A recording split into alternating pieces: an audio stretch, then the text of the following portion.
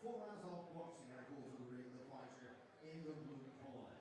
Welcome, Ermal, from Colombia.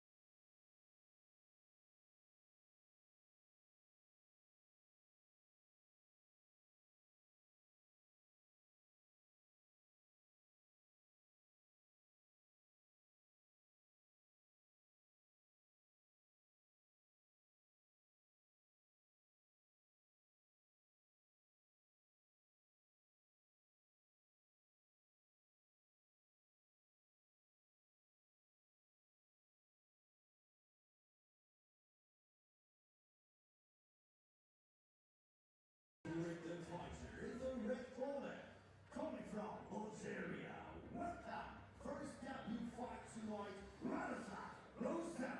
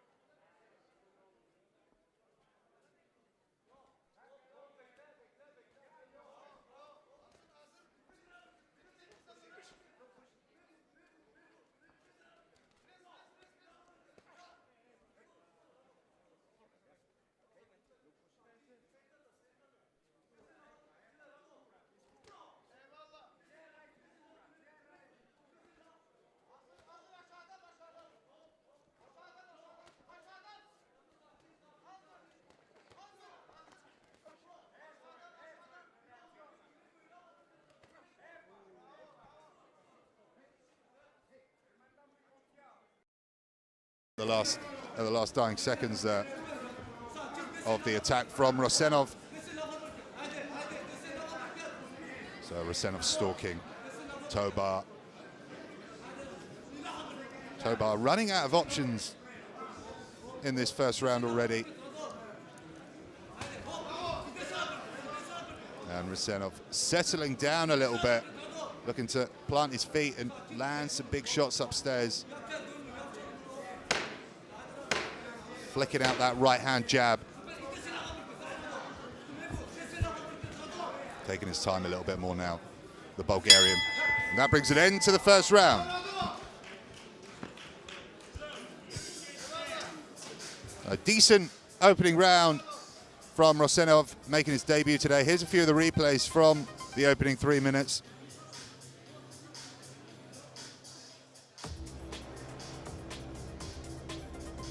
You can see here from the replays, Tobar up against the ropes, trying to stay out of danger's way. The ropes, you could argue, did keep him up there. And he went down there. That was ruled a slip by the ref, or a push, I should say, from Rosenov. Neither man using their stall at the end of the first 3 minutes.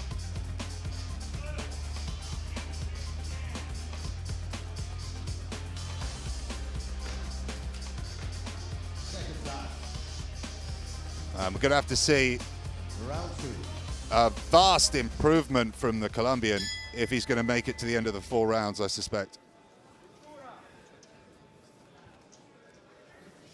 Are underway in the second round. Rosenov flicking out a double jab there. Moving out of the way of Tobar's body attack there. Oh, nice jab there. Counter jab there from Rosenov. Really showing his amateur schooling at the beginning of the second round.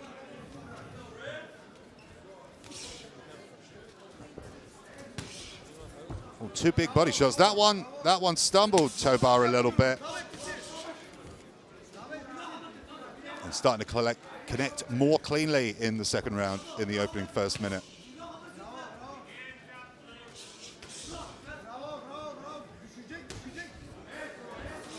Tobar has some slight success there, but it does not detect. Another good body shot, sending Tobar into the ropes.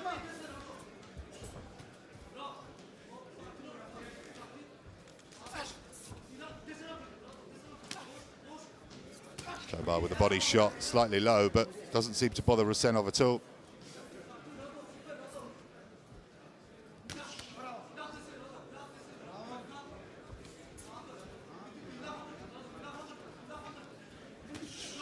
Oh, and down goes Tobar. Lovely shot from Rosenov. Timed that one beautifully.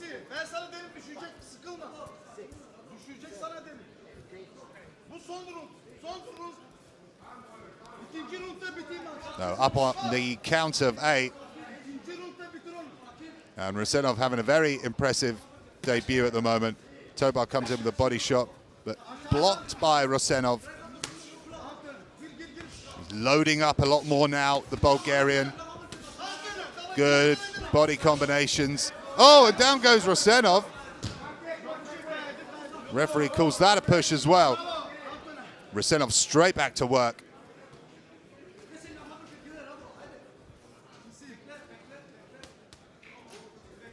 Rosenov claps his hands together. And looks to be enjoying himself in there on his opening debut. A little bit of showmanship here. Oh, good shots from Rosenov to the head. Good combination. Tobar, credit to him, does come back. And he's trying to make a fight of this, the Colombian.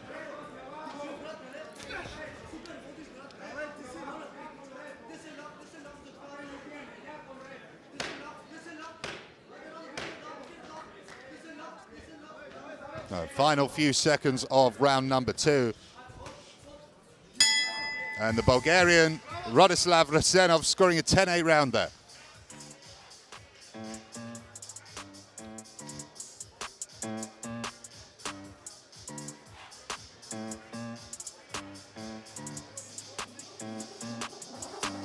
Here's some of the replays from that. from that second round. Big second round for Radoslav Rosenov. And there's the knockdown. Perfectly timed shot to the chin.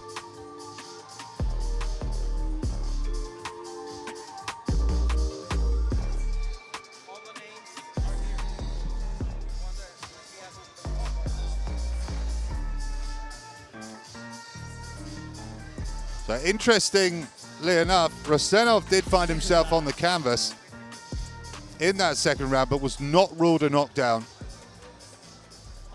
To be honest with you, struggling to see why that was not scored a knockdown. I thought the shot connected. So Rosenov going low to the body there. Straight jab to the stomach of Tobar.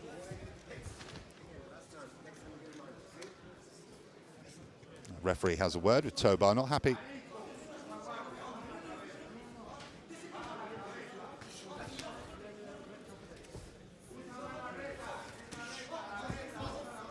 Rosenov trying to let his hands go early in round number 3. Mixing up his shots nicely, showing great movement in there. Oh, uppercut to the body from Rosenov.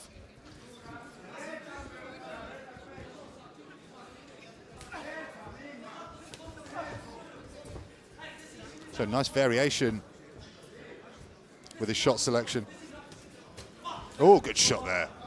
Straight down the pipe, landing on the mouth of Tobar. Another good shot to the body from Rosenov. In many ways, an impressive debut from the Bulgarian.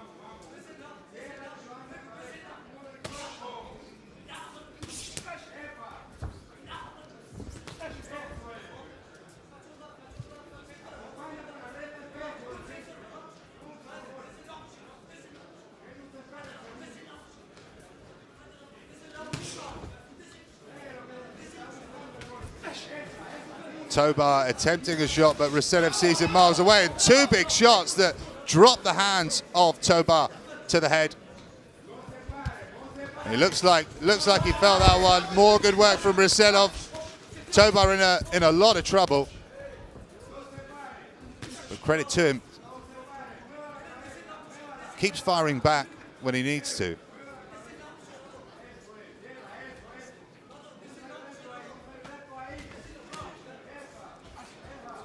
Tobar cornered, but they end up on each other's chest.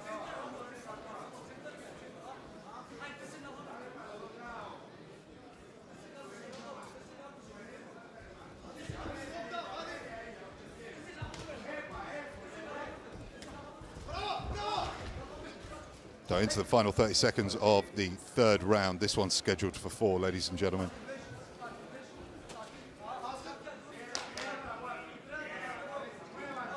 Hands down from Rosenov, looking away, showboating somewhat.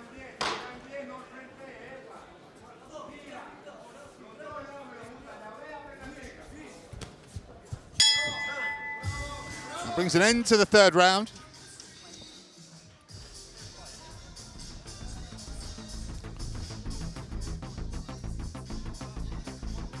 Commanding performance from Radoslav Rosenov. So far, one more round to go. Landed some big shots that stunned the young Colombian. Nearly fell to his knee there, you can see in the replay.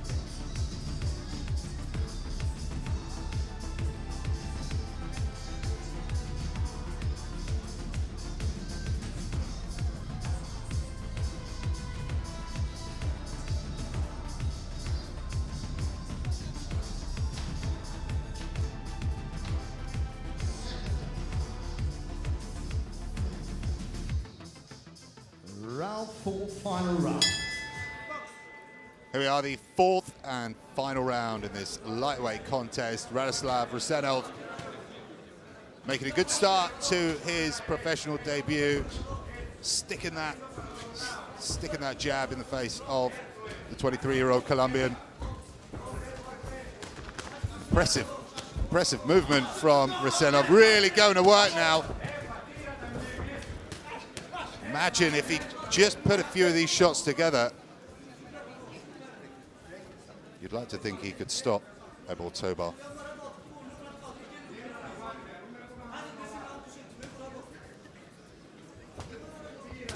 Tobar has been stopped 7 times out of 8 losses.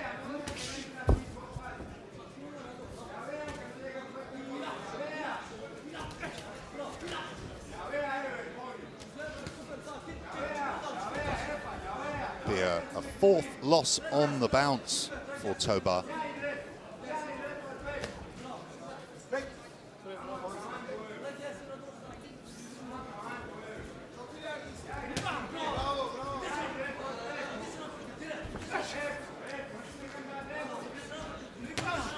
Loads up with a big shot to the head and then goes to the body, does Rusenov.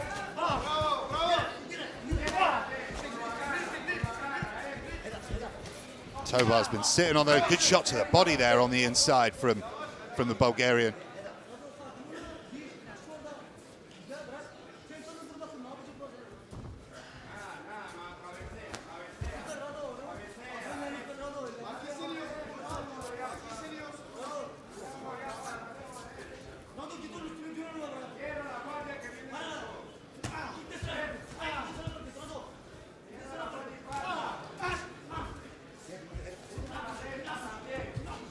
It looks like this one's going to make it to the final bell with just under a minute to go. Ebor Tobar's done pretty well to hang in there, considering the onslaught, and Rusenov being a bit cheeky, tapping the Colombian on the chin while the pair are tied up against the ropes. 2 big hooks and an uppercut, and then more headshots from Rusenov.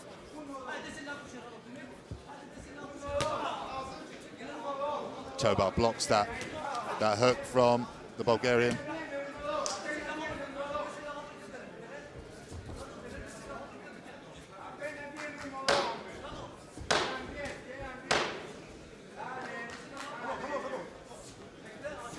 Rusenov walking away for some reason. And that brings an end to the contest.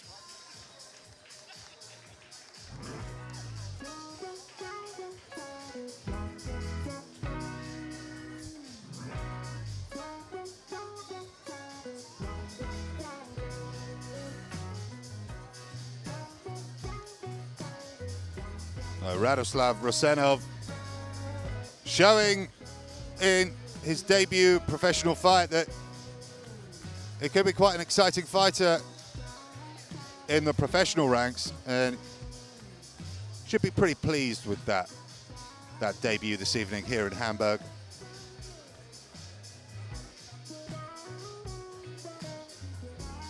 Ebor Tobar up against it throughout the 4 rounds. A little bit unlucky not to score his own sort of flash knockdown. But we'll await the judges' scorecards, moderated by our MC Kai Petzman.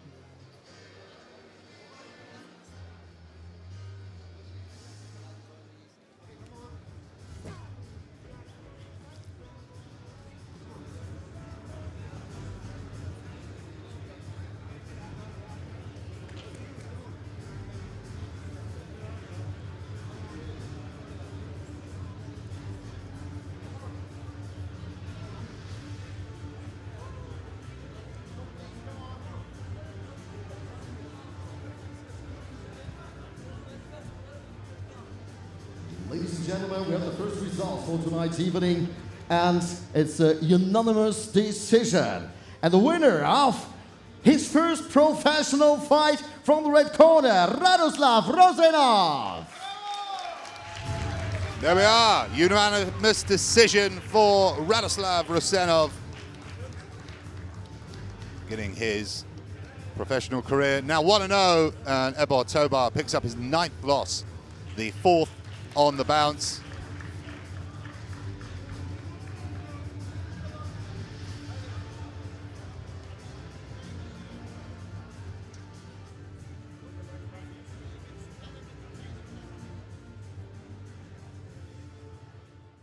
And we keep on rocking with the second fight for tonight's evening, the cruiserweight, 6 rounds of boxing.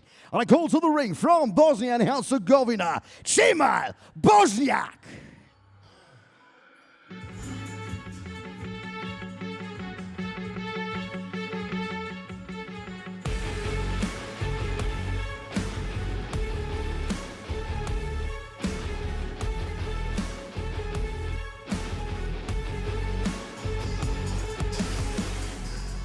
So on to our second fight of the evening, 6 rounds in the cruiserweight division.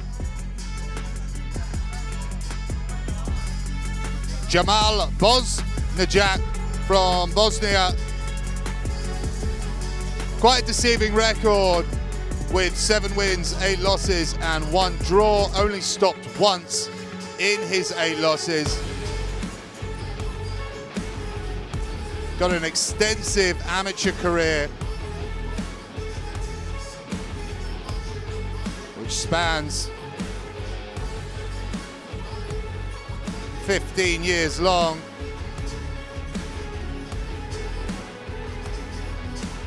Has been switching in between professional and amateur boxing over the last few years.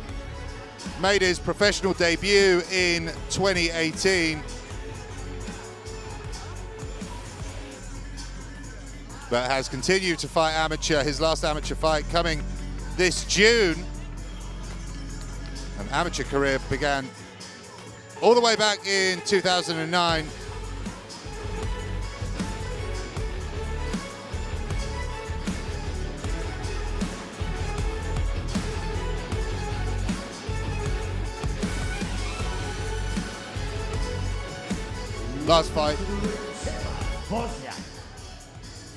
Last fight came against Lucas Labasco. Lost a majority decision over 4 rounds. Before that, picked up a majority decision draw. And now, the boxer in the red corner, coming from Uzbekistan. Welcome tonight, Shokhjakhon, Uzbek Tiger, Abdullaev.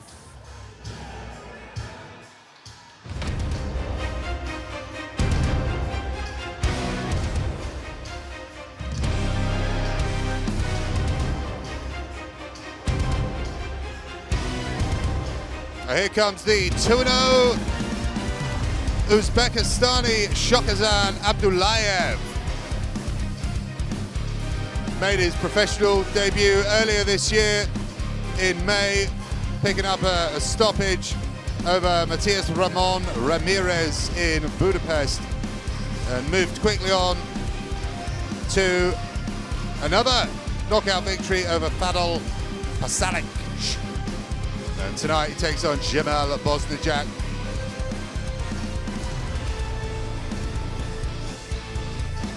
Another fighter with a decent amateur background. Welcome to the ring, Shokhjakhon, Uzbek Tiger, Abdullaev.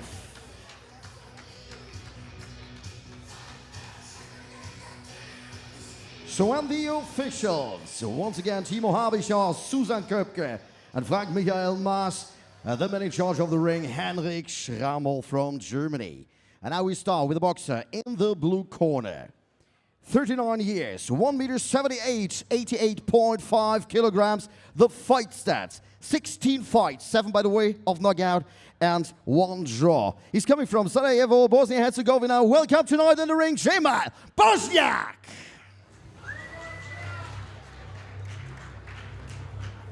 So, and the boxer in the red corner is 22 years, 1 meter 82, 87.8 kilograms, 2 fights, 2 wins, 2 by the way of knockout. He's coming from Andijan, Uzbekistan. He's fighting with his coach, Shirodin Naimov, Katman Vik, and Amir Naimov, and Vesgelin Ralov, the manager. Welcome tonight in the ring in Hamburg, Shokhjakhon, Uzbek Tiger Abdullaev. Ladies and gentlemen, 6 rounds of boxing. The boxers to the center.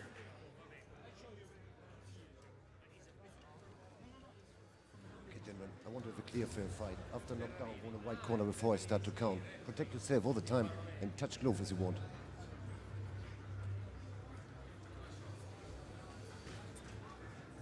The fighters are ready. So let the fight begin.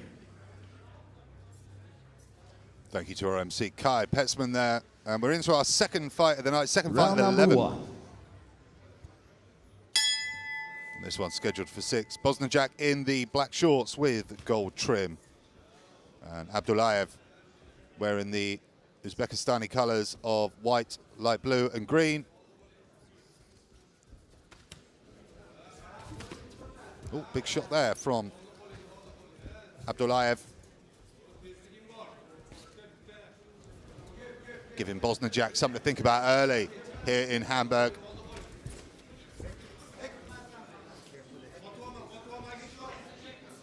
The referee breaks them up early.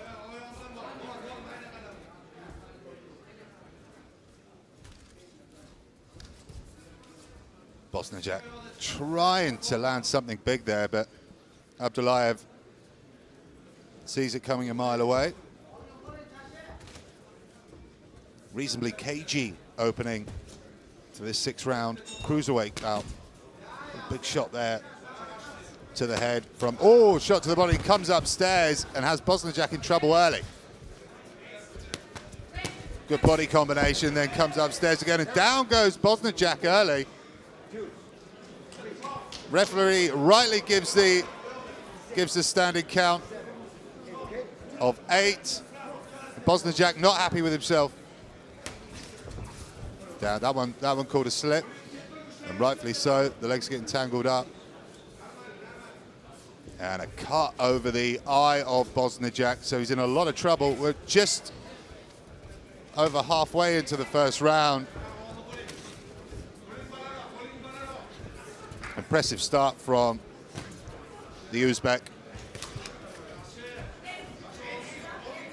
You see, got some serious power as his very early record suggests. But he'll be looking to keep up that 100% knockout ratio.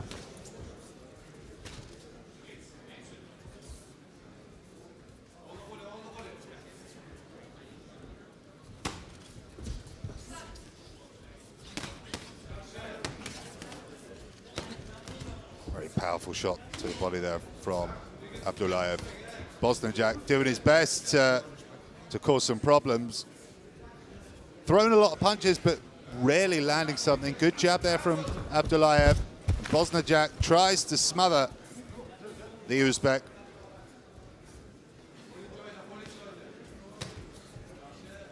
Hook from Bosnjak, but it's caught by the gloves. A decent-ish body shot from the Bosnian. The final 10 seconds of the first round. Been impressive first round for Abdullaev.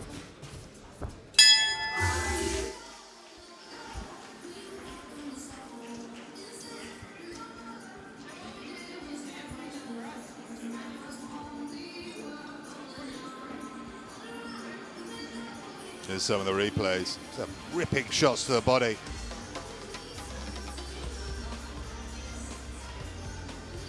Abdullaev not looking to waste any time. There's the knockdown. So Abdullaev kicking things off with a 10-8 round.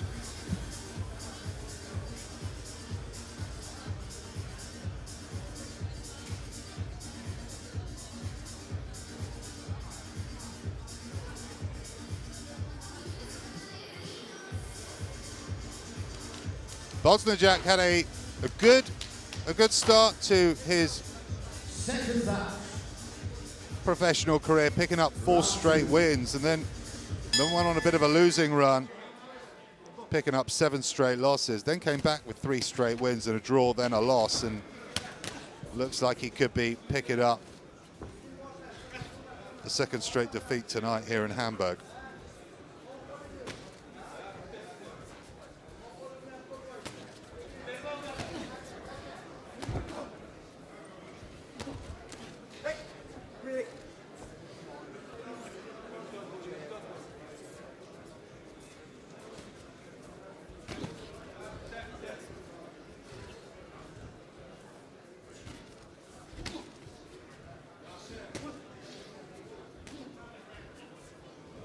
Abdullaev trying to put some power shots together, but Bosnjak does well to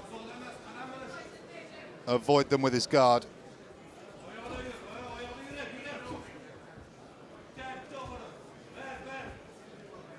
The Bosnian's cut man seems to have done a good job dealing that cut over the eyebrow of the Bosnian. Big hook to the side of the head, big right hand hook.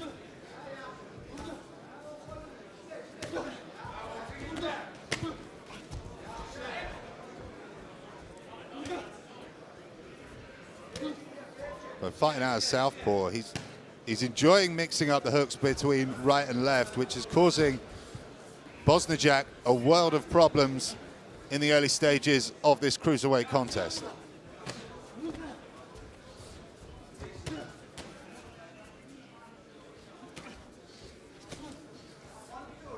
So Bosnjak only stopped once in his professional career so far.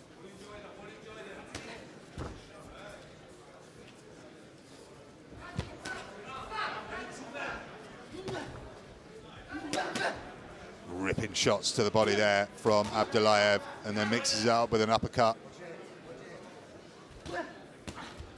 Bosnjak with a wild swing and attempts his own uppercut.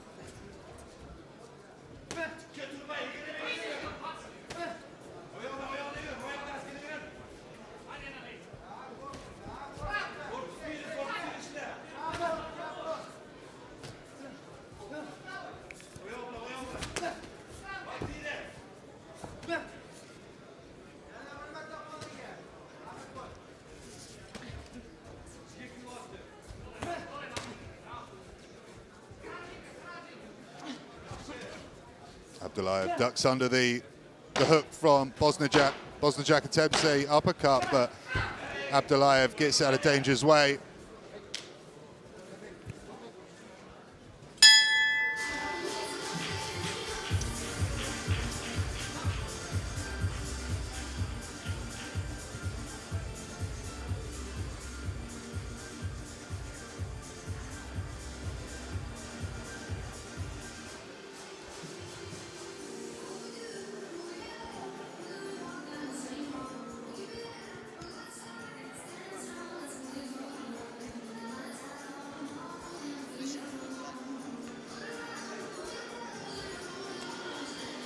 Now here we are at the break of the second round going into the third.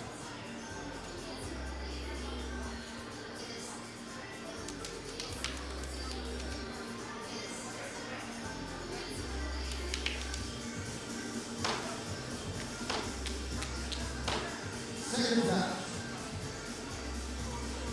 Round 3.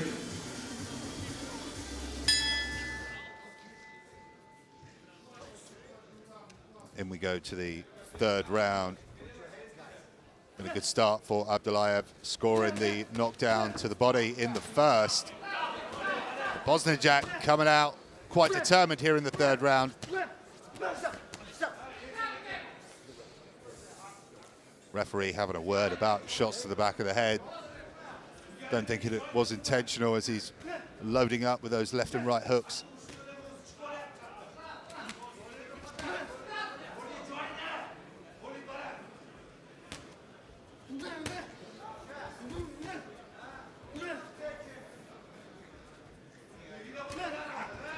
Good jab from Abdullaev.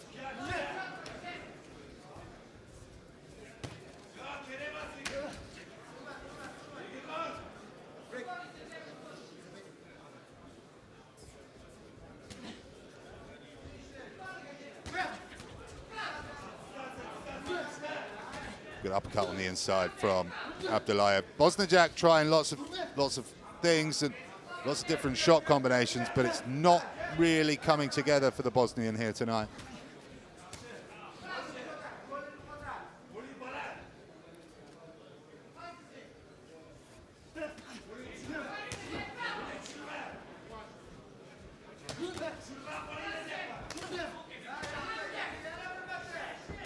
Two-men trade, and it's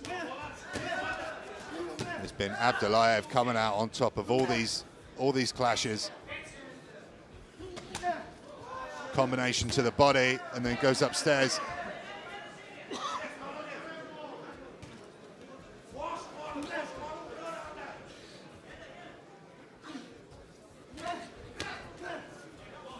Bosnjak attempts to hook there a few seconds ago, but again, Abdullaev sees him coming a mile away.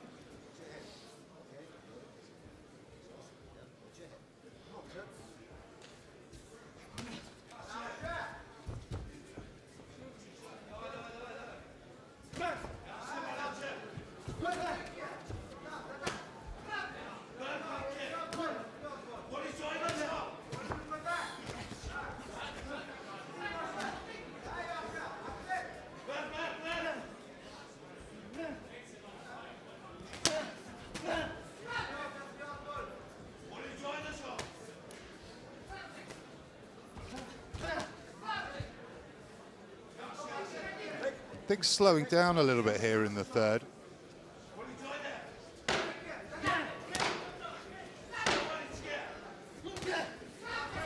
And Abdullaev lands another good shot on the chin of Bosnjak, and that brings an end to the third round.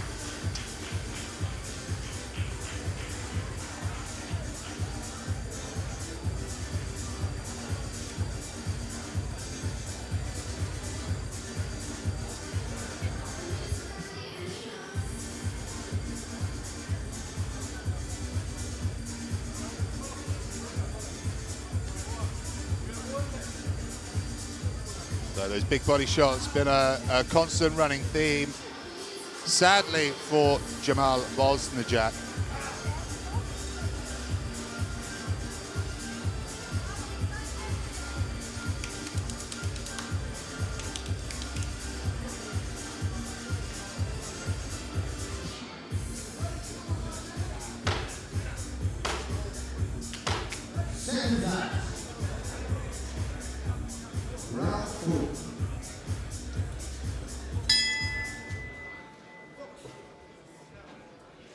Here we are into the fourth, over the halfway stage of this cruiserweight contest, and again Abdullaev enjoying those left and right hooks. Bosnjak coming forward, covering up, but it's not doing him many favors as Abdullaev's continually finding a home for those left and right hooks.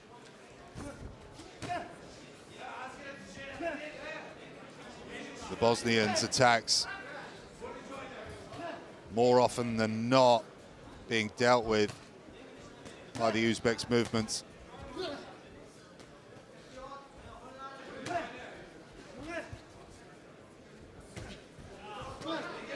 Good uppercut on the inside from Abdullaev.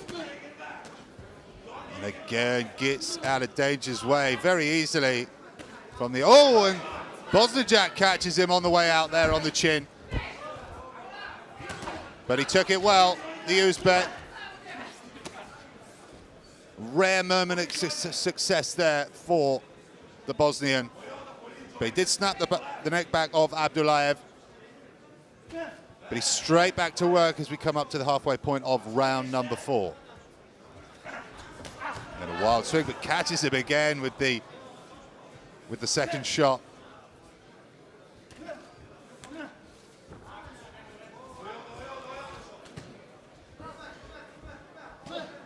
Uppercut on the inside from Abdullaev.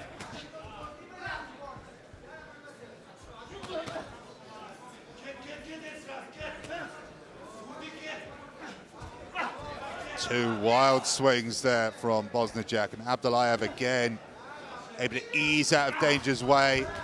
And again, Bosnjak coming over the top, and Abdullaev very comfortable in there now.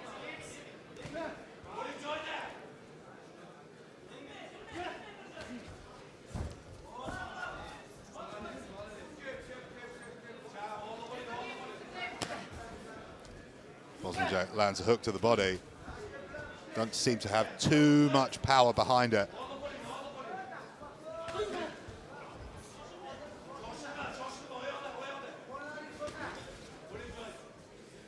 Doesn't seem to be too bad of a cut from Bosnjak. Starting to look a little more gruesome as the rounds go on, but there's no massive flow of blood coming out of that eyebrow. Final few seconds of round number 4 with 2 rounds to play.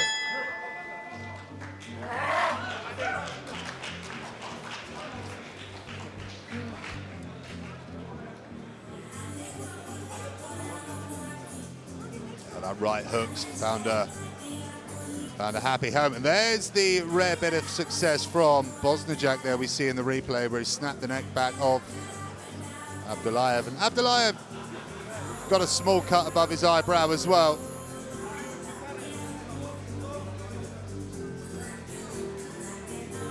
From the first round, you would have been, from what happened in the first round, you would have been surprised to have seen Bosnjak make it this far into the bout, but he's done well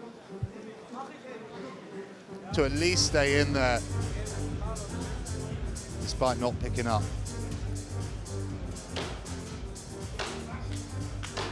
any rounds so far.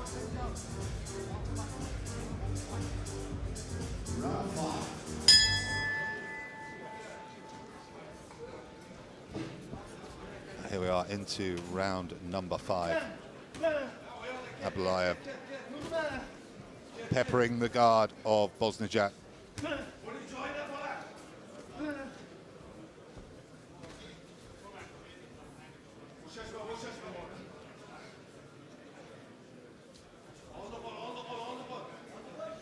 The Uzbek southpaw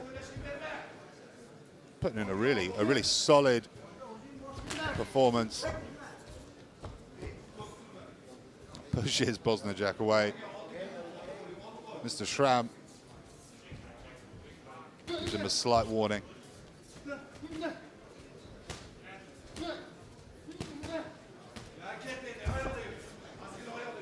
The legs get tangled.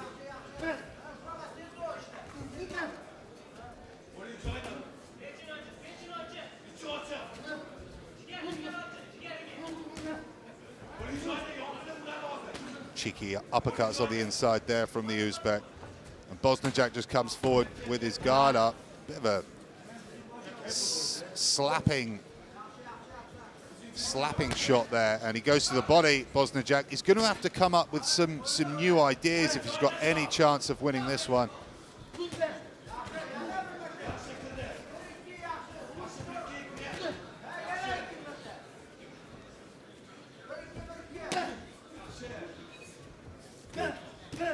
Good left hand to the body there a few seconds ago from Abdullaev.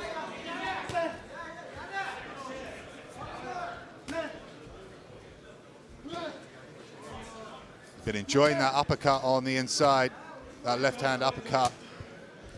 Bosnjak going upstairs with a hook and then coming downstairs, but Abdullaev happy to trade with him at times. Better from Bosnjak in this round.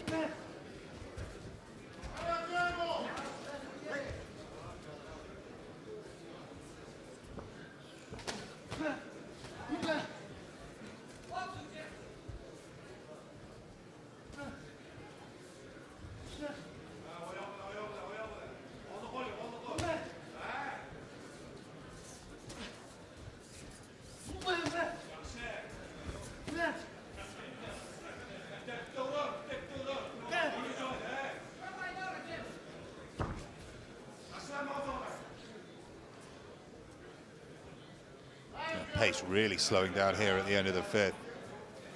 One more round to go after this one. Final 10 seconds of round number 5. Bosnjak again with a wild miss. But probably his best round of the fight so far.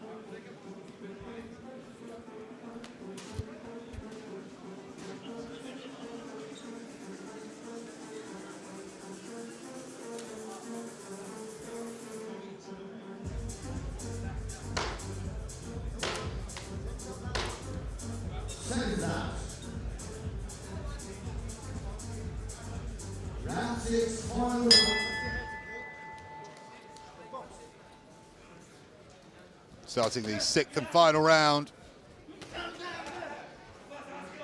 Can Abdullaev continue the impressive start to his professional career, picking up a third straight knockout victory? It looked like he could in the opening round with a knockdown. Oh, and he's put some good shots together there. Good combination, rattling the head of the Bosnian. And then a good left hook. And then again, another good combination as Bosnjak comes forward. Ooh, he's a bit more spite in his punches in this sixth and final round from Abdullaev.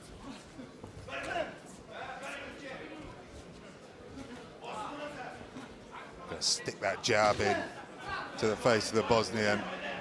Trying to let go with these combinations he's done throughout the fight.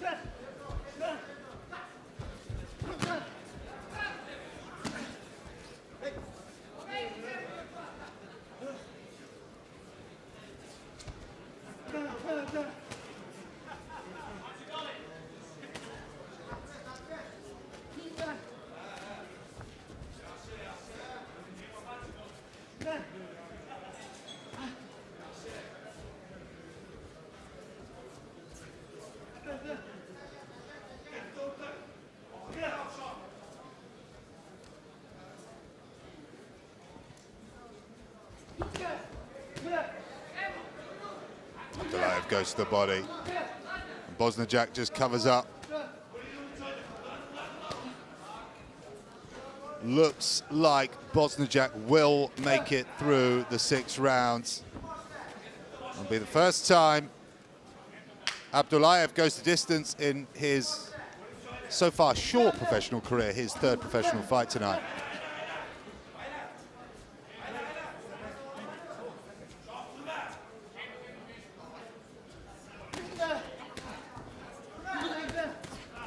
So into the final minute of this 6-round contest.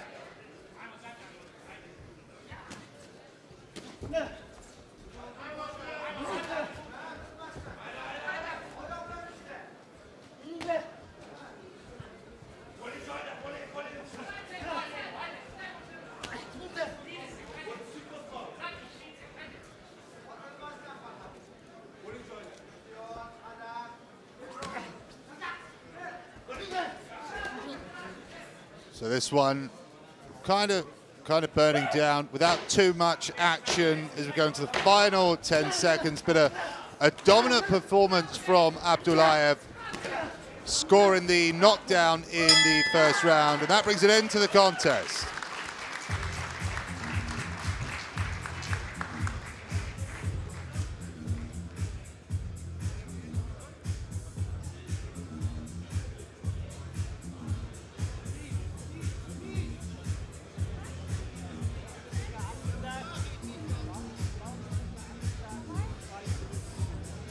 Seeing some of the replays here as things got a little bit more scrappier as the contest continued.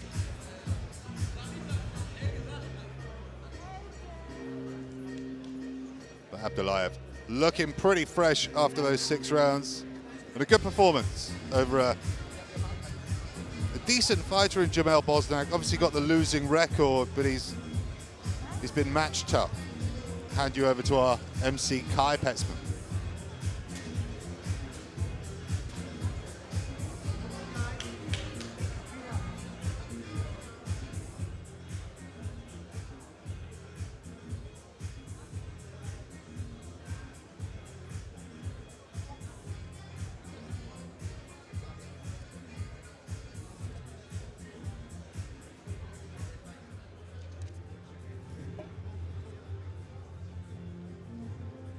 Ladies and gentlemen, we come for the next results for tonight's evening. It's once again a unanimous decision and winner, and still undefeated in his 3rd fight, Shokhjakhon, Uzbek Tiger Abdullaev.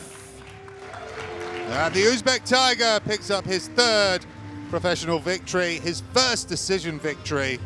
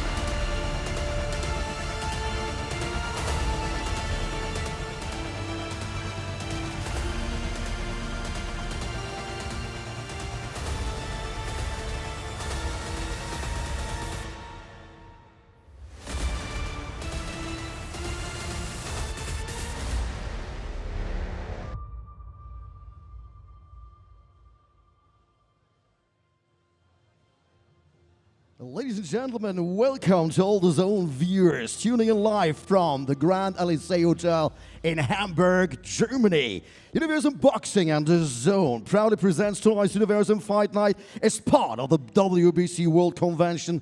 I promise you, an unforgettable fight night, so stay tuned. And now, I take over to my beautiful co-host for tonight, Sylvia Walker. A warm welcome also from my side all over the world, live at the Zone. Buonasera, buenas tardes, and Yakshamal. And Kai, don't worry, my pronunciation is not that good. That's why I think we should save our warm words. It's all about boxing tonight. We have 6 titles, fights for us, and I would say, let's go.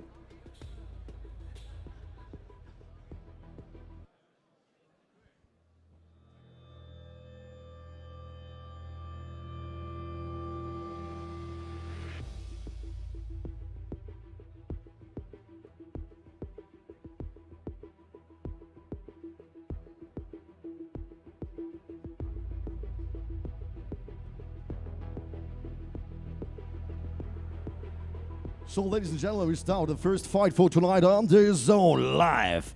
And it's a super lightweight fight, 8 rounds of boxing. And I call to the ring from Germany, Atilla, Kayabasi.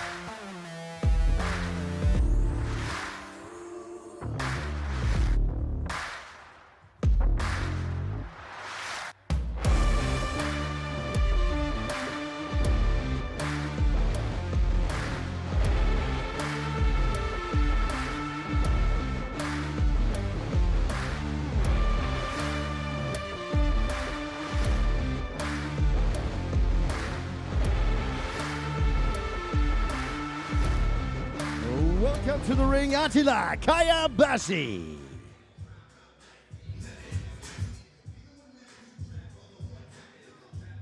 Ladies and gentlemen, for his opponent in the right corner, it's a very special fight tonight.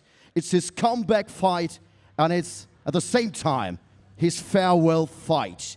Because 2 years ago, he has faced the toughest battle of his life outside the ring, overcoming cancer. So we're happy to see you tonight here in Hamburg, in the ring, from Australia, Billy the Kid Dib.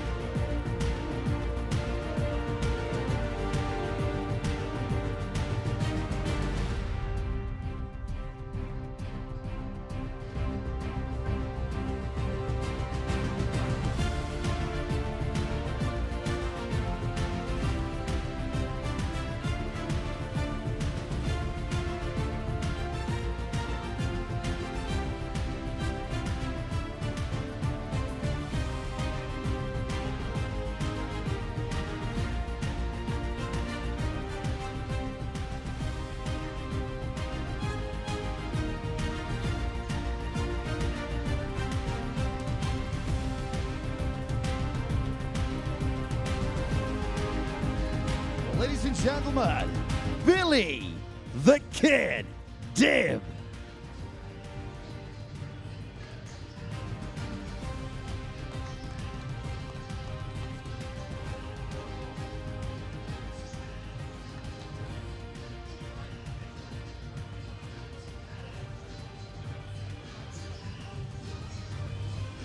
Shall we go for the officials for this fight?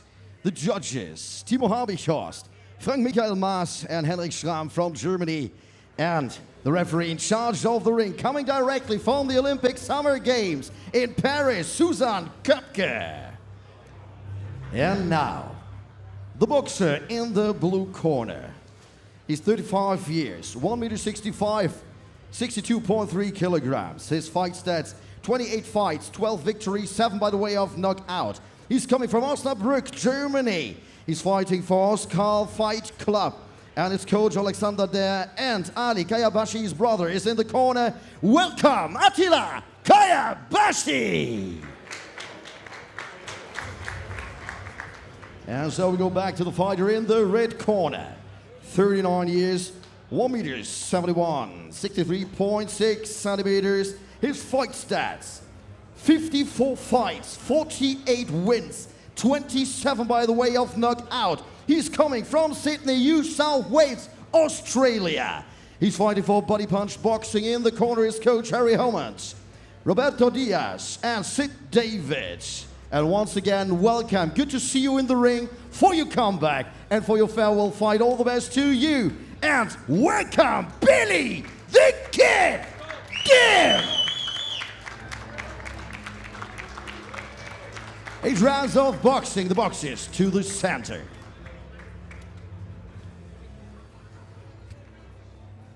Okay, gentlemen, heads up. No here. No holding, no low blows, okay? Touch gloves, go like corner.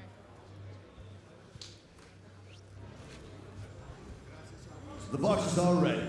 So let the fight begin.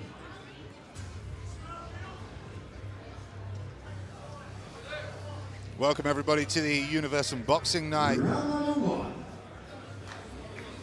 the 62nd WBC Annual Convention, and a farewell fight we begin for Billy Dib, the former world champion. Dib in the white shorts with blue and silver trim. And he's taking on Atilla Kayabasi of Germany in the red trunks. Sensational story. Dib overcoming a battle with cancer after an incredible boxing career, and tonight he has one last dance in the ring. Starts quite well.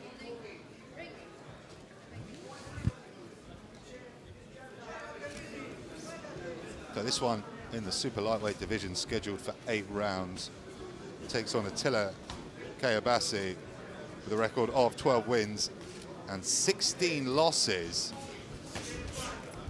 Comes off a split decision victory over Paris Stavropoulos.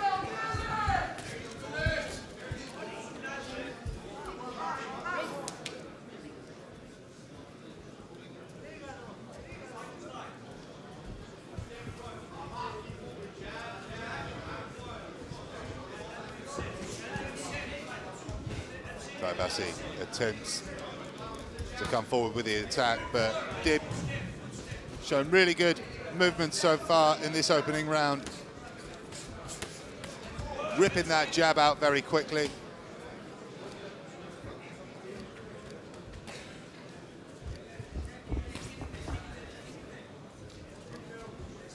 Incredible career Dib's had from Australia with 48 wins, 6 losses, 27 KOs coming in. A good shot to the body, goes upstairs. The hook to the head.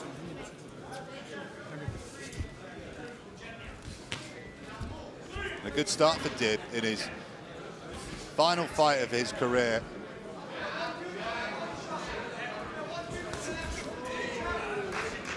Once all is said and done, Dib would have had 55 professional contests.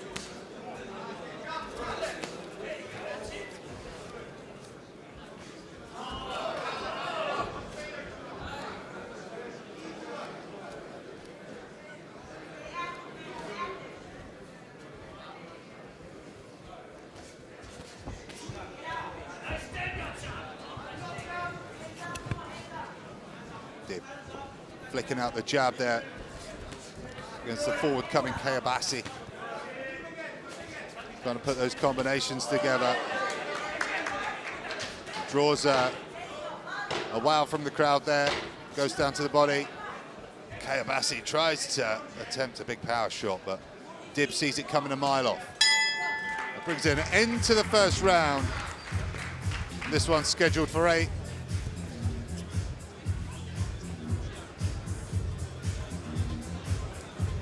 Got a great card for you here tonight, live on the Zone, courtesy of Universum. Begin here with Billy Dib, and we'll move on to a WBC silver title fight between Esneidy, Rodriguez, Olmos, and Sana Hazuki at atomweight. Then we will watch the German prospect Henry Grün at welterweight take on Jonny Sanchez of Venezuela. And then title fights all throughout the card. WBC International Silver title fight between Branimir, Malenica, and Benjamin Gavazi. And then we'll move on to a WBC International title fight with Ermal, Hadribeaj, and Eddy Colmenares.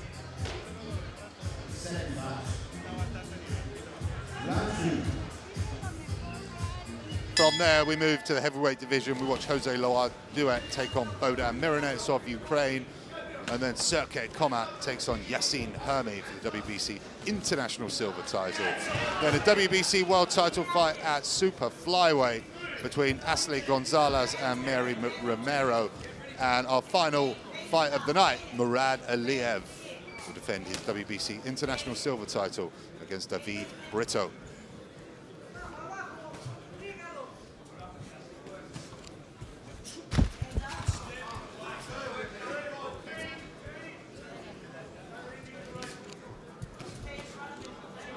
So Dib looks much like his old self, rejuvenated after a couple of years outside the ring. The biggest battle of his life. Dib works the body while the two are tied up. Referee didn't see that one. Dib gets back behind the jab, attempting to land that double jab and bring in the right hand. Kayabasi quite happy to walk forward and take those shots on the guard and try and land something himself. He's struggling to make anything really connect so far. Good shot there by Dib. Good hook with the right hand. Peppers the guard with a combination. Shot to the body there with the left hook. Another good left hook to the body there from Dib. And there's a third.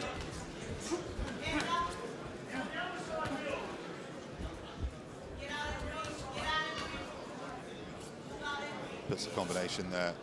Goes with a right to the body.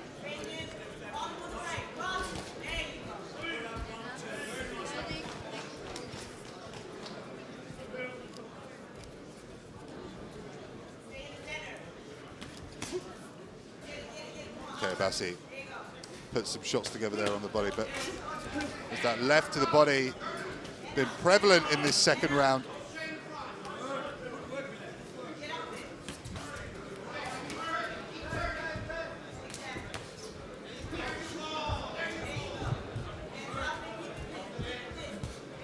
The final 30 seconds in round number 2.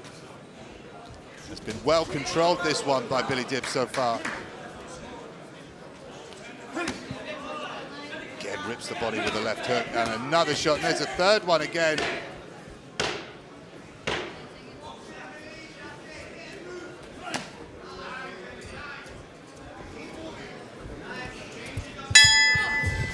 A good second round for Billy Dib, controlling this contest so far.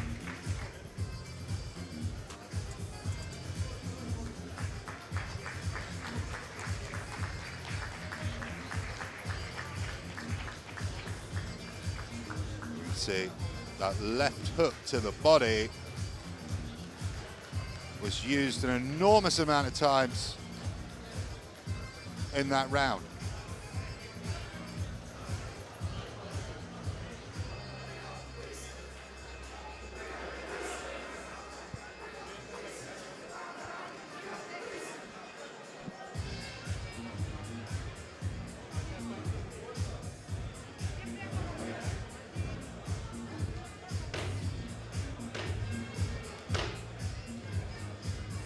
seconds out. Round 3. We're going to round 3 of 8. Dib comfortably taking the first 2 rounds.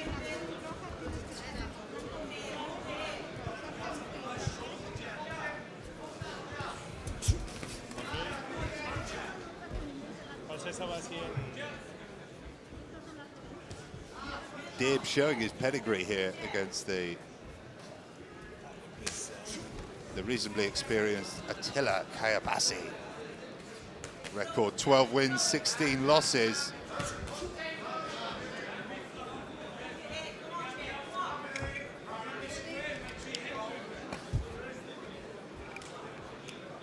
Been stopped 6 times in his 16 losses. Looking to upset the farewell parade for the Australian former world champion.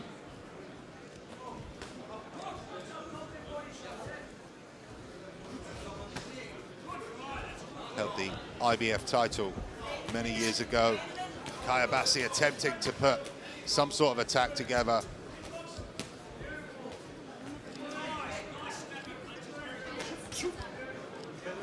Kayabasi rips the body, but a bigger body shot from Billy Dib.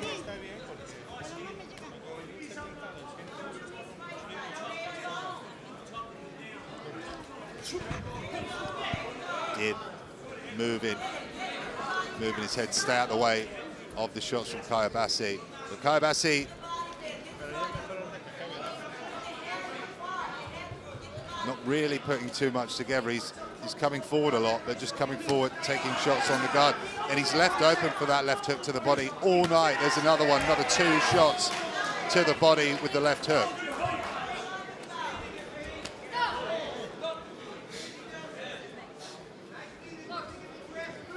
Dib launches a right hand as the referee says break. And there it is again, that left hook to the body. And a right hook to the chin of Kayabasi. He's cut above the eyelid. Kayabasi.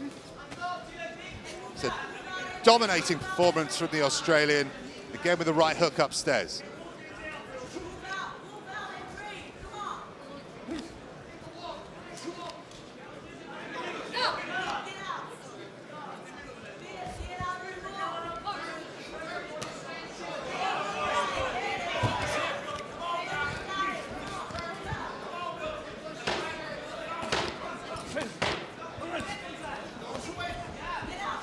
Trying to land big shots on the ropes in the final 10 seconds of this round. And the 2 men touch gloves at the end of the 3rd.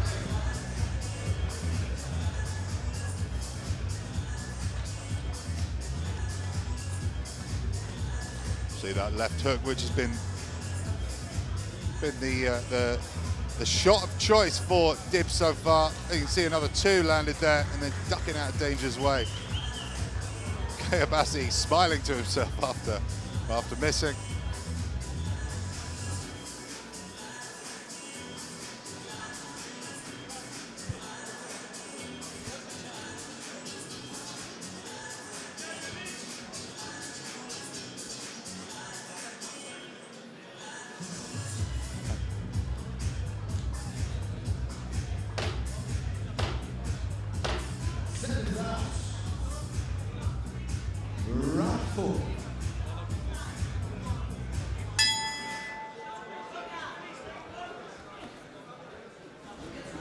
Here we are into the 4th round.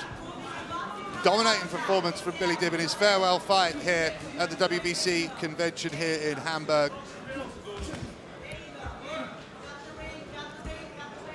Spoke to the WBC president, Mauricio Suleiman, about a farewell fight. Mr. Suleiman kindly obliged. And here is Billy Dib here in Germany, putting in a decent performance against a slightly lower opposition than he's used to throughout his extensive World Championship career. Dib missing ever so slightly there. Oh, and there's a good right hook to the head. Been the shots of choice for Dib with the right hook to the head and the left to the body.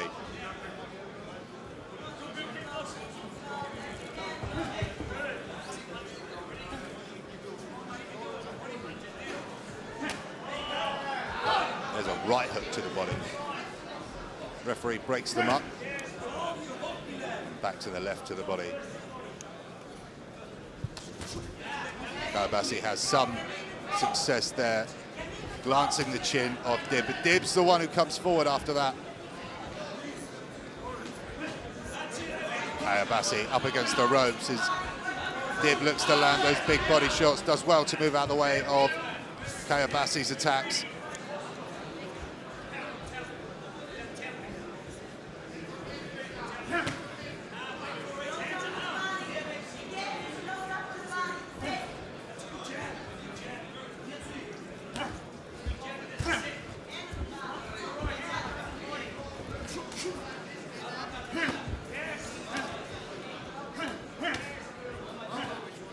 Oh, good jab upstairs with the left hand.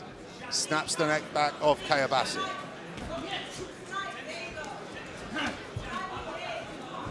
A right to the body and a right uppercut on the inside.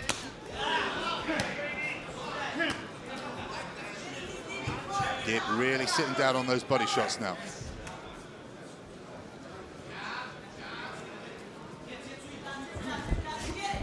Looking intent to end his professional career with a bang.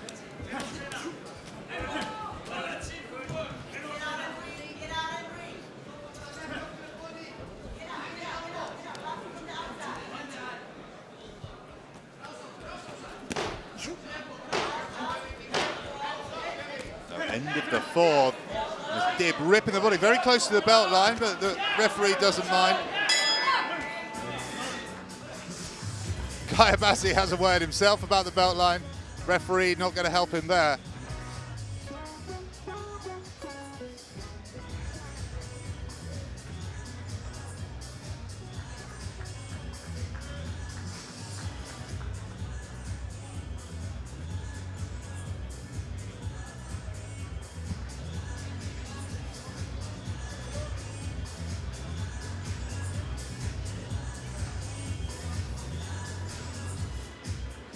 Kayabasi choosing to reject the stall in between rounds. He's going to have to come up with some new ideas as we plow through this 8-round super lightweight fight. Second round. Round 5.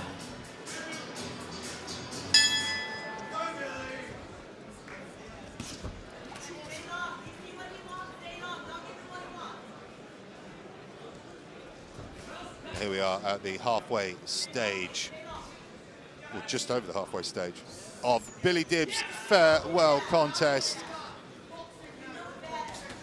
Overcome the biggest battle of his life against cancer. And great to see him back, and it looks absolutely fantastic. Would never have thought that he'd been through such a struggle. Putting in a great performance here in Hamburg, Germany.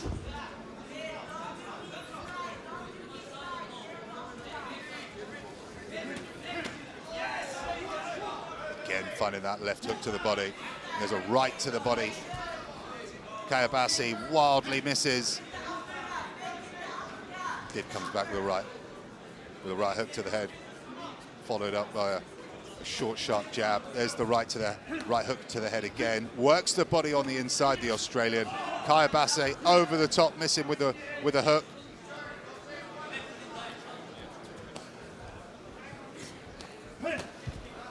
With another good right hook to the head. Works the body with the right hand. Kayabasi comes back, does land some shots, but it's Dib back on the offensive. Peppers the guard with combinations. Again with the left hook to the body.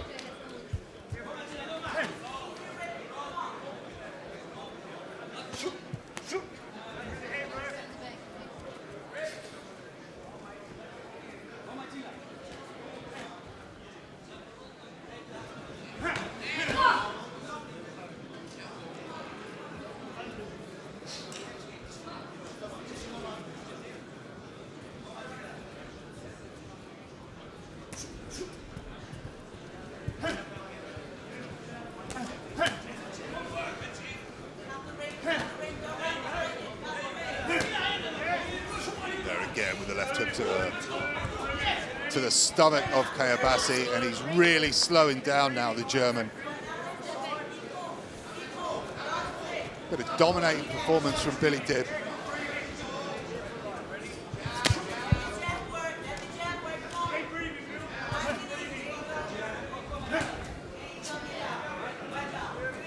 Right, into the final 20 seconds of the fifth, and Dib again peppering the guard. And in that uppercut, Kayabasi comes forward, but Dib again.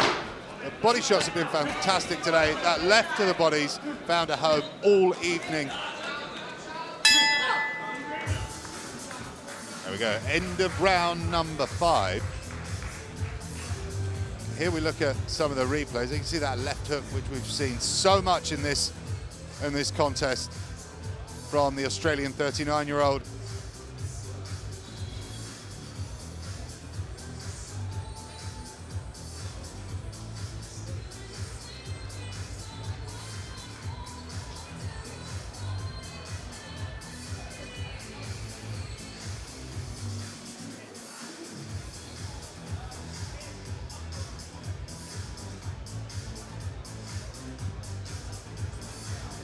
Kayabasi breathing very heavily there in the corner.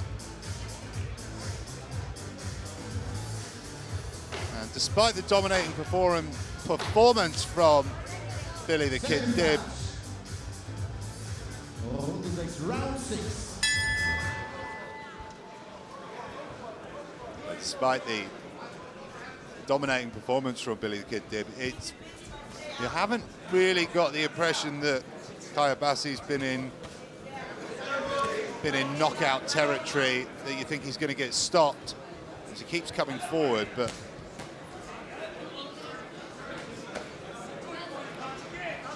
those body shots may become telling as we move into the later rounds of the fight. 3 to go here in Hamburg, Germany. Dib again ripping that left hook to the body of Kayabasi. Good right hand there from Dib. Another good one upstairs.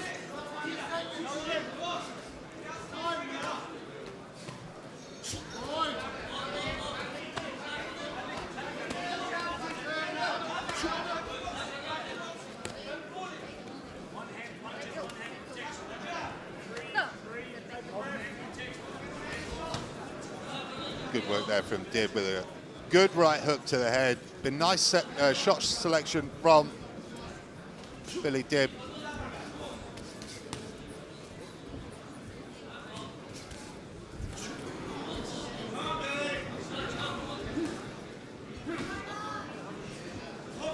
Be interesting to see if this really is the final fight of Billy Dib's career.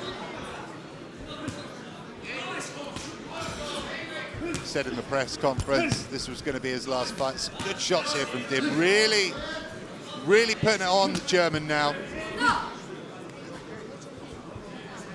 Referee not happy with something there. I thought she should have let it go on, but giving Kayabasi a chance to land a rare shot there.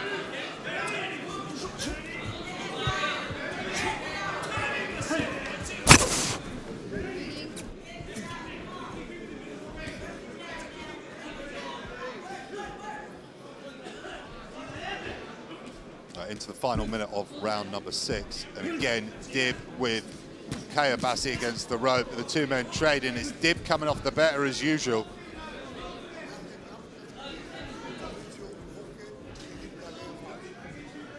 Dib subtly working the inside. The two men are tied up again with the left hook to the body. Goes upstairs with a combination and another left to the body. Peppering combinations upstairs.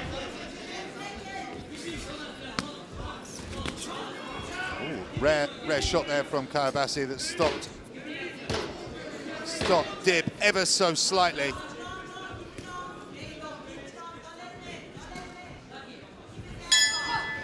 Kayabasi comes forward to end the 6th. 2 rounds to go here in Billy Dib's and what's perceived to be his final fight, but after tonight's performance, you won't be surprised if he carries on for a couple more.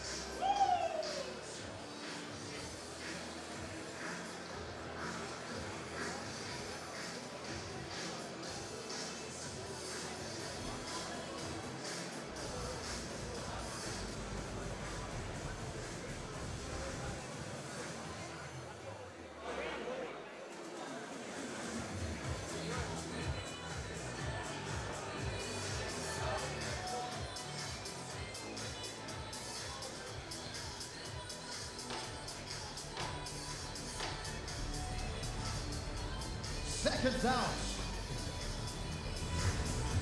Round 7. We go into the 7th round, ladies and gentlemen.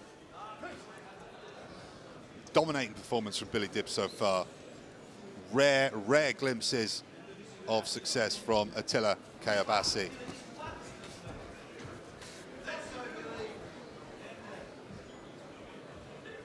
And Dib, unless an unforeseen stoppage, pick up his 49th victory this evening in an extensive professional career. It spans all the way back to 2004, the 20-year career for Billy the Kid Dib, starting his professional career at just 19 years of age, 39 years old today.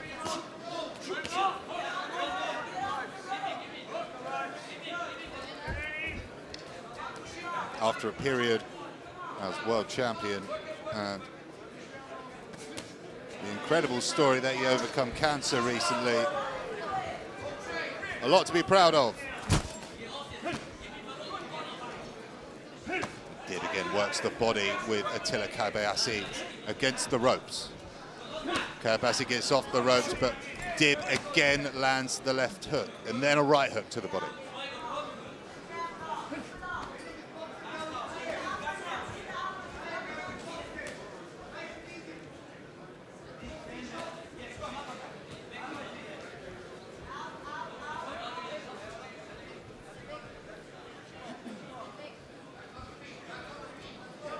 Referee breaks them up as Atilla Kayabasi comes forward with a combination that glances the head of Dib. Dib gets back behind the jab. Back on his toes. Good combination there with the right jab and left hook to the head. Into the final minute of the 7th.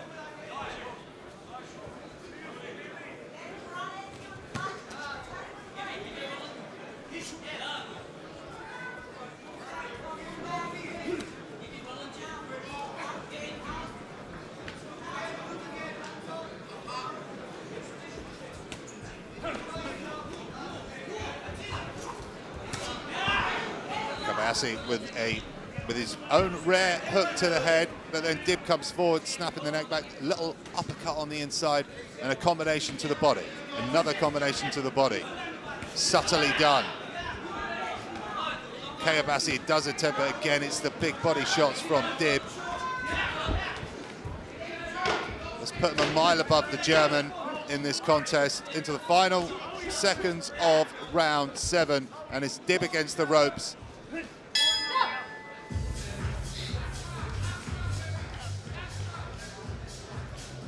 Here we are into the replays.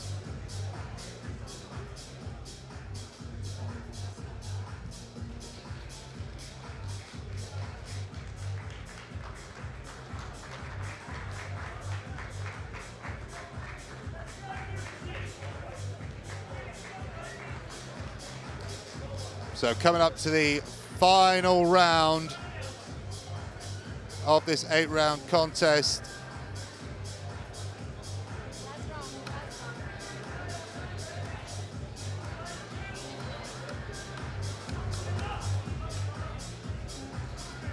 Kayabasi refused the stall throughout this contest, and Dib looking pretty happy with himself in his final fight of his career. Seconds out. Ladies and gentlemen, it's the final round, round number 8.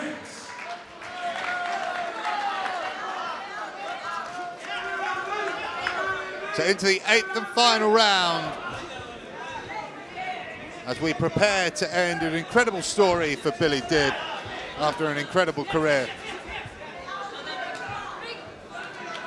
And tonight, although not fighting the opposition he's usually been accustomed to in the various world title fights and big fights he's had with some of the best names in the sport, he's looked very good tonight, dominated from start to finish.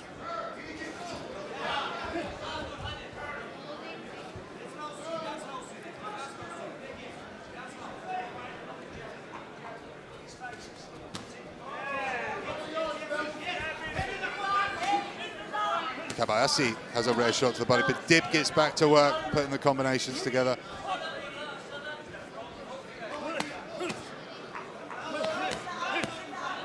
Dib sitting down on his combinations. Kayabasi against the ropes.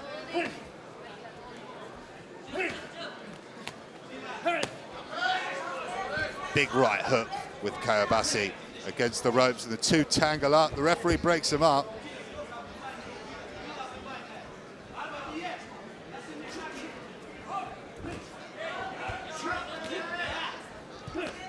So into the second half of the final round here in Hamburg, Germany. And Dib dominating from start to finish.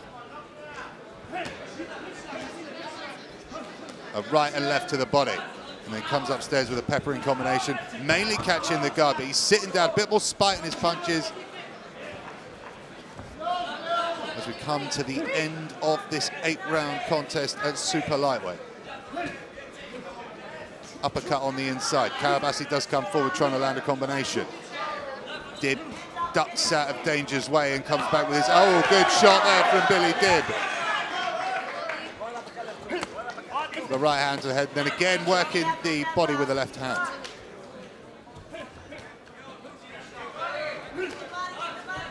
Final 30 seconds of this contest. Dib works the body on the inside.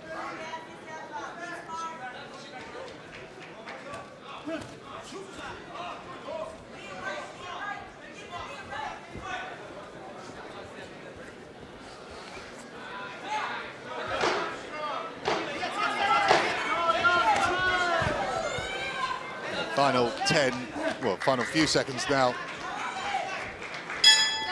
And Dib raises his hand as the winner, and he's congratulated by Kayabasi. And we'll await the results from our MC Kai Patzman.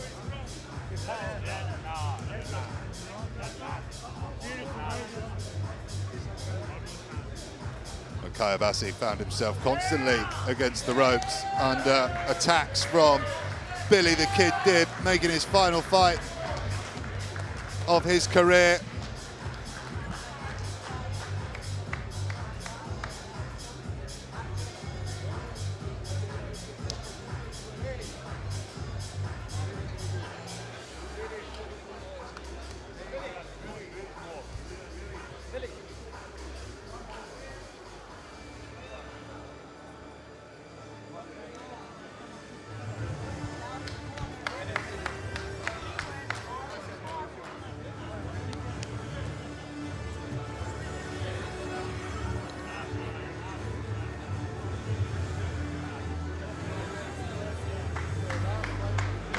The WBC President Mauricio Sullivan, who put this farewell fight together for the former featherweight world champion.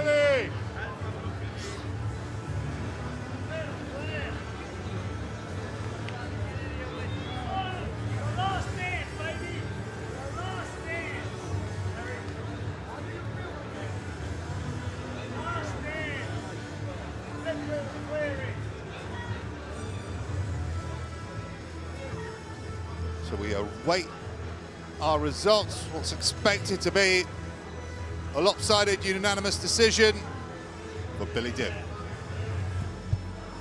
Hand you to our MC Kai Patzman.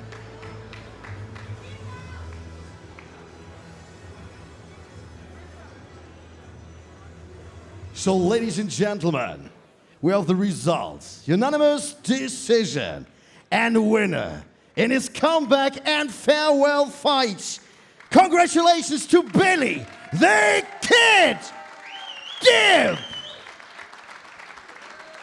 And you know, he's a legend in the ring, and we see a lot of legends in the ring. And I proudly present to you the WBC President Mauricio Sullivan and Sylvie Walker. Definitely. Congrats to Billy. Before we talk to all them, this was the last dance. You beat the cancer. It was your comeback. How hard was the decision actually to step away from boxing? It was the most difficult situation that I've ever been faced in my life, you know, but to be given the blessing by Mauricio Suleiman, my dear brother, the WBC fraternity, Ahmed Honor, Universum Boxing. What an absolute honor and what a dream come true, you know, to leave boxing on my own terms. Cancer couldn't defeat me and boxing couldn't either.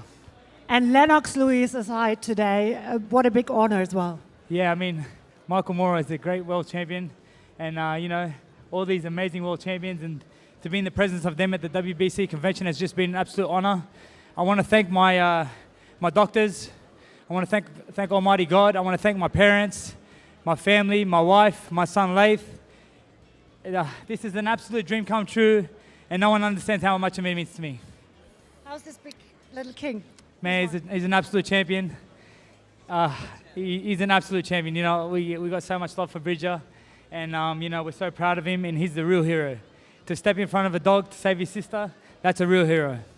Thank you so much, and I give the words to Mr. Mauricio Suleiman. Good evening, everyone. Tonight is a very special night where we say welcome to Billy Deeb outside the boxing world and a farewell when he retires from boxing after knocking out cancer. I am very happy to present Michael Moorer, Daniel Zaragoza, Chiquita Gonzalez, Lorenzo Colle, Blair Clubs, and Carlos Zarate, Ahmed Uner, and of course, the champ, Bridger Walker. Congratulations, God bless you. May you have the sun in front of you and many things to do together in the committee for the champions. God bless you, champion. Thank you so much. Thanks so much, and congrats again. And after this big honor, we are ready for the first title fight. Kai. That's right, but let's give it a try. Let's perhaps give these legends a few hours not, but a few seconds more. So once again, a big applause for Billy Deeb.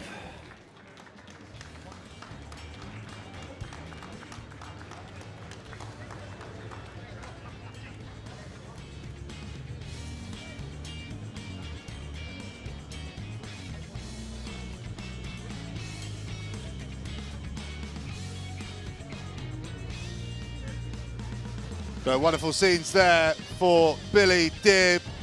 What a great story, and what a great end to the story.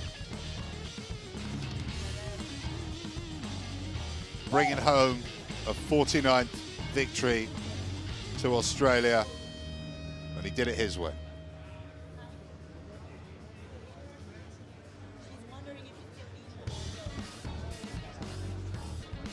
We'll be moving on to the atomweight division in the female category with the WBC silver title on the line next.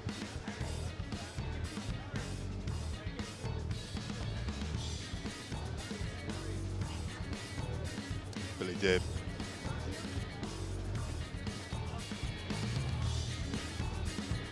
With friends and colleagues to end a fantastic story.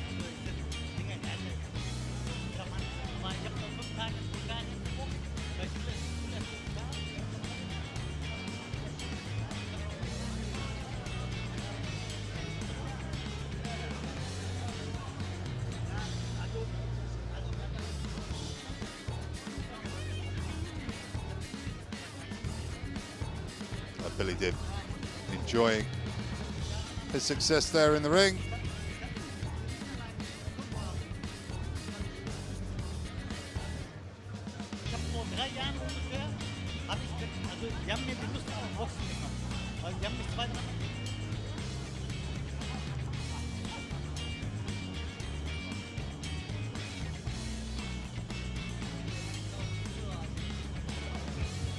It does appear that he won't be making a continued comeback, but you just never know in boxing.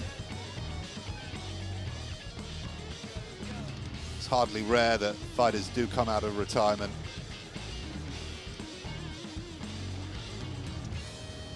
But Deeb looking delighted with his performance.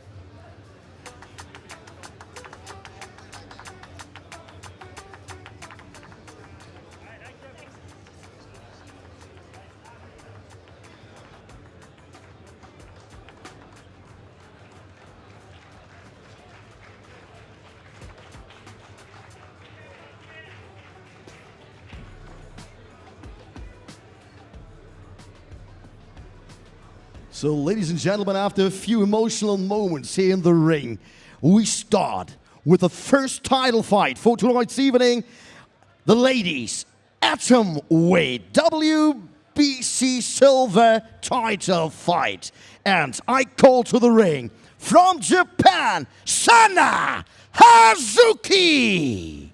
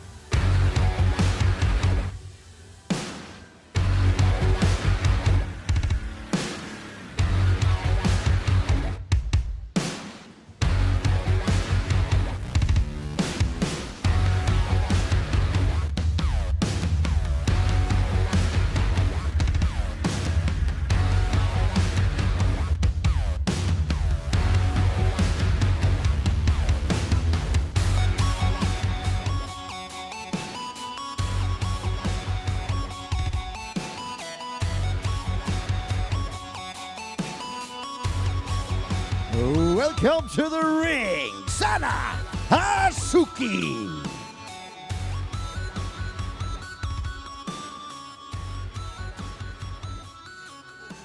Well, ladies and gentlemen, it's a rematch, and now we come to the title holder. Welcome from Mexico, Esneidy, La Leona Rodriguez Olmos.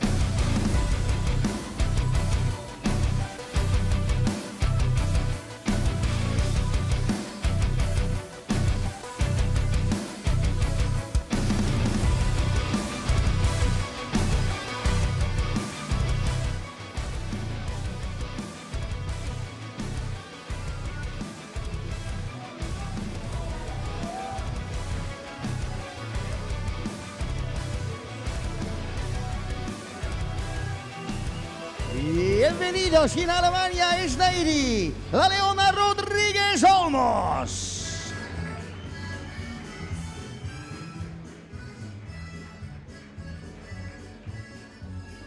And let's go with the officials for this title fight. Supervisor from Germany, Rehe. The judges from Mexico, Marmintul Jr. From the USA, Ray Danseco. And from the USA, Ed Pearson. The referee in charge of the ring. From Canada, Joel Scobie. Ladies and gentlemen, it starts with the boxer in the blue corner. She's 40 years young, 1.58 m, 45.8 kilograms, the fight stats. 22 fights, 12 wins, 6 by the way of knockout and 1 draw. She's coming from Tagawa, Fukuoka, Japan. And she's fighting for Shirogane Jim Fukuoka. And in the corner, her coaches, Hiroshi Aira and Takamichi Shirogane. Ladies and gentlemen, from Japan, welcome Sana Hazuki.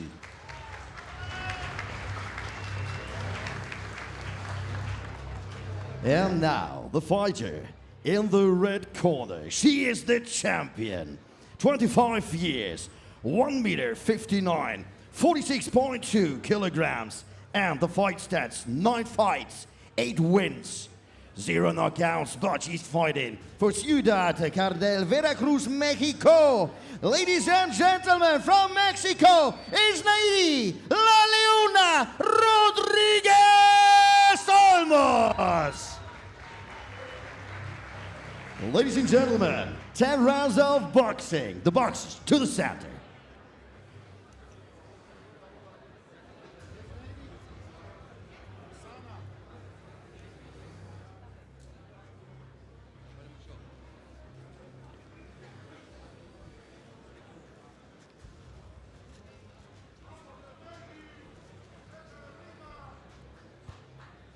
Okay, ladies, I give you instructions in the dressing room. I remind you to listen to my commands and protect yourself at all times.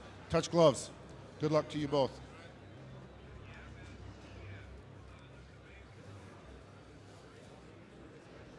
Ladies and gentlemen, the boxers are ready. So let the fight begin.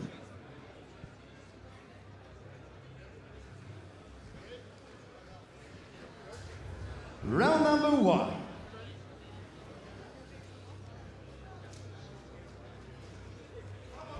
The fun continues with a rematch for the WBC Silver Atomweight title. Esneidy Rodriguez Olmos will be defends her title here against Japan's Jana Hazuki. The pair met just a few months ago in September in a very, very close fight. A unanimous decision for Olmos, but the card's reasonably close. One card scoring it 96-94 and the other two 97-93. And they run it back here in Hamburg, Germany. Olmos in the red, white and glitter. And Hazuki in the grey, white and gold with green glitter. So lots of glitter here in this female fight at atomweight. This WBC silver title once being owned by Hazuki.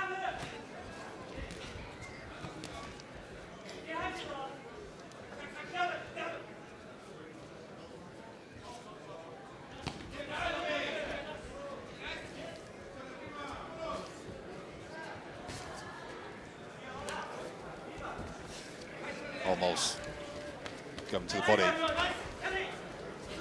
the jab, and Hazuki working upstairs with a kind of a laboured combination to the head. Didn't really seem to deter the Mexican.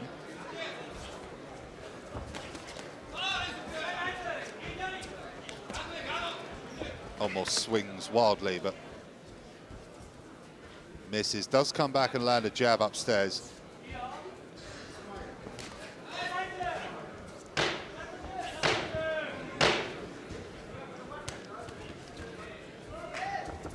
So almost yet to score a knockout in her career so far.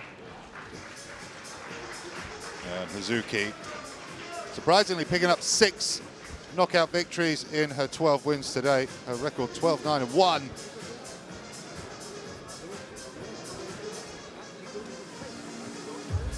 These are 2-minute rounds, ladies and gentlemen.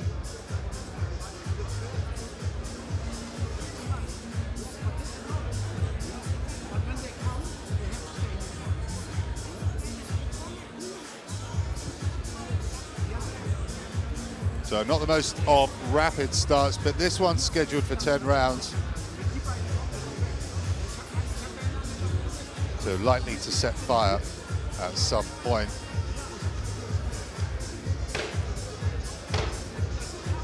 Second round. Round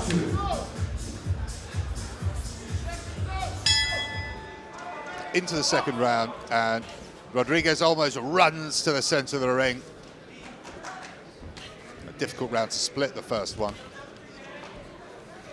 Taking a similar theme to the fight we saw in September, where Rodriguez almost was given the nod, but the WBC have decided to do the rematch here tonight in Hamburg, Germany.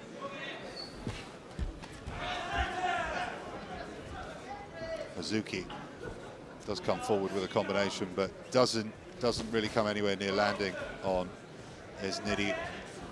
Rodriguez, Olmos. Olmos coming forward with Hazuki on the back foot. Reasonably cagey affair so far. Almost misses wildly with a right hook upstairs and then goes down to the body. And Hazuki sort of keeping her at bay with left and rights to the head without too much power behind them.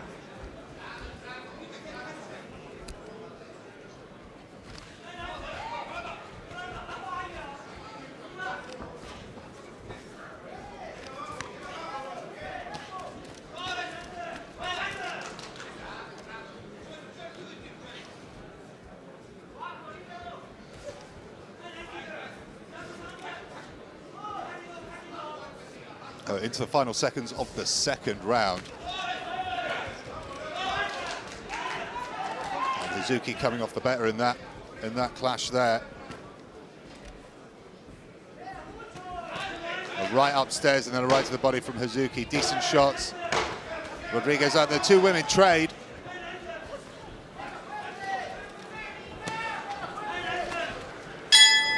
A much more active second round there.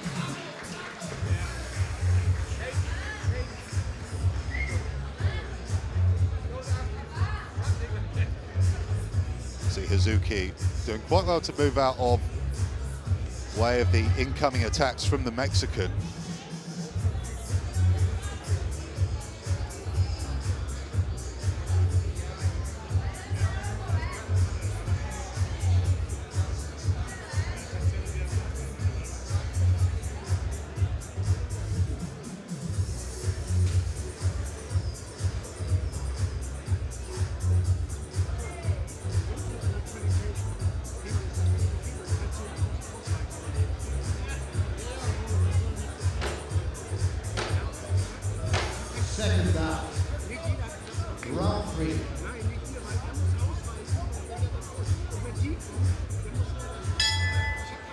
Into round number 3.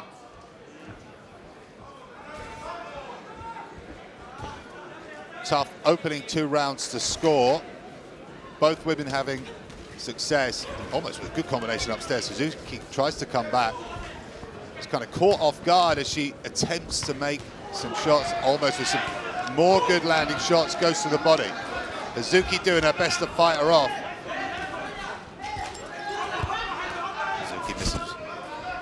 Just misses the chin. The right hand.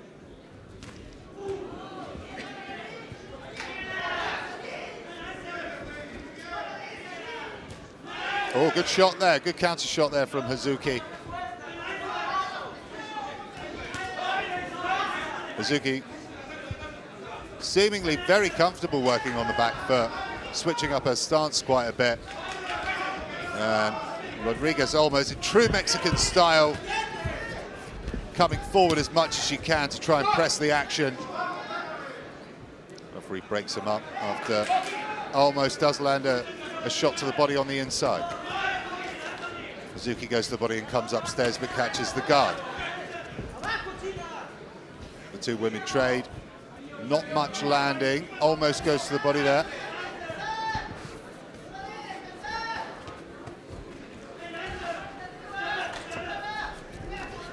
So Hazuki has been landing some shots, but there's been very little power behind her shots so far. And Rodriguez almost seemingly has little to no respect for the Japanese woman's power. Rodriguez almost presses the action at the end of the round. Good end for the Mexican. there at the end of round 3.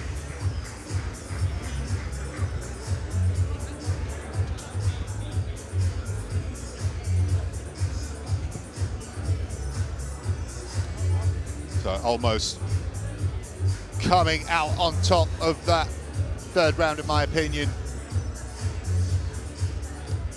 Really starting to press the action, but Hazuki is landing on the back foot with counter shots.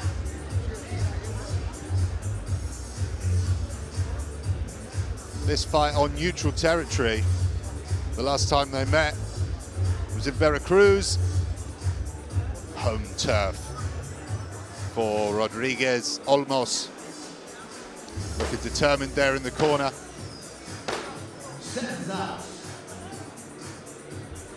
Round 4. We go into the 4th. Again, Rodriguez coming to the center of the ring first.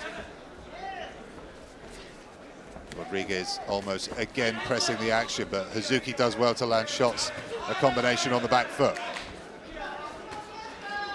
Hazuki working off her jab. And both women land consecutive shots. Rodriguez almost really pressing the action here, works the body of Hazuki. Good body shots from the Mexican, as Hazuki does her best to try and fight her off, but the power's just not there.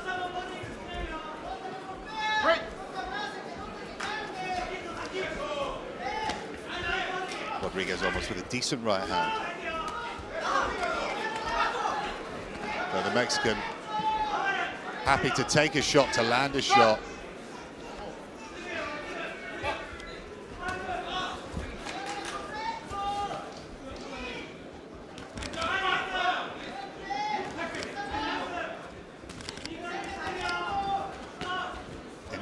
The second minute of the 4th, and it's Rodriguez almost really pushing the action here. Hazuki more comfortable on the back foot and has rarely pushed forward in this contest so far. Hazuki flicking the jab out just to keep the Mexican at bay. Nowhere near landing that.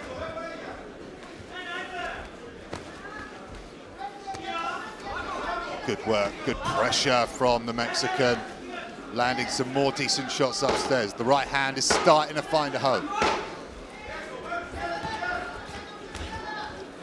Good pressure again from the Mexican. The two women trade, and it's probably the Mexican who comes out on top.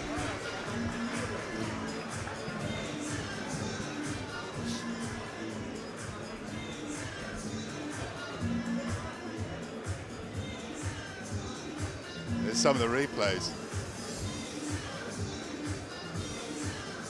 The punch output very high from both women. Rodriguez Olmos's shots catching the eye, well, definitely catching my eye more, and seem to be landing the more powerful shots. Hazuki has had success, but as you can see from the face of the Mexican lady.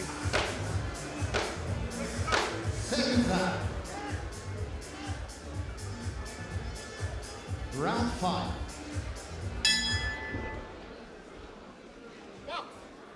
Atilla rudely interrupted our MC Kai Patsman there. Yeah, Hazuki landing a lot of shots, but they don't really seem to be causing any damage at all to the reigning WBC silver titleist. Oh, good body shots there from Olmos.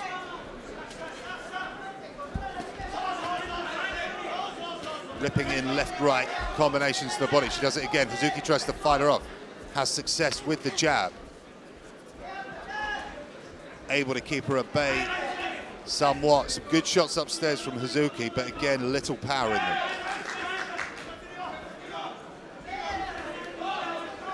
Hazuki goes with a combination upstairs, but catches the guard. Almost slows down and looks to come forward to land the power shots again. yet to score a stoppage in her career so far. Maybe tonight is the night.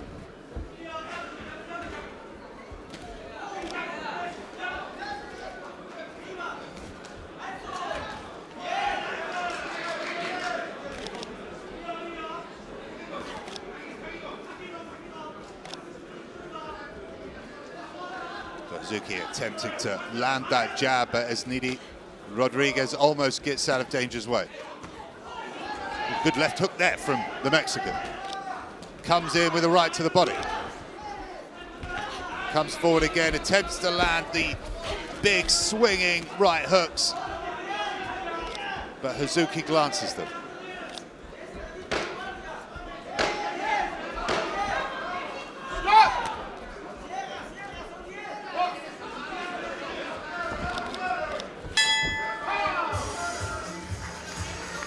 That brings the close to another round.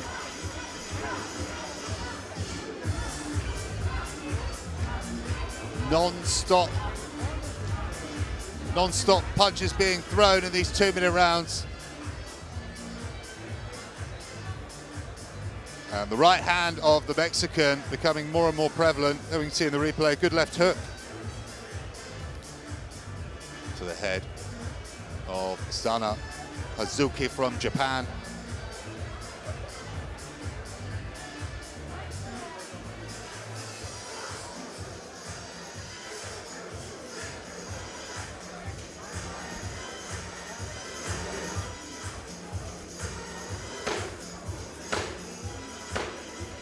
Seconds out.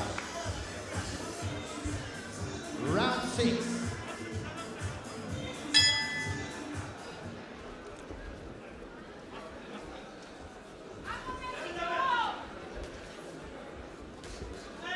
There we go, into the 6th, and it's again Rodriguez almost pushing the pace. Hazuki is having some success on the back foot, working those counter shots. Careful to choose her times to trade.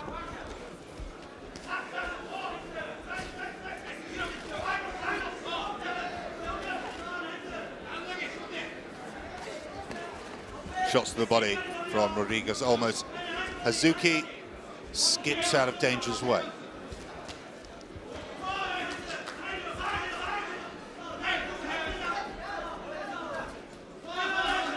Hazuki attempts to stand and land some shots herself, but it's not deterring the Mexican belt holder.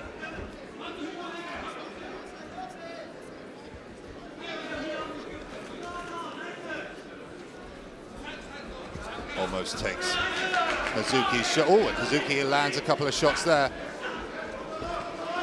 It did stop Esneidy Rodriguez momentarily in her tracks, but almost comes forward like she has done through much of this fight.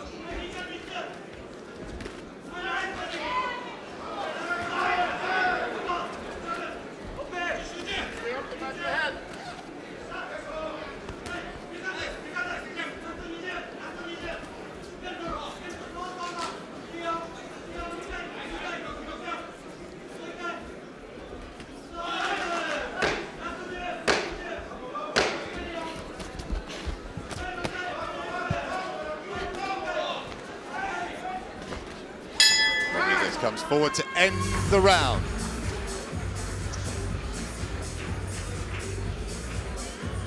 We got some of the replays. Good body shots there from Rodriguez Olmos.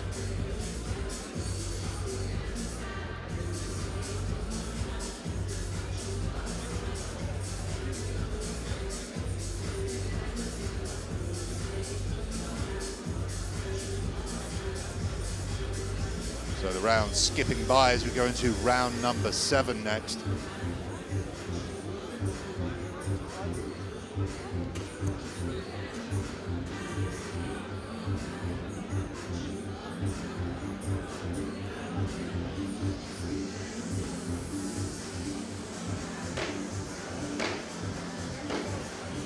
Seconds out. Round 7.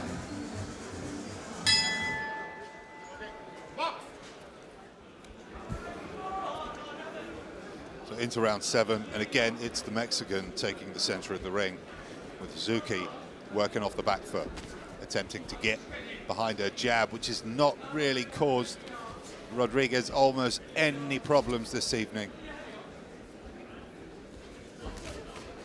The Japanese looking to overturn the deficit in their last fight together. Pace slowed down slightly here in the 7th.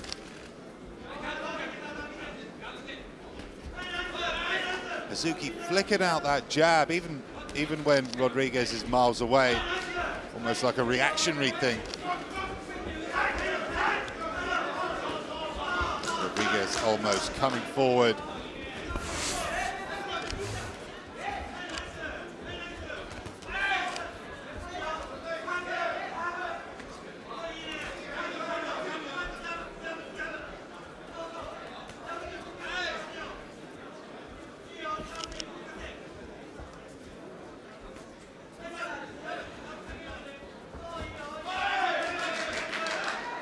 Hazuki with a decent shot on the back foot there, making Rodriguez almost retreat for just a moment.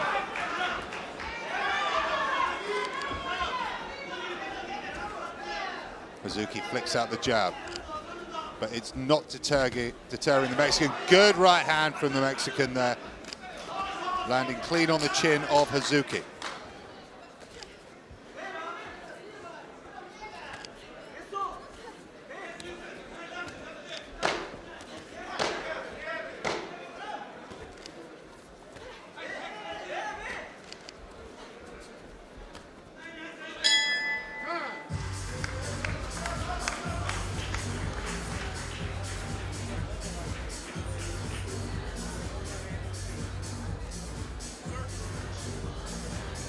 Replays from the 7th. 3 rounds left in this 10-round contest. That big right hand from Olmos. The shot of the round.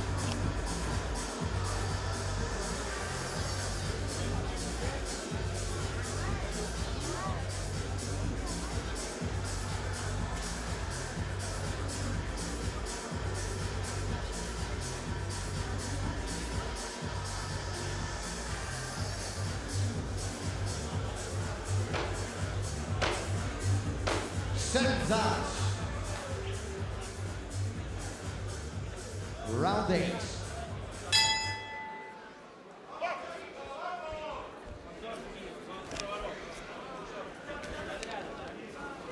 So we go into the 8th, and the fight takes a similar, almost identical theme as we've seen in the previous rounds. Almost on the front foot, pressing the action with Hazuki, looking to land counter shots on the back foot. In my opinion, I've got Olmos picking up a lot of these rounds now. Hazuki's going to have to do more than just try and box on the back foot, and good combination there from Rodriguez almost, which interrupted me. But yeah, Hazuki's going to have to do more if she wants to win this one. It's starting to turn into one-way traffic, and her punches don't seem to be doing anything to deter the Mexican. We go coming forward, landing big shots to the head, and there's a big left hook, misses with a right hook, and then goes into the body. Referee breaks them up. Comes the final 45 seconds of round number 8.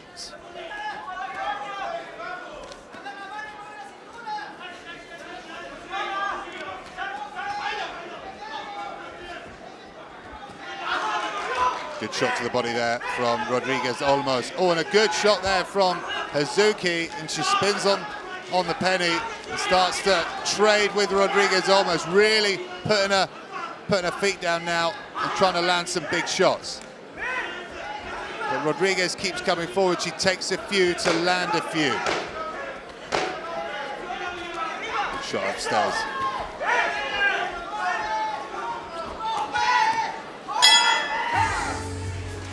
Swinging with the left and rights in there from Esneidy Rodriguez Olmos, but a much better round there from Jana Hazuki. We're going to have to see more of that from her, in my opinion, if she's going to be able to win this rematch.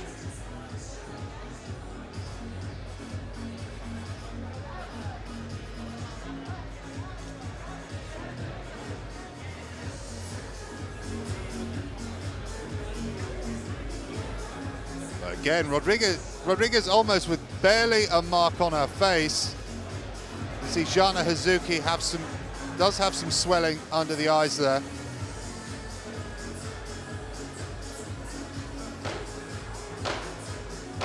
But when you compare the two records, Round 9.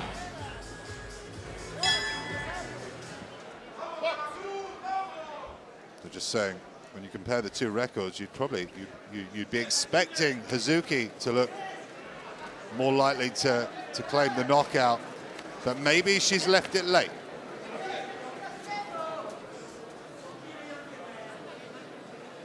Hazuki popping out that jab just to give Rodriguez almost to think about something to think about.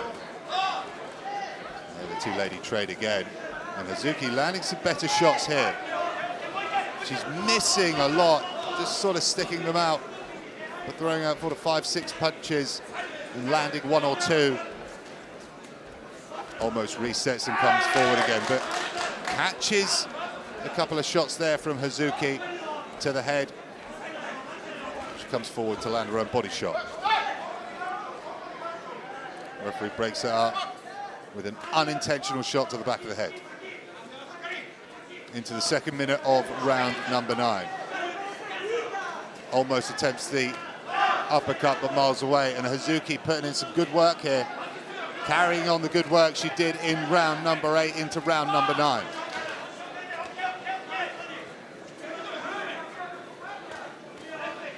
Reasonably close fight so far.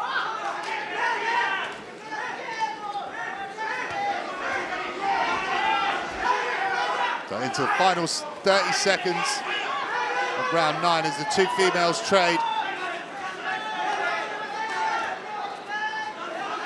And Hazuki starting to get the better of Rodriguez almost. Bit of a smile on her face as she lands these shots. Great round from Hazuki, really doing some good work. Starting to come forward, hasn't worked on the back foot, nowhere near as much in that round and the round previously. That'll take us into the 10th and final round. Some of the replays, some good work from Hazuki. Ladies and gentlemen, we have the open score after the 8th round. And Judge A scored 75-77 for the challenger. Judge B scored 78-74 for the champion. And Judge C scored 79-73 also for the champion.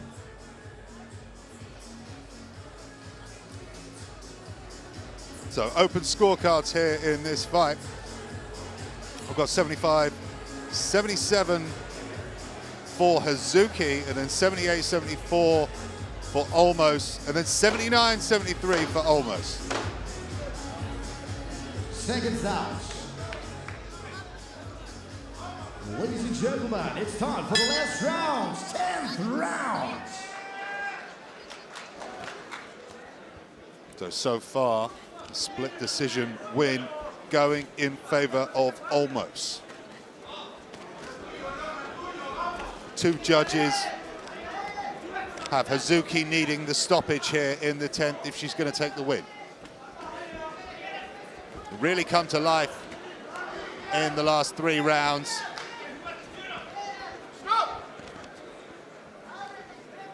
Rodriguez almost struggled to have the success of punches landing as she did in the first 7 rounds of the contest.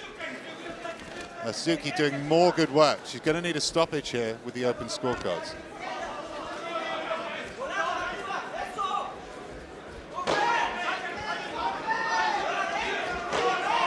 And Rodriguez almost comes forward. Struggling to land as cleanly as she has done at the beginning of the fight. Hazuki coming on strong down the stretch. She's gonna need a stoppage here in the final 42 seconds if she's gonna take the title.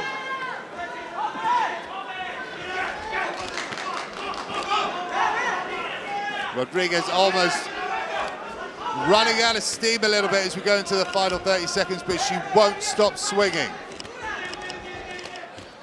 Valiant display. Oh, catches one with a left hand, Hazuki. And catches another good shot from Rodriguez Olmos. She really putting everything into it in these final 10 seconds. Hazuki swinging on the back foot against the ropes. And they're going to trade right until the final bell. That brings the end to an action-packed contest. From the open scorecards we received of 75-77 in way of the challenger. And then the two other scorecards completely different. 78-74 for Olmos and 79-73 for Olmos. Unless something really weird and crazy happens, Olmos will keep her title and will remain undefeated, moving to 9-0.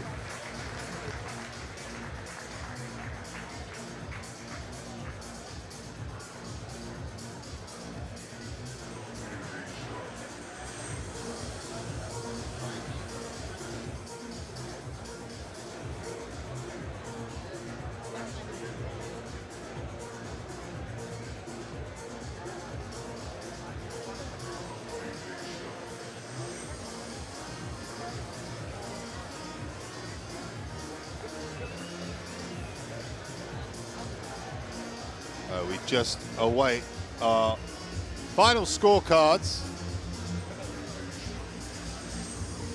2 extra rounds of scores to be added on to what we've already received.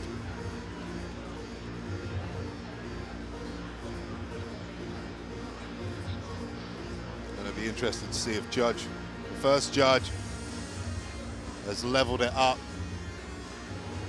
having originally scored 2 rounds in favor of Jana Hazuki. After 8 rounds, scoring it 75-77 to the away fighter. Shouldn't say away fighter, but the fighter challenging for the belt this evening. This fight on neutral territory here in Hamburg, Germany, with Mexico versus Japan.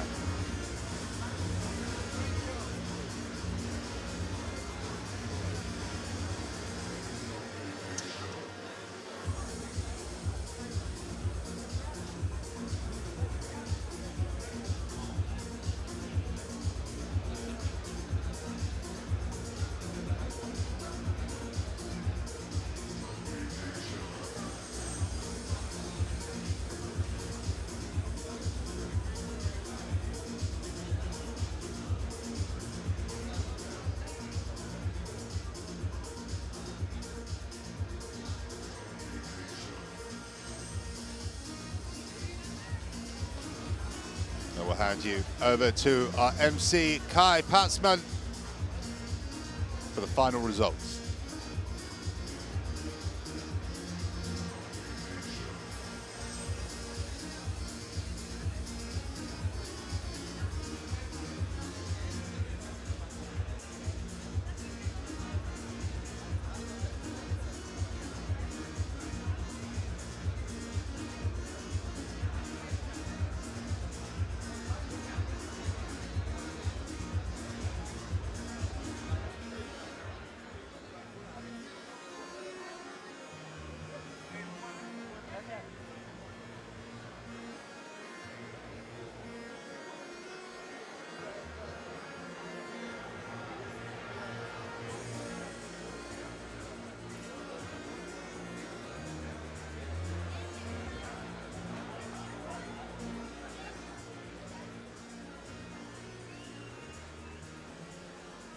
Ladies and gentlemen, we come to the results. Minton Jr. scored 97-93-4. Sana Hazuki. Ray Danzako scored 96-94-4. The red corner as Rodriguez Olmos ends. We have Ed Pearson, he scored 97-92.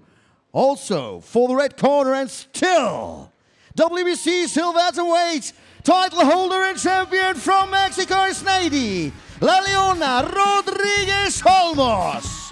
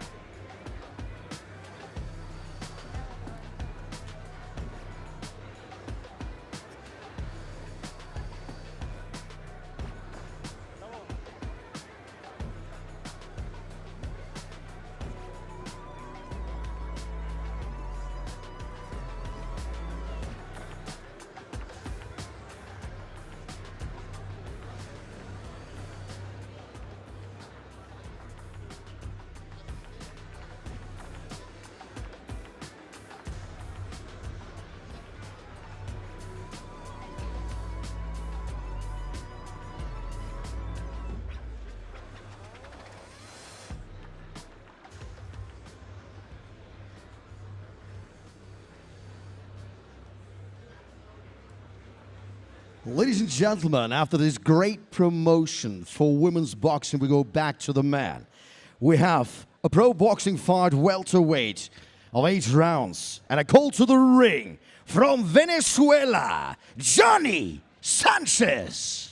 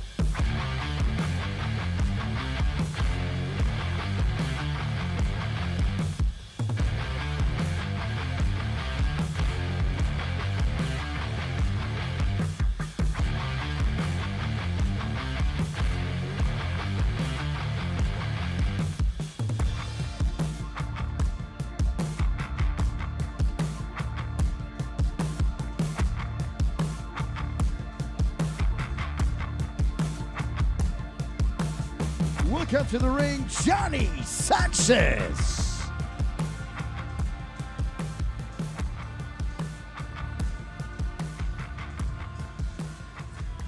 Like called to the ring in the red corner. And it's his home game here tonight from Hamburg, Germany. Welcome boxing for Universum Boxing, Henry Grün.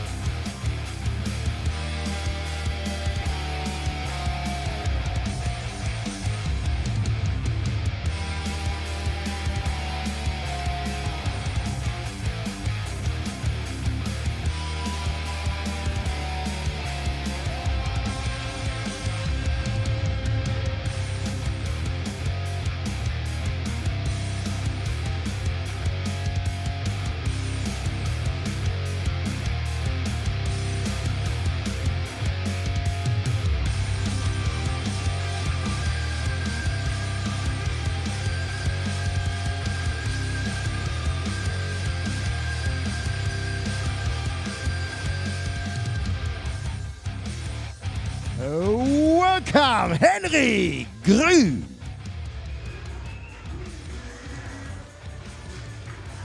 The judges for the fight, Susan Köpke, Frank Michael Maas, and Henrik Schramm, the man in charge of the ring, Timo Habichhorst, all from Germany.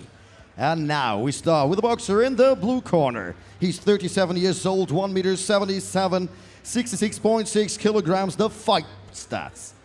23 fights, 20 wins, 13 by the way of knockout. He's coming from Coro, Venezuela. Bienvenidos, welcome, Jonny Sanchez. And now his opponent in the red corner. 25 years, 1 meter 80, 66.5 kilograms, 6 fights, 6 victories, and 2 by the way of knockout. He's boxing for Universum Box Promotion. And he's from Hamburg, born in Darmstadt, Germany.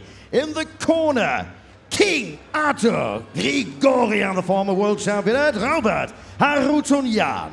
Ladies and gentlemen, welcome tonight in the ring in Hamburg, Henry Grün. Gentlemen, to the center.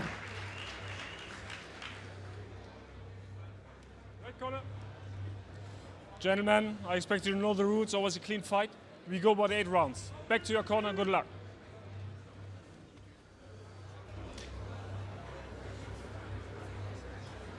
The boxers are ready. So let the fight begin.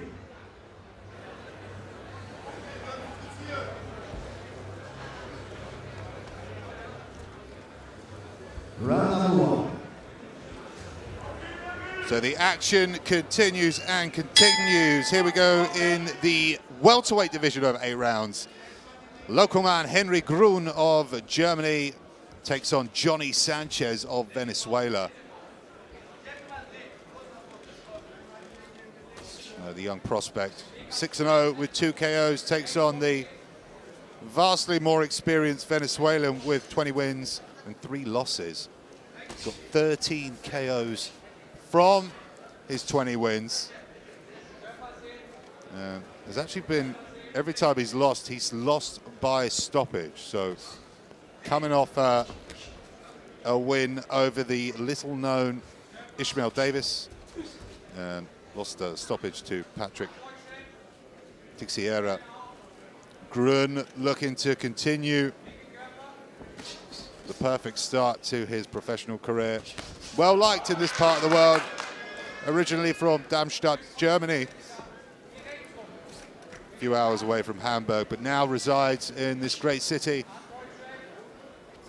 Grün in the red shorts with white tassels.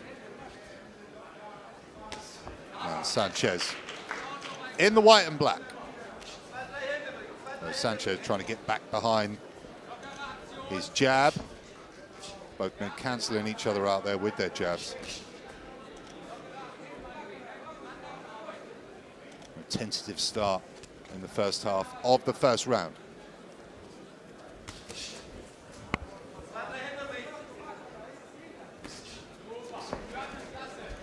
Grün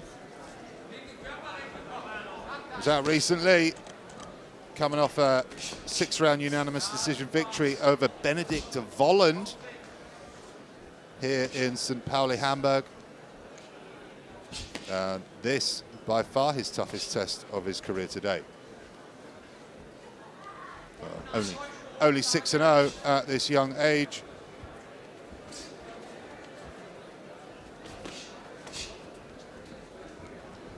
Sanchez having the slightly better of things as we press through the first round. Grün trying to get back behind his jab, but just missing, hasn't quite found a home for it yet. Sanchez attempting to go to the body.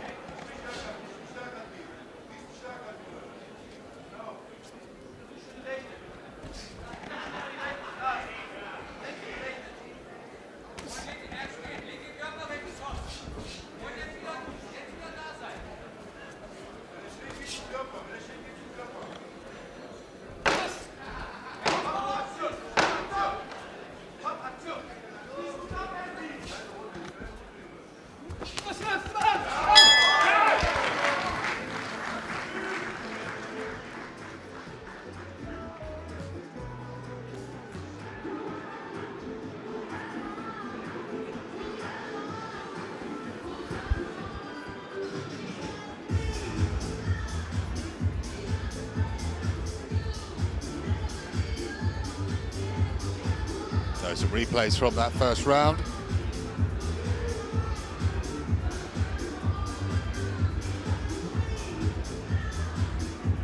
Slightly blood-shocked eye there on Mr. Sanchez.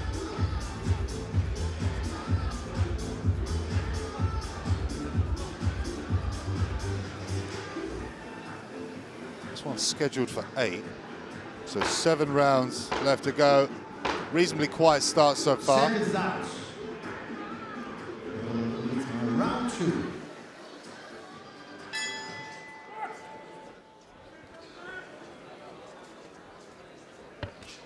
There we go into the second round. Grün with a good shot to the body. Not too much power behind it, but well connected.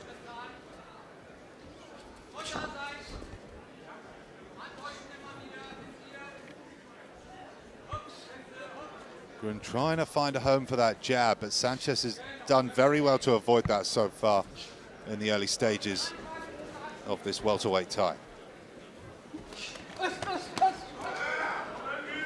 Grün puts a combination together to the body.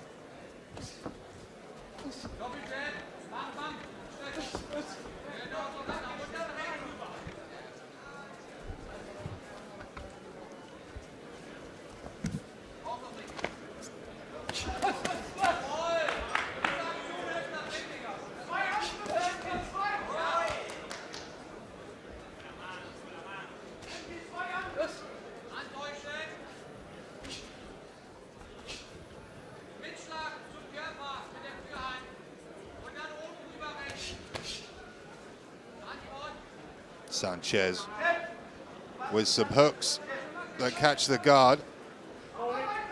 He holds on to Grün.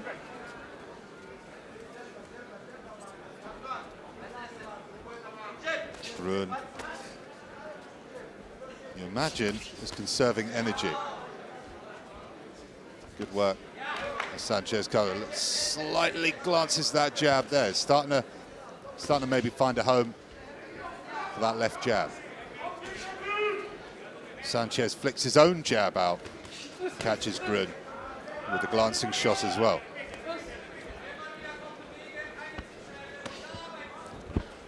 Sanchez attempts to work the body on the inside.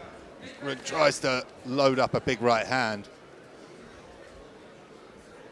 slightly catching Sanchez. Sanchez appears to have something wrong with one of his eyes. It's come up quite bloodshot.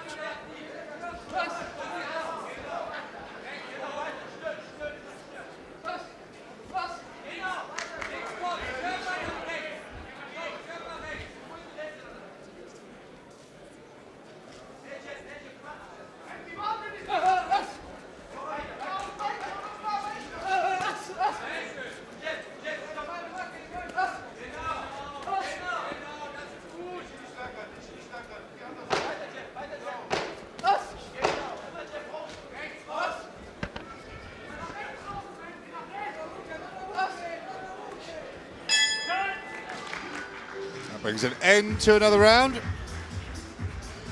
Some of the replays for you.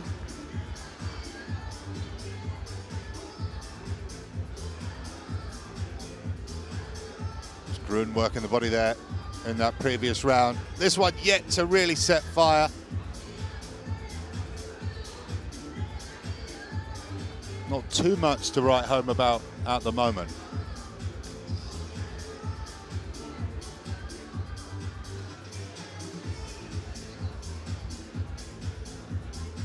Robert Harutyunyan and Artur Grigorian in the corner of Henry Grün.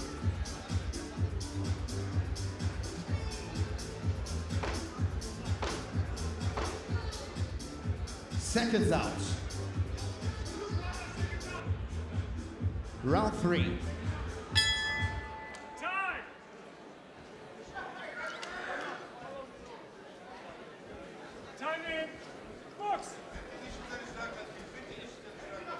Into the third round of 8, and it's Grün coming to the center of the ring first. Shots are starting to land a little more. Starting to see some of the Germans' quality starting to eke through against the reasonably experienced Jonny Sanchez. 23 fights to his name against the 6 of the prospect Henry Grün. Sanchez attempts to work the body, landing with a couple of slapping shots, but doesn't seem to be giving a good shot on the inside. Good right hand from Grün as Jonny Sanchez comes forward, catching it.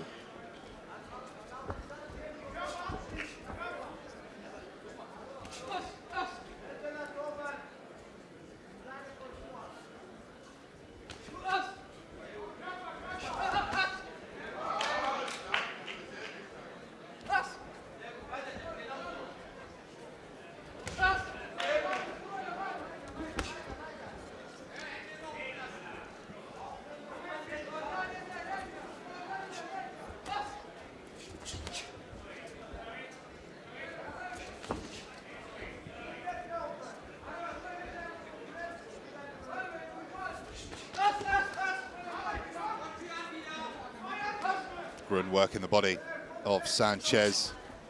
Not too much going in, not the most exciting fight in the world, this one. A little stop-start. Grün launches a big right to the body.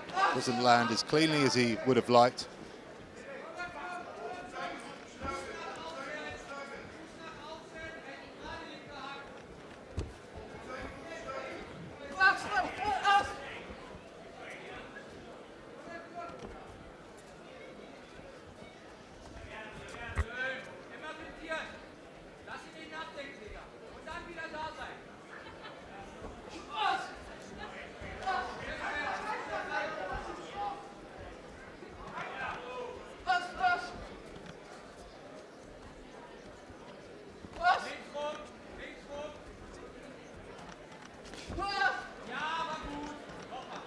Into the final few seconds of round number 3.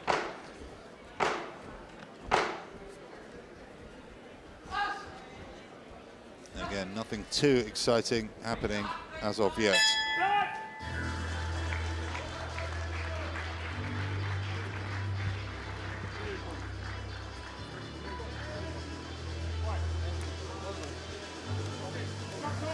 So that was the the pick of the shots, that right hand as Jonny Sanchez came forward on the inside. By far the most impressive shot so far.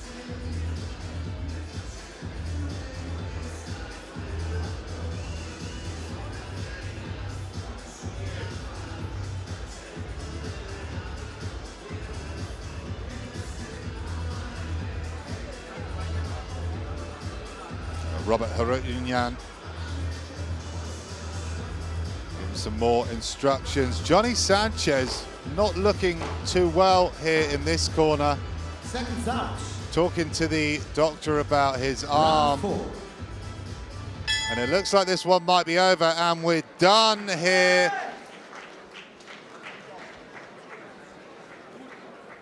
And we're done here. Stoppage victory for Henry Grün as Sanchez quits on his stool. Kind of subdued response from everyone here in Hamburg. Auf jeden Fall nicht wegwerfen, aber ich muss nicht abziehen.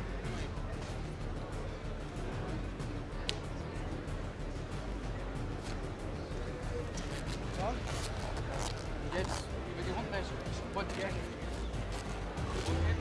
So we'll hand you over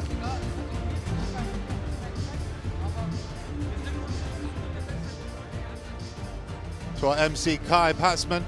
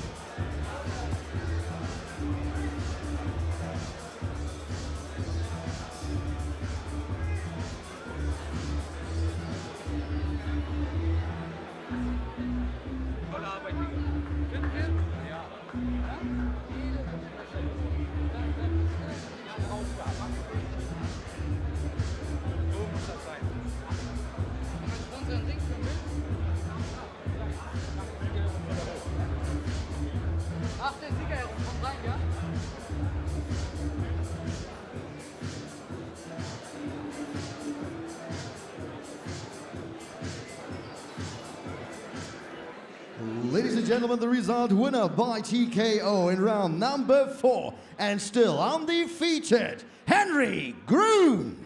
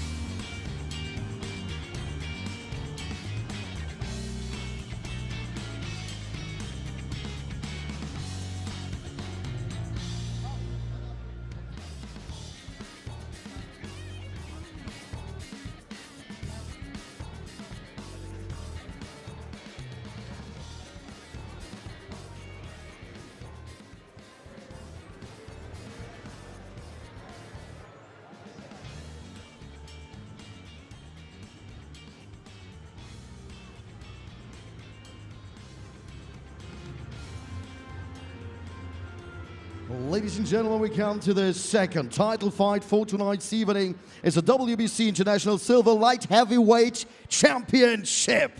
And I call to the ring the fighter from Germany, Landau. Welcome, Benjamin Gavazi.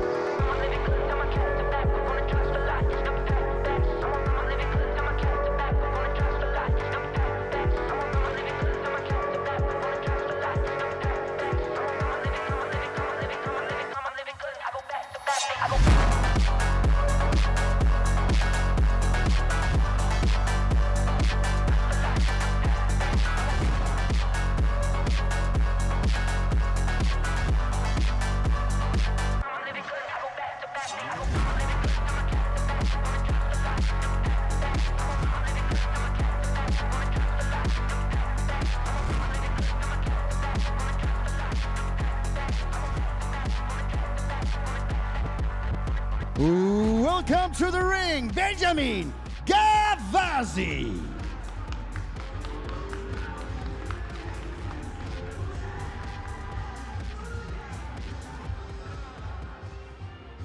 And we continue with the boxer in the red corner, coming from Mainz. Welcome to Hamburg, Branimir Malenica.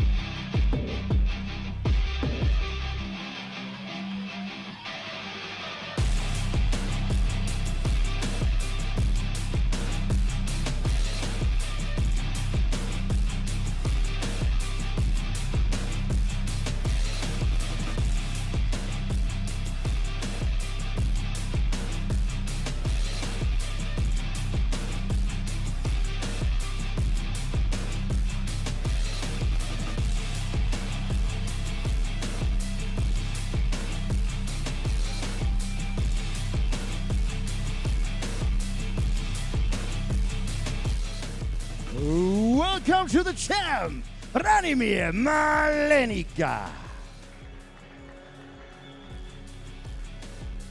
Let's start with the officials. WBC supervisor Oksana Sebedishina from Lithuania. The judges, Jacqueline Mansour from Mexico, Robert Verwees from the Netherlands, Robert Bridges from the Philippines, and the man in charge of the ring. Welcome, Jürgen Langos from Germany.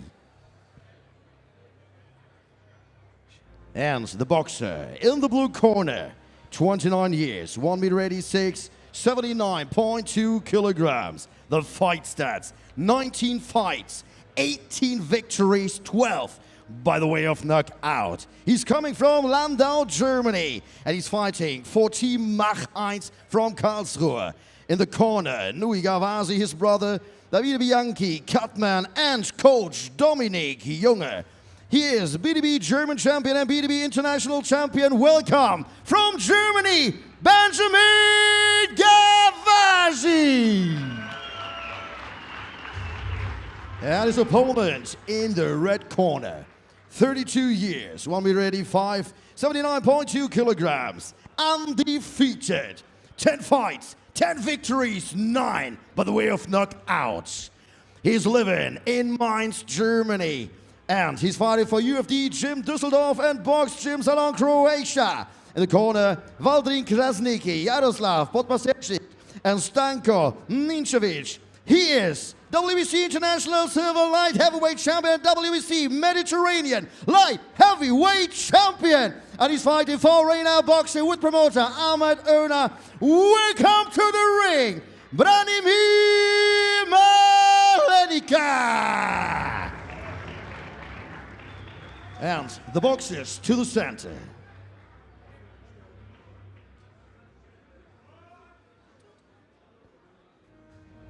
Okay, gentlemen, you received the instruction in the dressing room. I expect a clean and fair fight. Listen at all time to my commands and touch gloves. Okay, good luck.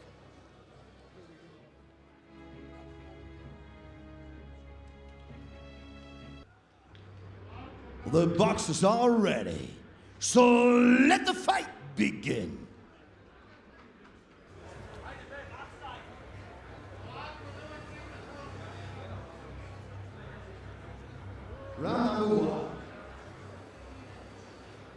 And the fun continues here in Hamburg. WBC International Silver Light Heavyweight title on the line with Branimir Malenica taking on Benjamin Gavazi. Two German fighters going at it here in the nation's second biggest city. Malenica coming to us through a record of 10-0, 9 KOs, and Gavazi with just one loss to his name after 19 fights with 12 KOs to his name. Gavazi in the white and red shorts. Malenica in the black with gold trim.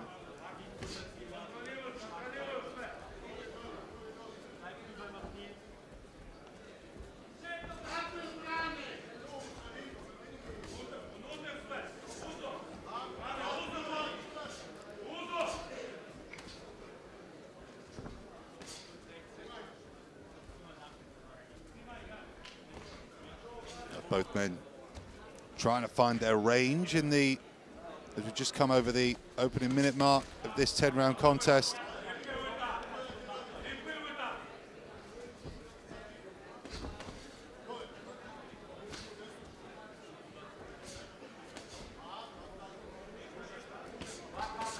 Malenica representing his heritage of Croatia as well as his homeland of Germany.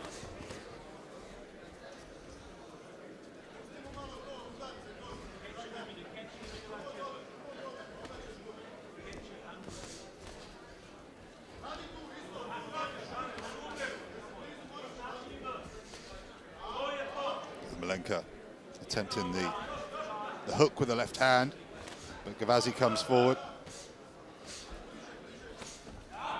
Gavazi, interestingly enough, lost his opening fight of his career on his debut against Rostam Ibrahim, also based in Hamburg, funnily enough. Malenica attempting to land some big shots there, looking for the uppercut. And there he attempts to tap the body and go in with the hook upstairs. Gavazi with a jab upstairs and then the jab down to the body. Gavazi feinting the jab and then bringing it down to the midsection of Malenica and then catches Malenica.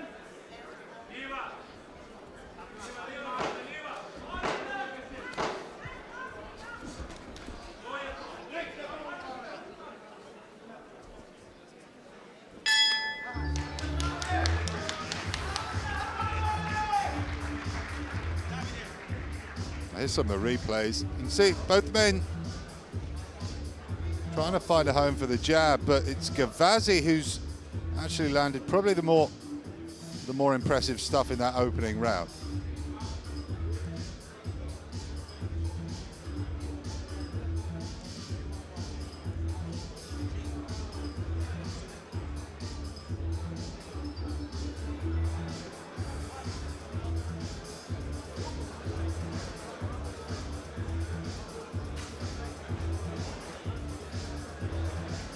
Malenica, you can see, not having it all his own way in the first round.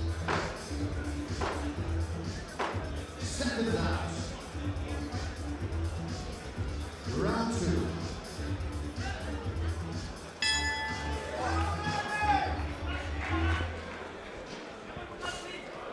So into the second we go again, and both men trade, and it's Gavazi again coming off the better when the two men trade, but Malenica comes upstairs trying to land the combination. Misses with the left hook.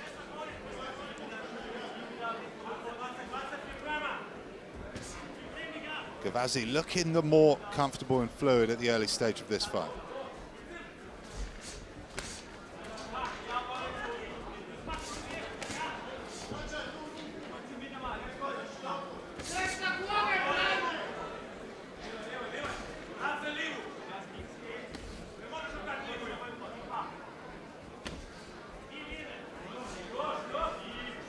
Malenica attempts to go to the body. This one not quite set fire yet in the early stage. Gavazi doing more work on the inside, the better work on the inside, been the more active of the two so far. A lot of the people locally expecting Malenica to take this one tonight, but it's Gavazi who's started slightly the stronger. Some okay body shots in them from Malenica, and then comes upstairs with a big hook. Got 9 known for his power, Malenica, got 9 KOs from his 10 victories. Gavazi with a cheeky jab after the break. Malenica goes to the body and attempts to go upstairs. It mainly catches the guard of Gavazi. Gavazi slowed down slightly. Tries to flick that jab out.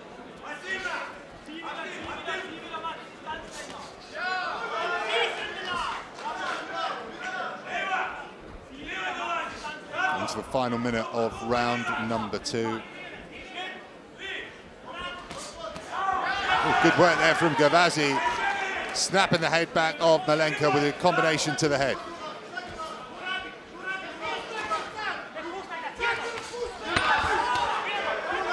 Malenica comes forward, but Gavazi's able to counter-punch him well.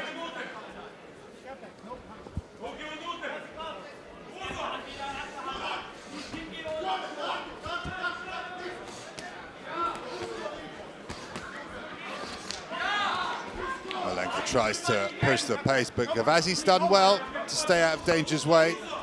A bit more intent from Malenica in this round. He goes to work on the body, landing at will with left and rights to the stomach. Gavazi keeps behind his jab, though.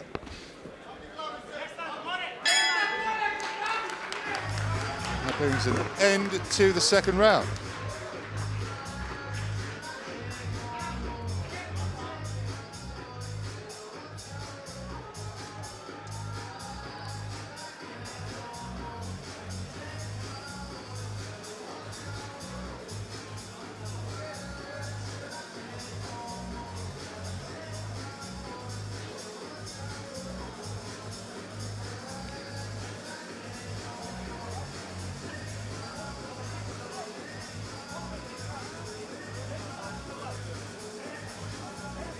Malenica getting instructions from his corner there. Reasonably tight affair so far. This 10-round contest at 175 pounds. Seconds out. Round 3.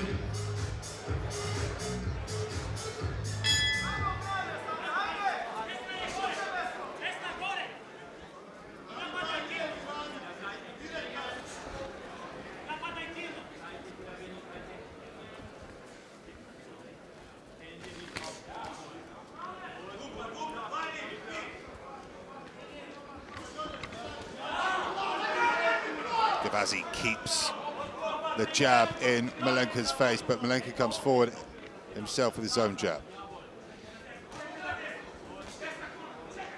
Both men cancel each other out there with a jab. Gavazi tries to come forward with a combination to the head.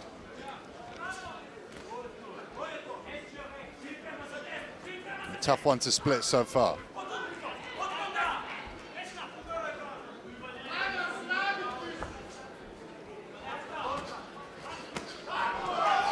Malenica tries to press the action.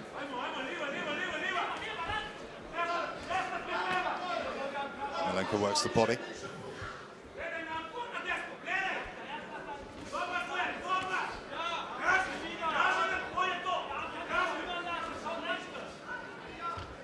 Gavazi attempting to flick that jab out a good 3 or 4 times, but Malenica does well to avoid every single one of them, and he does it again there with a couple more jabs, using good head movement. As he comes in, attempts the right hook, but Malenica takes it well.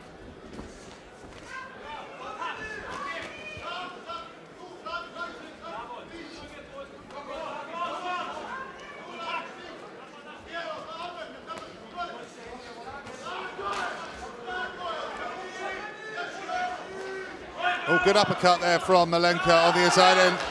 Gavazi lands his own good uppercut.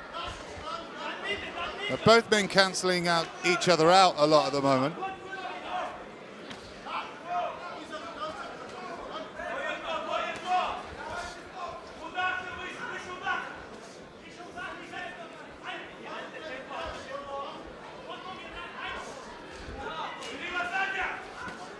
Oh, good shot there from Gavazi on the back foot. Good counter shot, and then he comes forward to land 2 shots to the head, a left and right.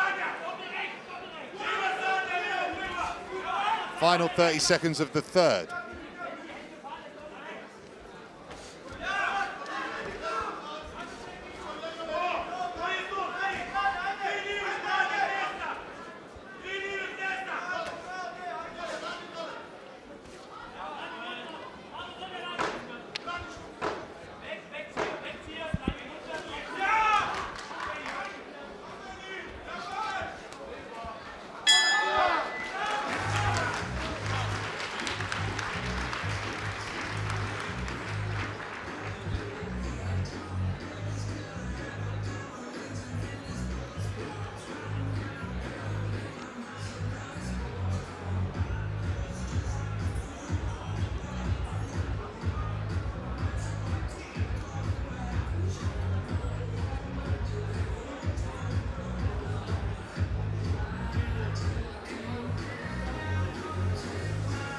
Tough one to split so far. If anything, I would maybe have Gavazi taking the lead in the opening rounds.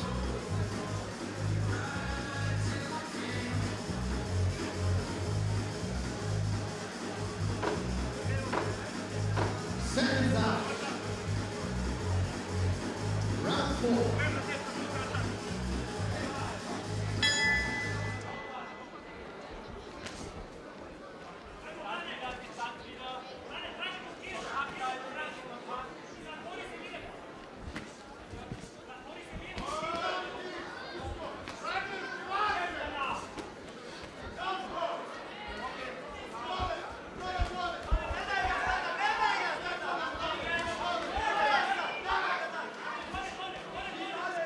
Malenica corners off Gavazi.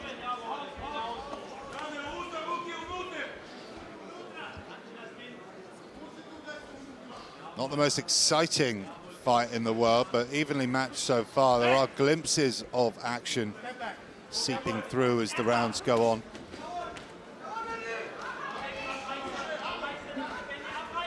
Both men cancelling each other out the vast majority of the time. I think the jab's been better from Gavazi, whereas the power shots have been slightly better from Malenica. Oh, good shot, and just as I say that, Gavazi lands a good right hand himself. Works the left to the body twice. Gets back behind his jab on the back foot. Malenica sticks in a jab himself coming forward. Again, trying to cut off the ring. Decent shot to the body as he comes forward. Gavazi lands a good right hook, but Malenica keeps coming forward.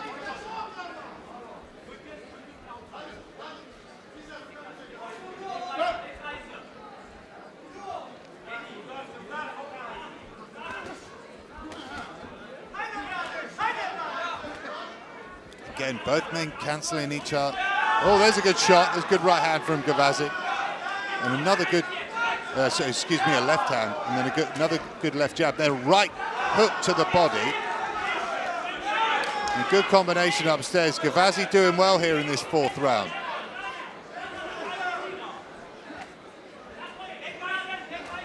A good left hook to the head. Drawing a roar from the corner of Benjamin Gavazi.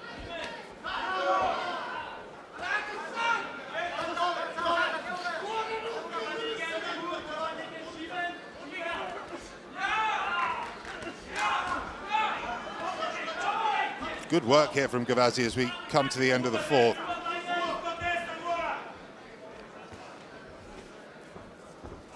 Malenica doing his best to land these big shots, but Gavazi's been too active and reasonably elusive to stay out of the way of the hard-hitting German.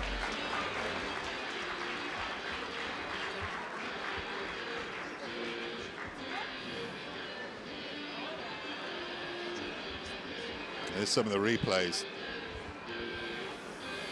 from a good fourth round from Benjamin Gavazi.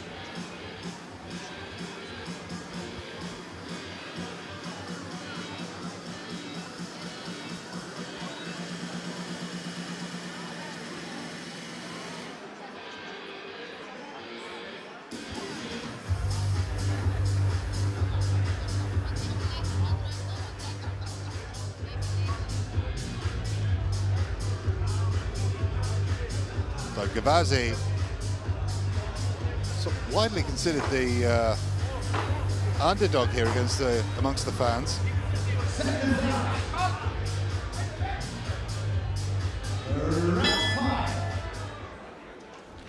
Oh, good uppercut to start the 5th from Gavazi.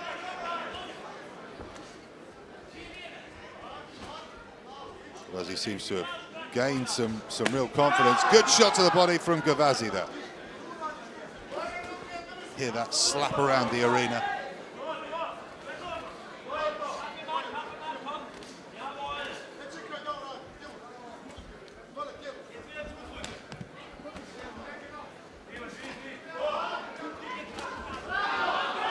Malenica comes forward, landing some power shots himself.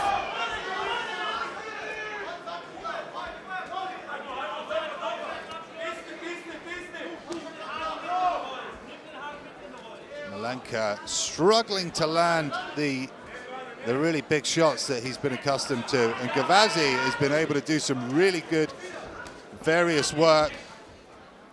He's been mixing up his shots quite a lot.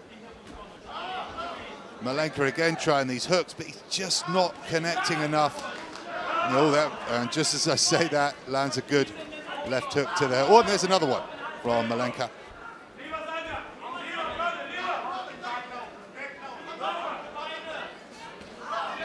Gavazi misses wildly. But continues to stick the jab in the face of Malenica.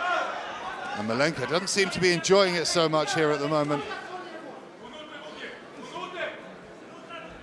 Just can't really seem to get going tonight.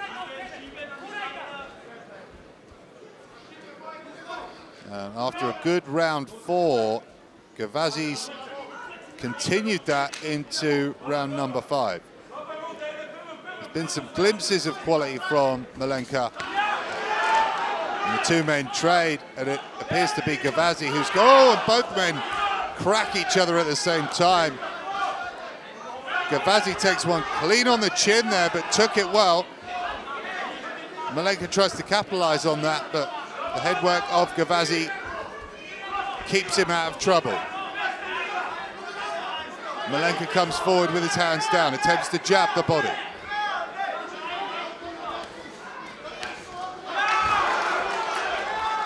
A decent right hand which draws a roar from the crowd from Gavazi. Malenica coming forward ever so slightly wildly, and good double jab to the head from Gavazi there. Malenica comes forward again, but Gavazi's able to stay out of danger's way.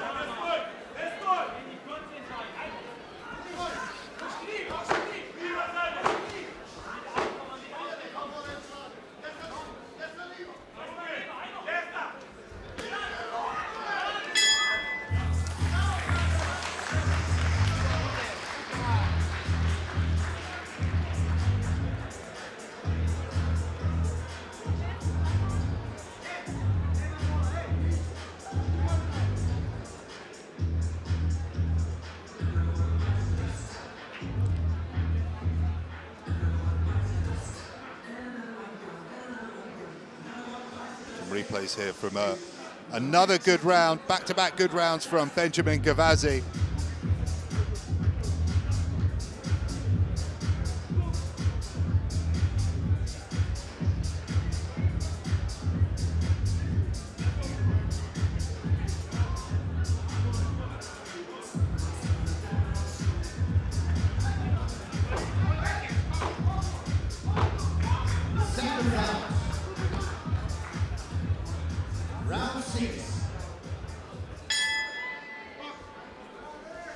At the halfway stage of this WBC International Silver title fight at light heavyweight.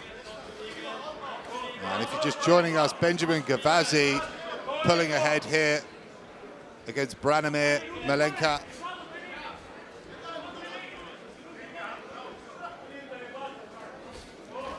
Two really good rounds through rounds 4 and 5.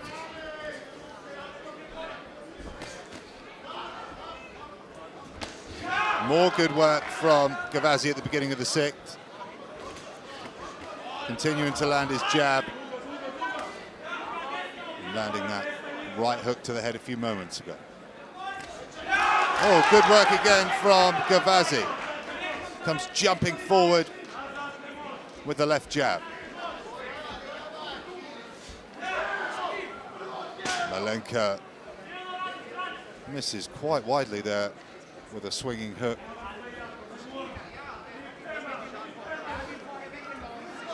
And Gavazi, Benjamin Gavazi doing well to gobble up these middle rounds.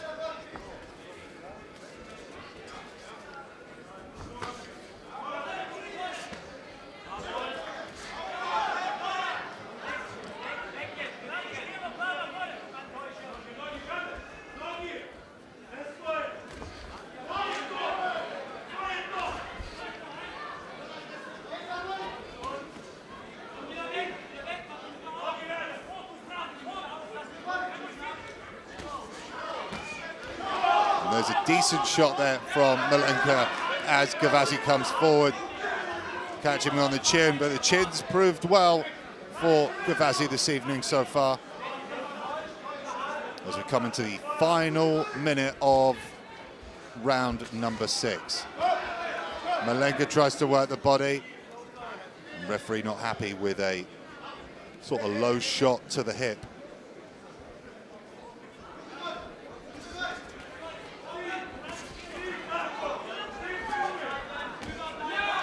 Good hook there, good left hook from Gavazi. Gavazi works the body again and then comes upstairs again with another good left hook. Malenica, not known as being a rhythmic fighter, really struggling to find any sort of consistency here. Again, missing with these shots, just can't find a home for his right and left hands. Okay, final 10 seconds of round number 6.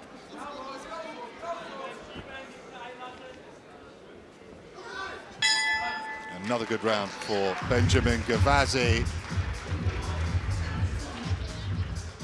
Really taken over in rounds 4, 5, and 6 as we go into the 7th.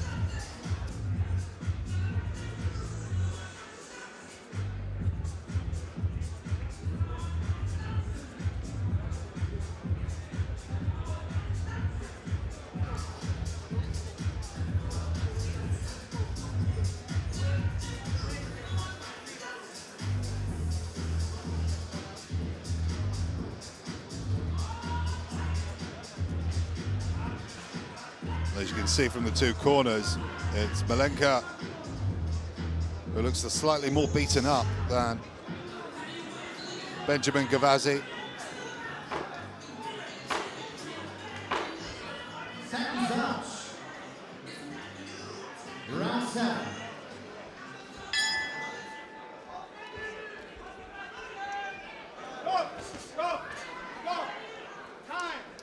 The referee stops.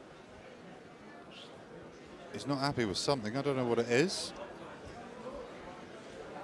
Oh, getting his hand retaped.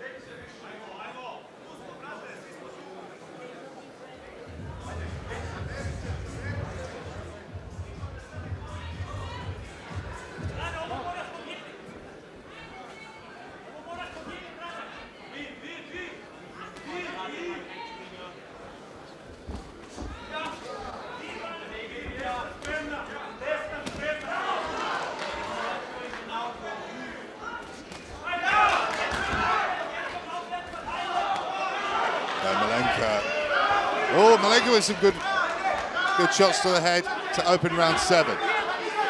Gavazi tries to get back behind his jab as Malenica tries to cut off the corner of the ring. Referee breaks them up.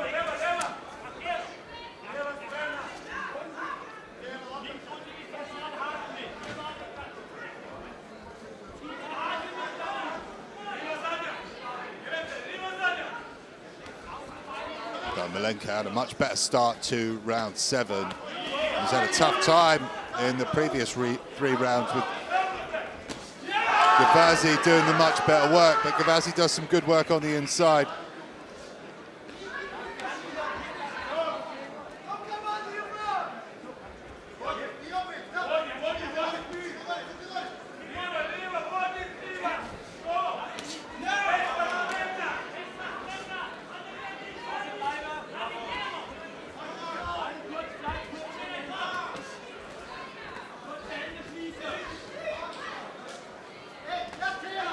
Malenica again trying to apply the pressure, but it's Gavazi who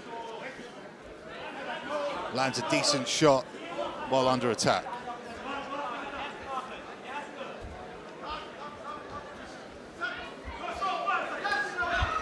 Good.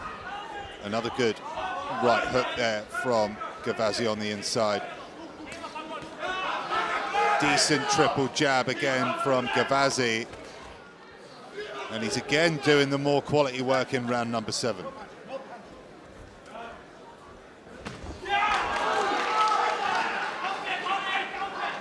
I couldn't see that shot there, but it drew a roar from the crowd nonetheless.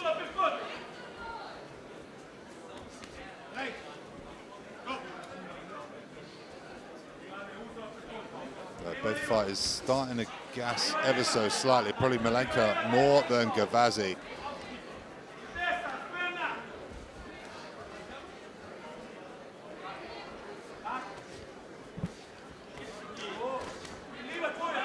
Both men cancel each other out with a jab.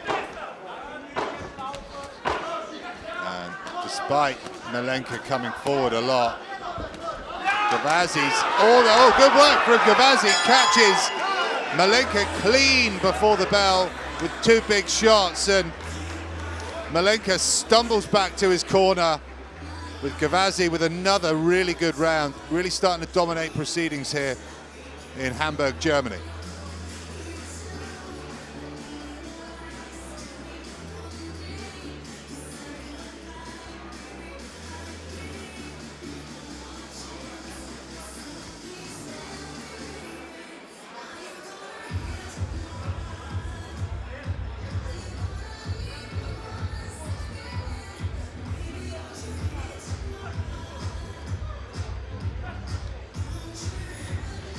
Comparing either men in each corner. Malenica looking a little bit fed up and a little bit beaten up.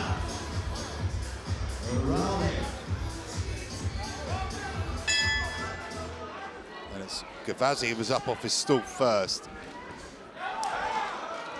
And again, seems to be building confidence with every round, and no matter what Malenica brings to the table, he's able to find big shots, no matter if he's under attack or pressing the action. Malenica does land some good shots there, but slightly catching the guard. Gavazi works the body. Malenica comes back. Short uppercut to the body. And this is better from Malenica. Decent uppercut.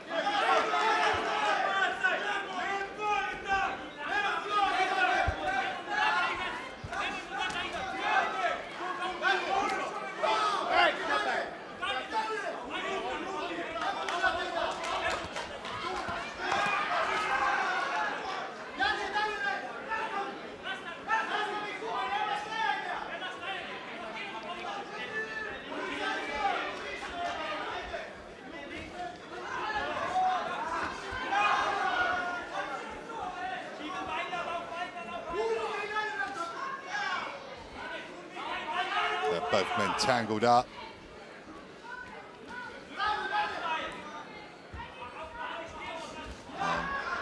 Malenica again struggling to do his best work, what he's become accustomed to. Sort of blown out most of his opponents so far, and tonight he's come up against something completely different.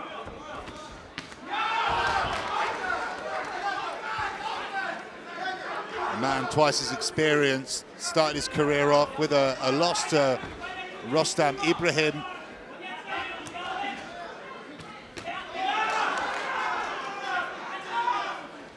And even when both men cancel each other out, it seems to be Gavazi who'll land the bigger shot and the more eye-catching shot.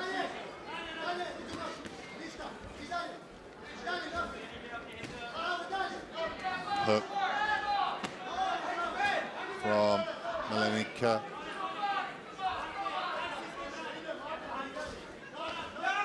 And there's a been 0 jab from Branimir so far for a good 2 or 3 rounds now. There's Gavazi's jabs. Controlled the action for Benjamin Gavazi so far. And that brings an end to another good round for Benjamin Gavazi.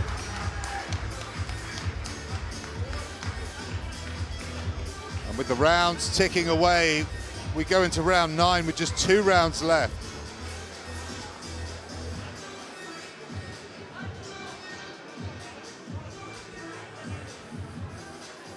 On my card, I've got Benjamin Gavazi really pulling away in this contest. Taking definitely the rounds from 4 until now.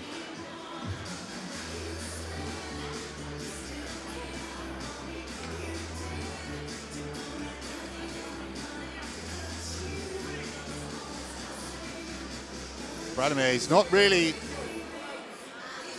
come up with anything new despite losing these last handful of rounds.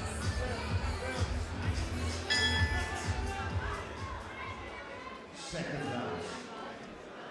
Round 9.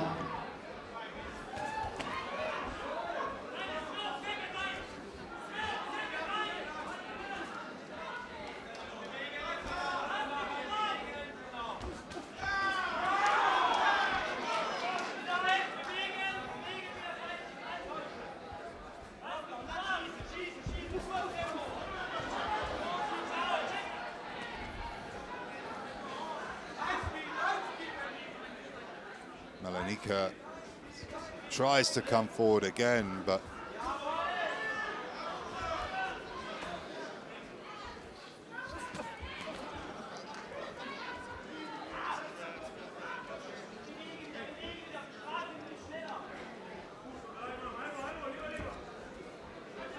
so Malenica again trying to cut off the corner of that ring, but Gavazi able to sort of rustle his way out of trouble.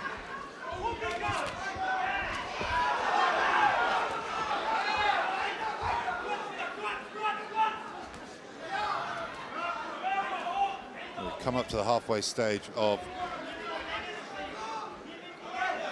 the 9th. We will have an open card score announcement at the end of this round, which will read the rounds from 1 through to 8, leaving two rounds to be scored. Obviously, one round would already have been scored after this 9th.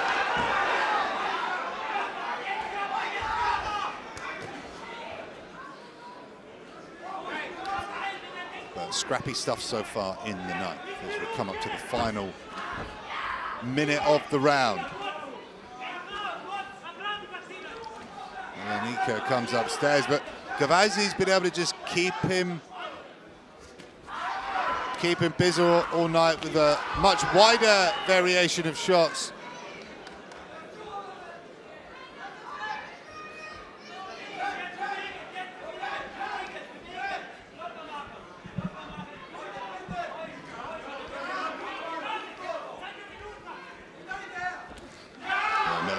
Tries to come forward, and it's again Gavazi catching him out with that jab. He comes forward himself, lands some big combinations upstairs. Malenica in big trouble there as he found himself looking down on the ground, falling back against the ropes into the final 10 seconds of round number 9. And more good work from Benjamin Gavazi.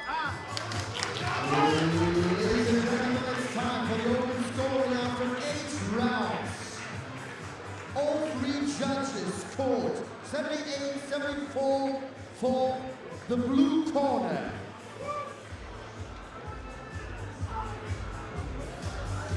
So the judges there, thinking a bit like myself, all 3 judges scoring about 78-74 in favor of Benjamin Gavazi.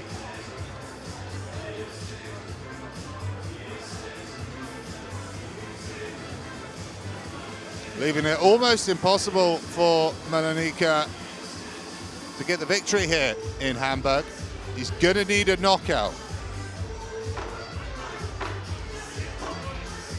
Seconds out. Ladies and gentlemen, it's time for the final round. Round number 10. There we go, 10th and final round. And we've got the first 8 rounds of the scores in, 78-74 in favor of Benjamin Gavazi. In my opinion, I would say he took the 9th as well. So that means we have Malenica needing a knockout here in the 10th. But it's Benjamin Gavazi pushing the action and not playing it safe. Great landing shots to the head. Another good jab from Benjamin Gavazi. Great stuff. Malenica stumbles back in real big trouble once again.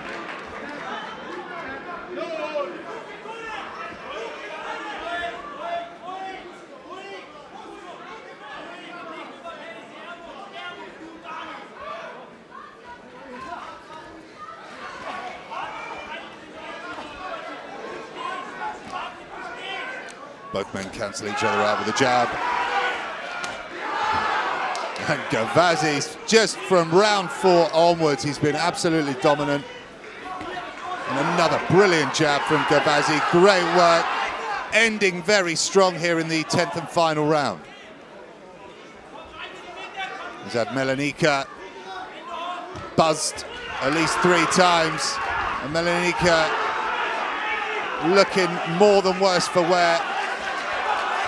And referee having a close look at it, and that is it. That is over, the stoppage victory for Benjamin Gavazi. What a fantastic performance.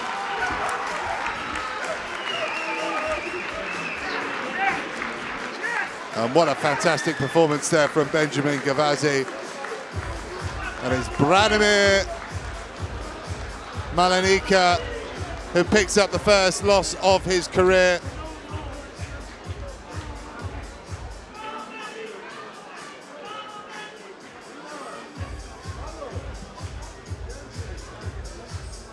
Take you through the replay here. Look at this, what an ending from Benjamin Gavazi.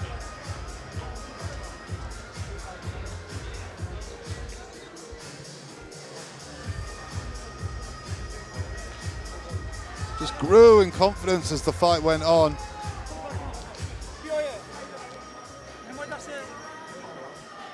And the referee saw enough there, unable to defend himself.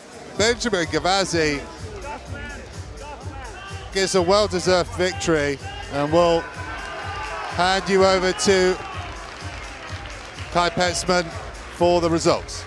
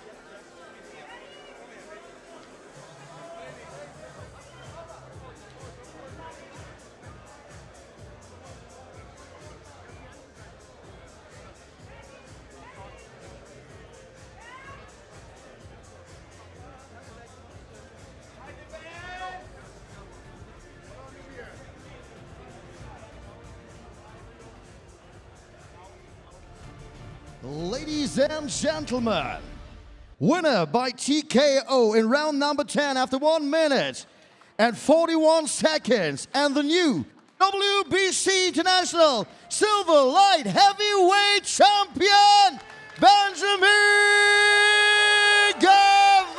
Gavazi. Well, ladies and gentlemen, what a great fight. A big applause also for Branimir Malenica.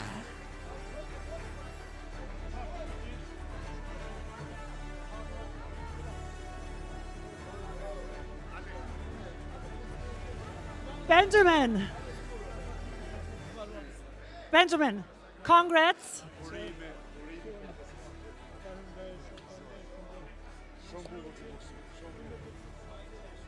You got your time later. Congrats, first of all. This was a storm. I mean, this was amazing. Did I see tears in your eyes? How do you feel? Absolutely great. Alhamdulillah, and I have no words to say because it was a lot of work, and a lot of work pays every time off.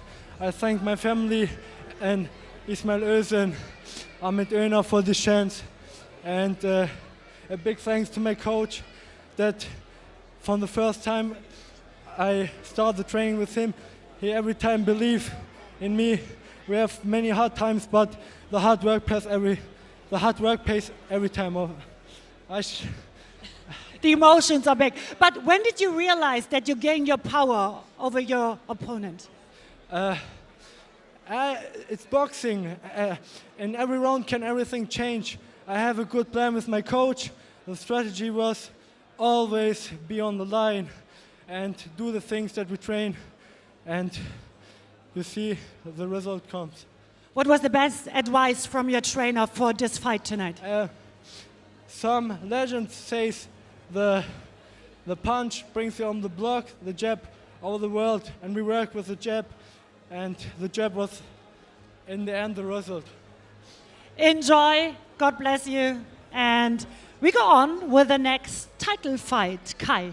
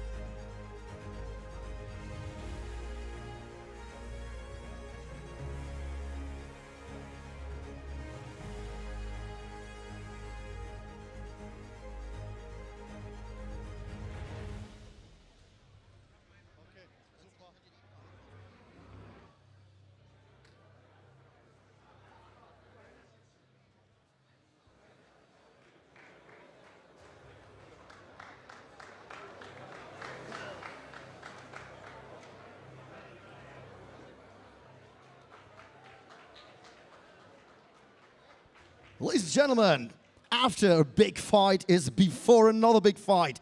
And we're going to the next WBC International title. It's a super welterweight title. And I call to the ring from Venezuela. Bienvenidos, Eddy, el terrible Colmenares.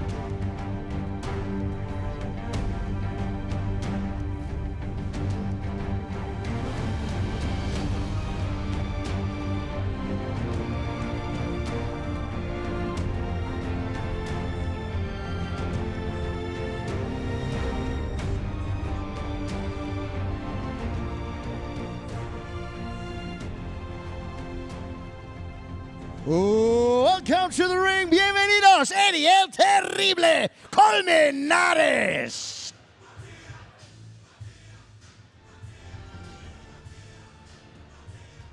And now, the boxer in the red corner.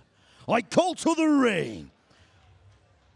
Welcome to Hamburg, Ermal, the Albanian sniper, Hadribeaj.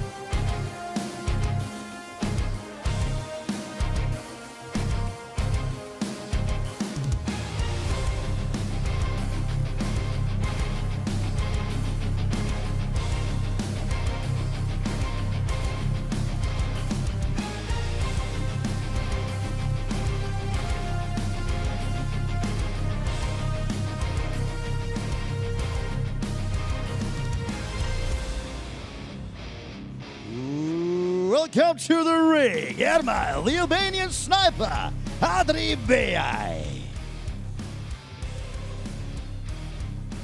Ladies and gentlemen, we come to the officials. WBC supervisor from the USA, Robert Lenhardt. The judges from Mexico, Paul Landeros. From Belgium, Daniel van der Wiele. And from Canada, Ed Pearson. And the lady in charge of the ring from Argentina, Analia Maradona. And now, the boxer in the blue corner. 27 years, 1 meter 84, 69.9 kilograms. The fight stats: 11 fights, 9 wins, and 9 by the way of knockout with 1 draw.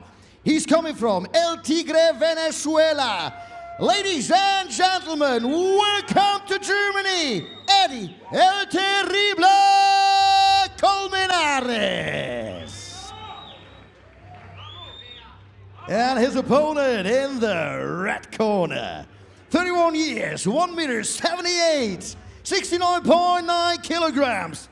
The fight stats: undefeated, 20 fights, 19 victories, 7 by the way of knockout. He's born in Tirana, Albania, and living now in Miami Beach, Florida, USA. He's boxing for Box Gym Miami. In the corner is coach Donato De Martin, Valerio Nocera, Peter Robert, and Eric Ash.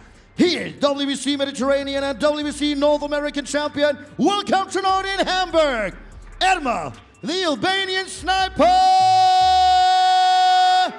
Hadribeaj. Ladies and gentlemen, 10 rounds of boxing. The boxers to the center.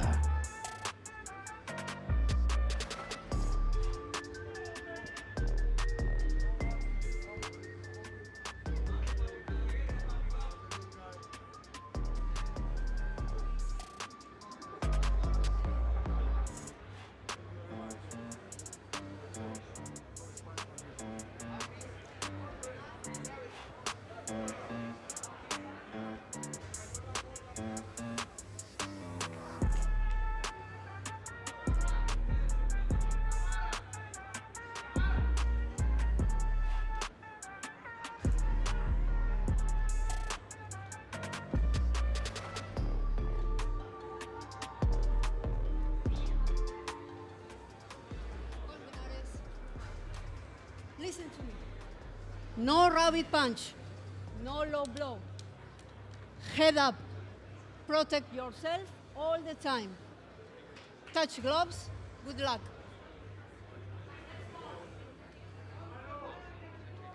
The boxers are ready. So let the fight begin.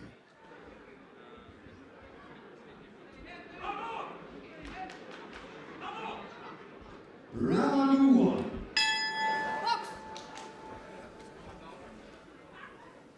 The title action continues here in Hamburg, Germany, with the WBC International Super Welterweight title on the line. Ermal Hadribeaj taking on Eddy Colmenares. And it's Hadribeaj in the white shorts. Colmenares in the black and yellow. This one's scheduled for 10, ladies and gentlemen. Hadribeaj looking to go 20-0 tonight. Still has that one draw against his name. Colmenares coming to us with a record of 9-1-1 with 9 KOs to his name. So every time he's won, he's managed to knock someone out. What a dangerous prospect for the Albanian now living in America.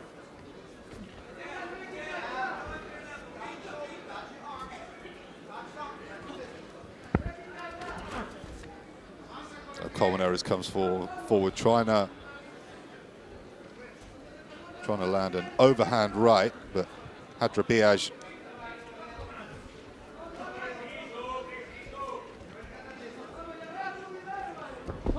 very good at eluding that. Oh, and Hadribeaj comes forward with a double jab and tries to work the body.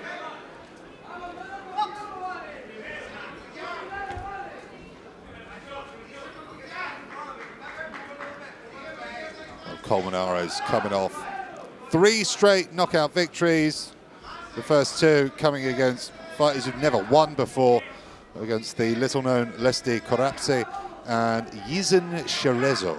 He did pick up an impressive 6th round knockout victory over Jonathan Jose Hernandez in Buenos Aires to claim the WBC Latino welterweight title. Moves up a weight class tonight to take on Ermal Hadribeaj.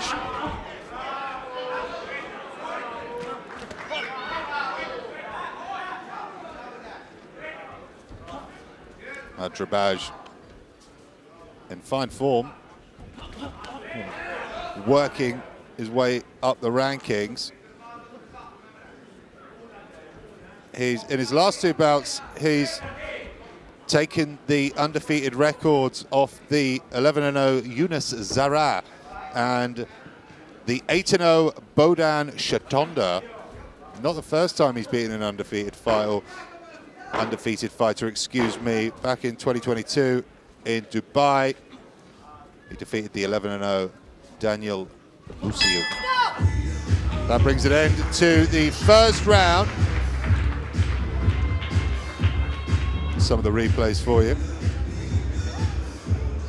Hadribeaj doing the more to press the action. Not the most tantalizing first round, but this one's scheduled for 10. Hadribeaj, not known as a knockout artist, collecting 7 KO victories from his 19 wins.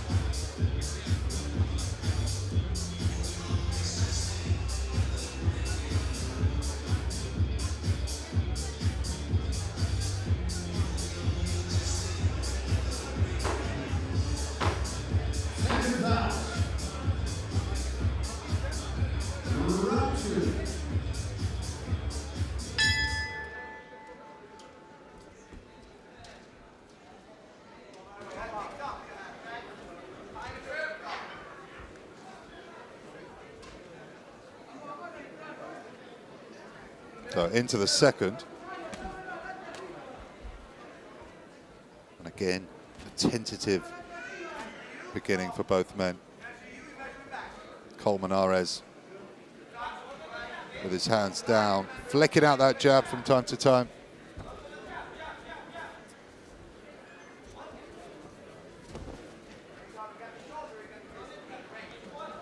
Hadribeaj happy to wait for an opening at this early stage.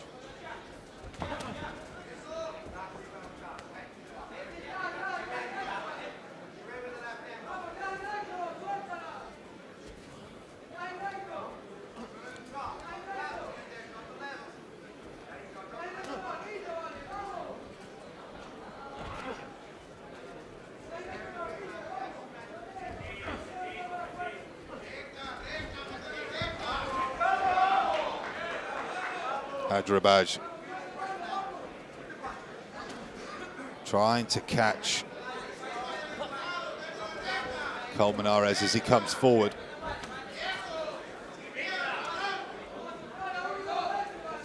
But not the most eager. Body shot. Oh, jab to the body from Ermal, the Albanian sniper.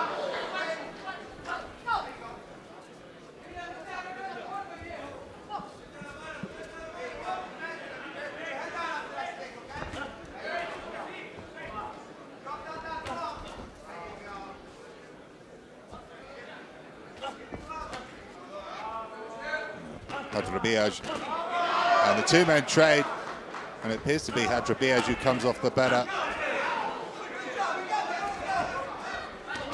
Oh, good shot there from Hadribeaj with the left hand over the top, fighting out of a southpaw stance. Puts his hands on his hips for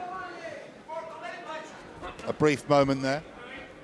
Colmenares comes back with a half-decent right hand to the head of Hadribeaj. Hadribeaj rips to the body, really laying down on his shots, and then comes back upstairs to land 2 decent shots to the head.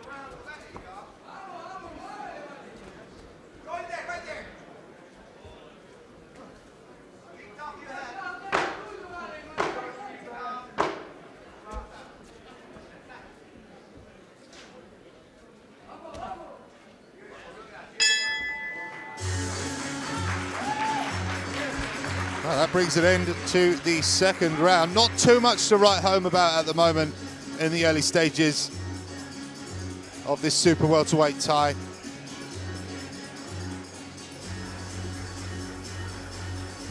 Hadribeaj doing the better work, landing the bigger power shots. And there's some of the best of them there. As we get ready to move into the third round.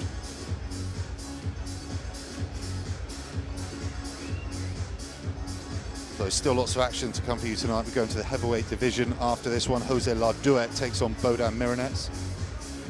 Sergey Komayat takes on Yasin Hermi.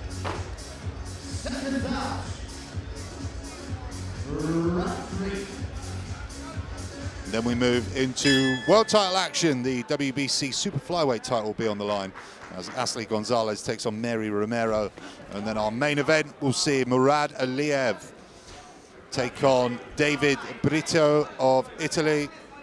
12-0 versus 6-0 in that main event.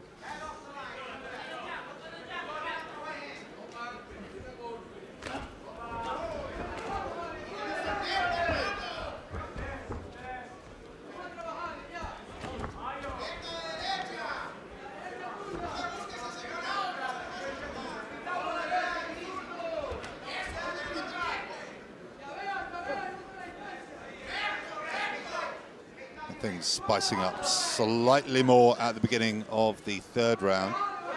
But again, the action has then dropped off.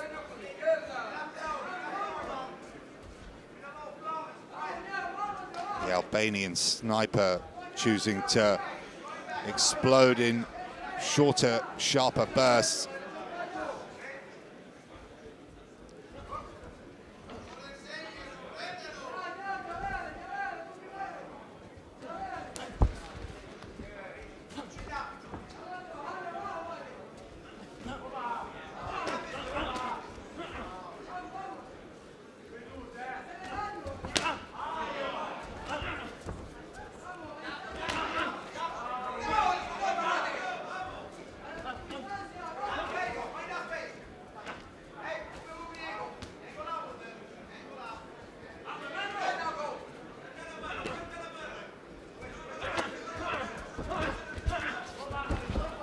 Pretty quiet round here in round 3.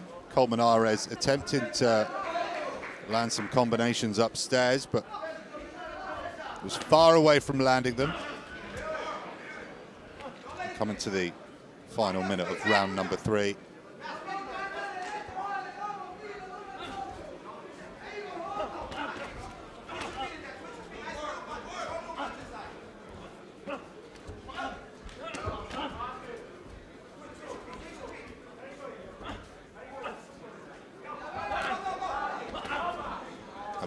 Trying to put his combinations together. Largely hitting the guard of Colmenares. And Colmenares just sort of glancing out the way out of a lot of these combinations coming at him.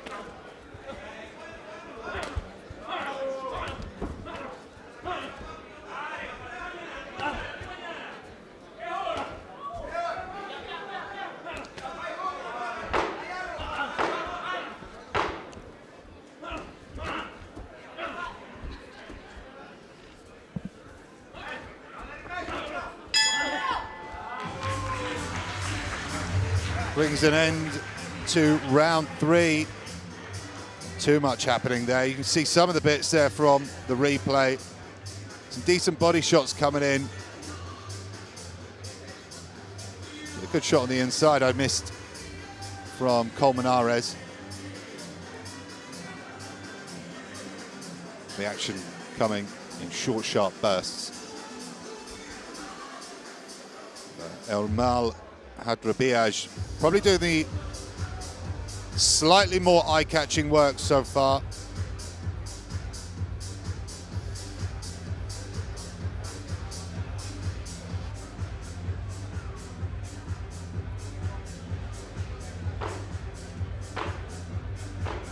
Seconds out. Round number 4.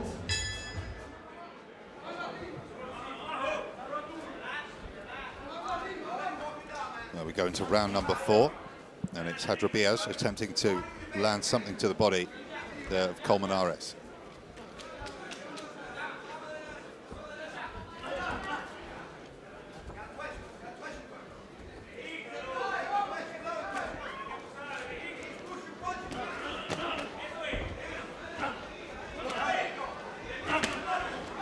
Good shot to the body there from Hadribeaj, but Colmenares is undeterred and comes forward.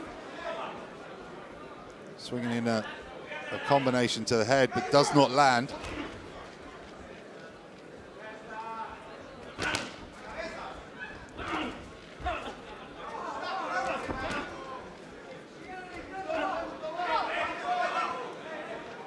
Fighters keep ending up on each other's chests.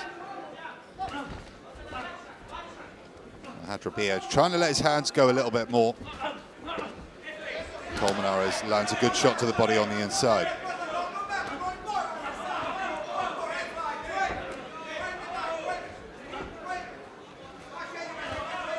The Venezuelan's work not as obvious, but still very good, as he's landing some work which is not as obvious.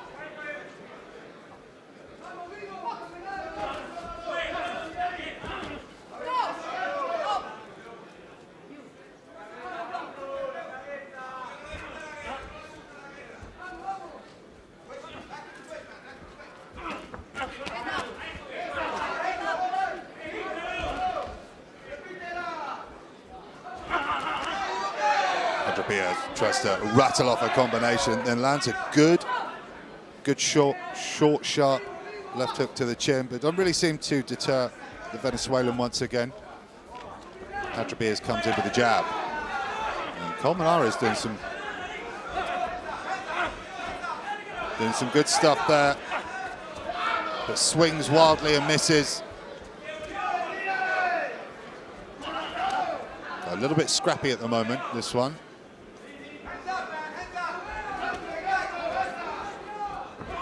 Neither really able to find their rhythm.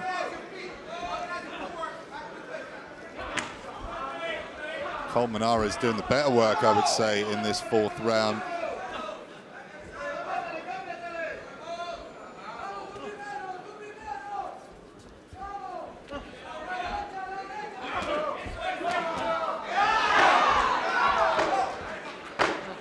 Final 10 seconds of round number 4. This so far scrappy affair from Hamburg, Germany. Colmenares not happy about something there. He said something to Hadribeaj as he left the ring.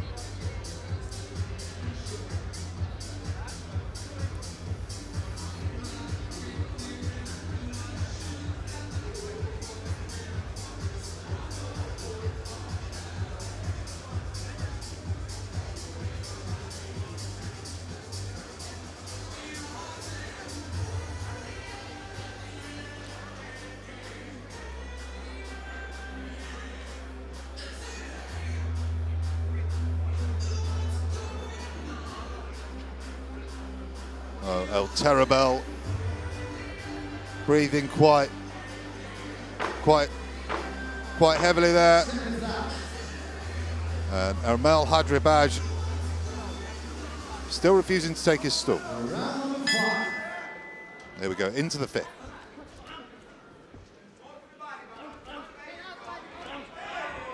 And a good start from Hadribeaj. Landing a couple of nice left hooks on the inside, but then the referee breaks it up.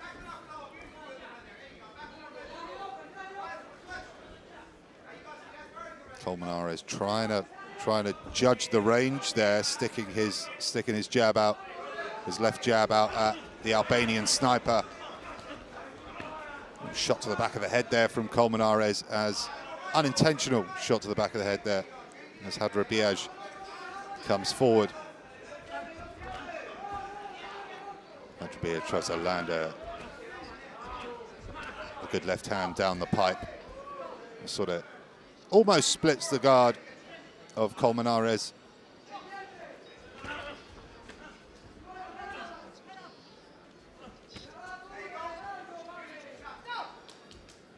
The referee got a lot of work to do here. She's having to break it up quite a bit.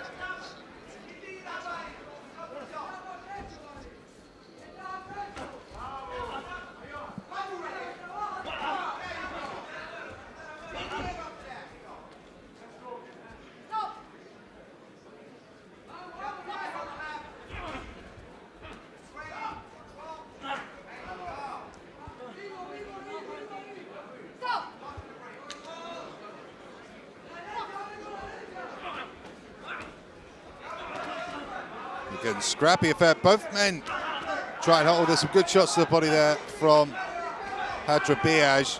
But again, they both end up on each other's chest. Colmenares does some good work on the inside. Both men cancelling each other out quite a lot at the moment as we go into the final minute of round number 5.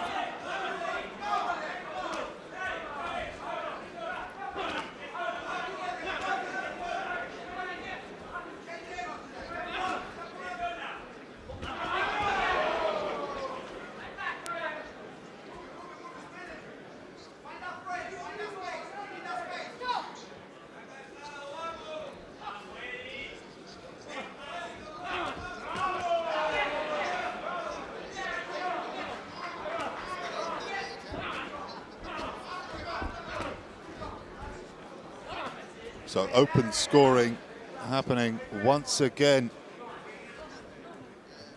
in this WBC title fight. So we'll have some scores for you in a few seconds.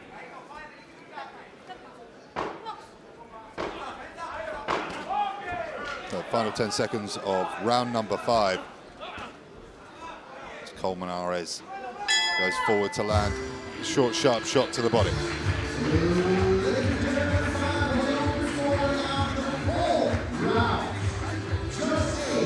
Score 40-36 Hadribeaj.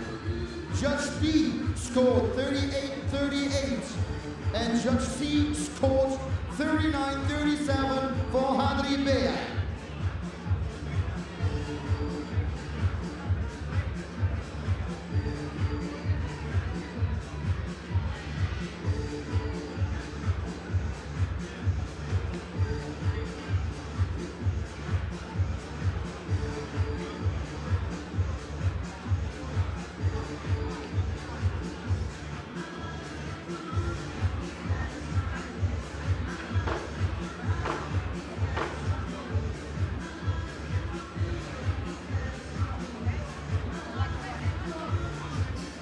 So open scorecards after 4 rounds.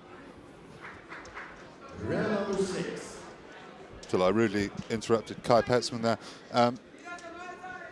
40-36 in favor of Hadribeaj. 38-38 and 39-37. So 2 judges have it in favor of Hadribeaj after 4 rounds. Obviously, we're into the 6th. One judge scoring it a draw. Not too much in it so far. One judge, interestingly enough, giving all four opening rounds to Hadribeaj, the reigning titleist.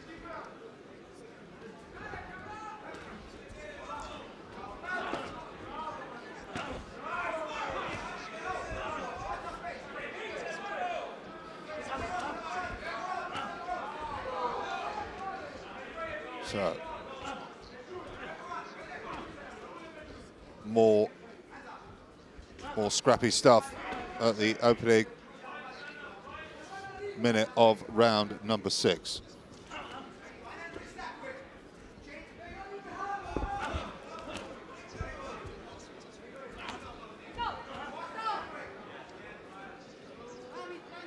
So those listening at home, unused to the open scoring, it's been in effect in German boxing for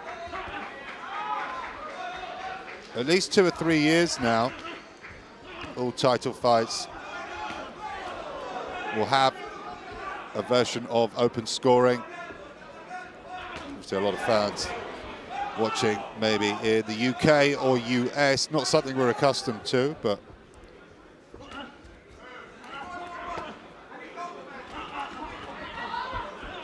something that I believe gives some transparency to all title bouts. Colmenares trying to put his own combinations together, followed by Hadribeaj, and both men cancelling each other out. Referee doing her best to try and keep them fighting, but she's had quite a bit of work to do tonight, breaking the 2 up. Colmenares working the body, and Hadribeaj tries to come back, but I've got Colmenares doing some pretty good work here. I think he's quite unlucky not to be ahead at least on one of the judges' scorecards.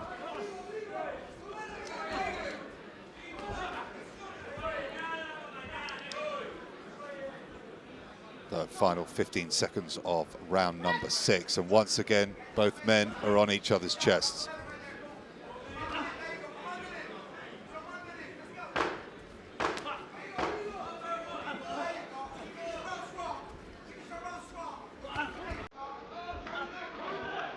Oh, Hadribeaj with a good left hook, up close to close the round.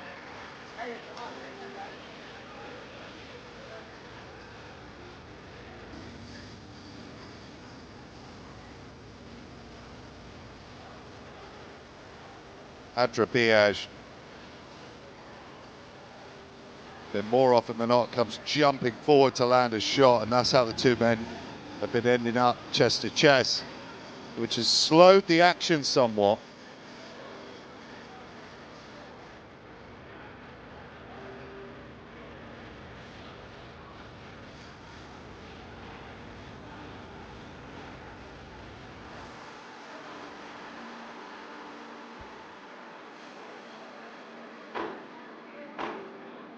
seconds out. Round 7.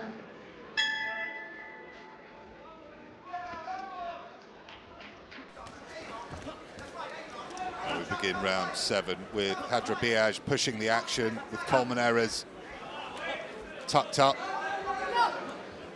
And again, they end up on each other's chest. It really slowed the entertainment value in this contest. Again, Hadribeaj with those short, sharp left hooks on the inside, which some judges might not be seeing.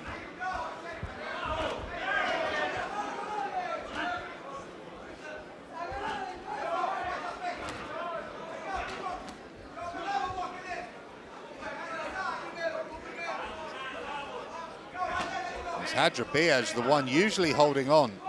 He'll land a shot and then sort of try and drag on. Here we go. Trying to land some shots. And once again, the two men are hugging as we come into the second minute of the second round. The 7th round, excuse me.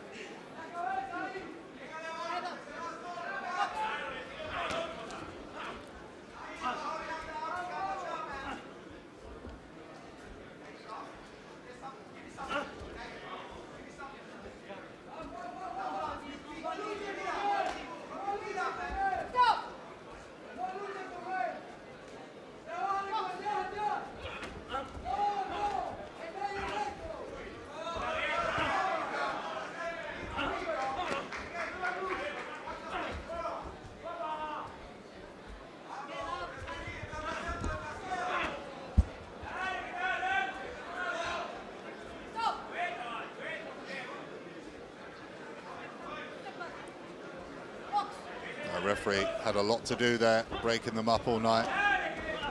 The cut seems to be opening above the eyebrow of Hadribeaj.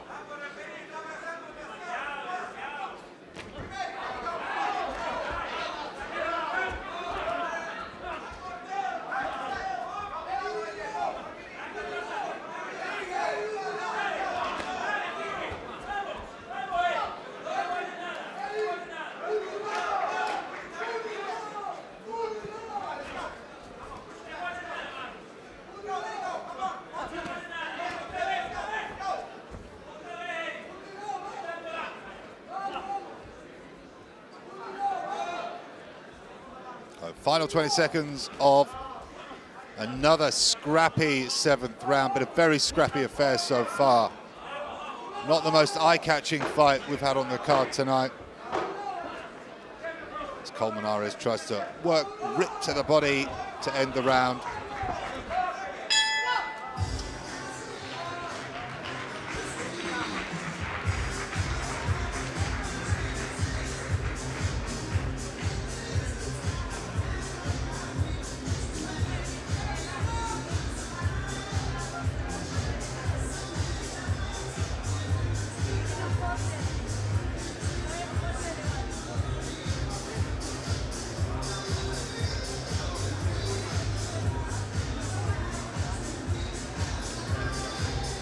So 3 rounds left of this, so far, slightly disappointing contest.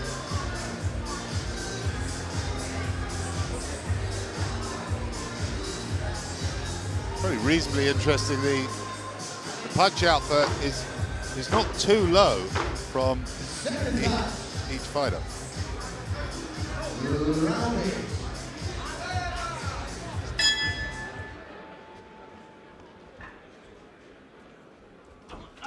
Going to round 8. Hadribeaj comes forward, almost slips over himself there.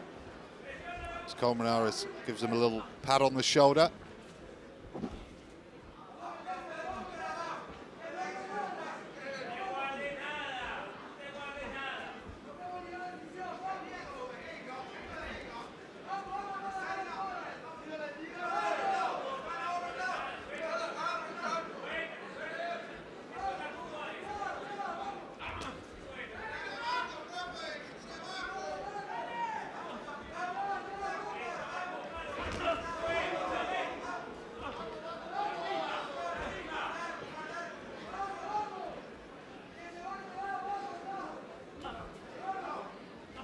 cagey beginning to round number 8.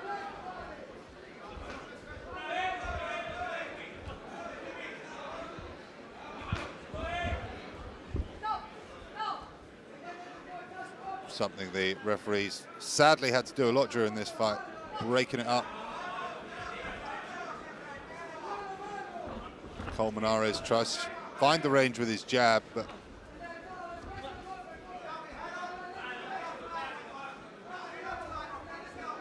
can't quite make it. So we should have another round of open scoring. We'll find out the scores from rounds 1 through to 8, and we'll announce them at the end of the 9th round.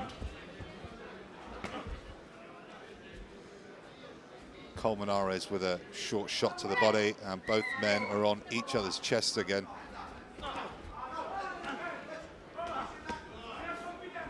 Colmenares comes forward, hits a glancing shot with his right hand. Colmenares tries to put a combination together, and then Hadribeaj comes forward.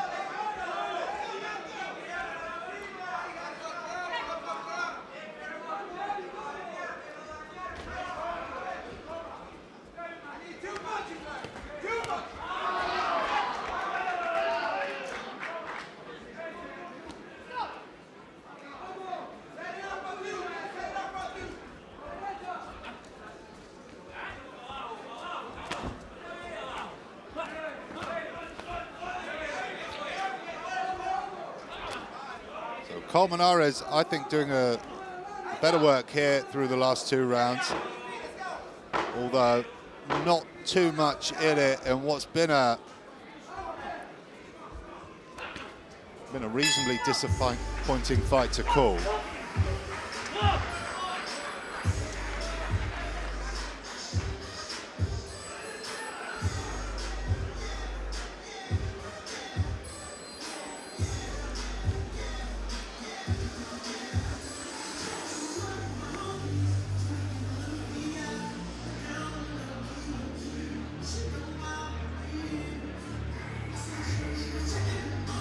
So Hadribeaj now taking that stool as we come into the final 2 rounds of the contest.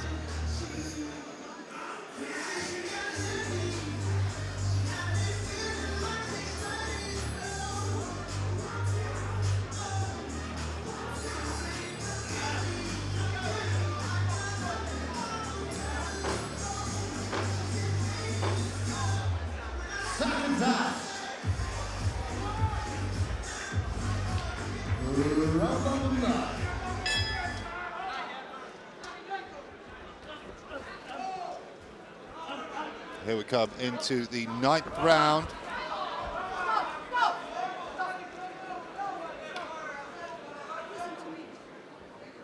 The referee again having to break them up.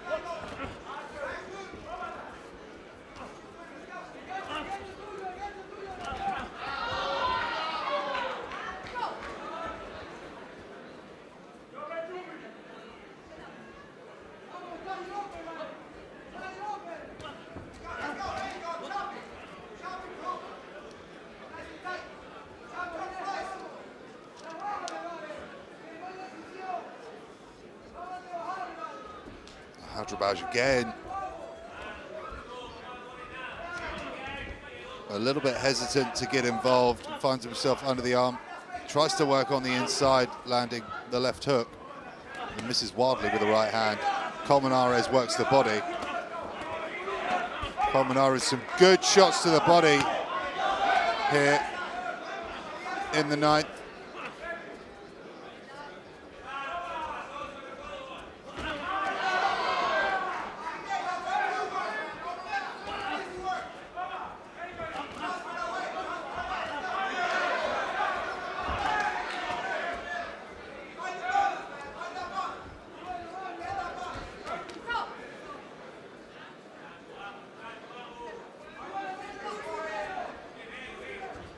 Referee again have to break them up.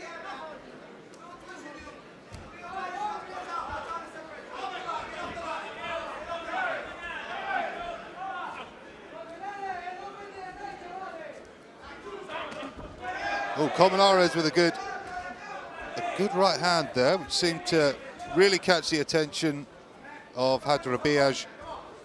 And Hadribeaj, usually the one who seems to be holding on, but then gets to work with a couple of shots on the inside, one to the body and then one to the head. Then trying to get back behind his jab, finds himself under the arms of Colmenares and then holds on again. Colmenares with a slapping right hand.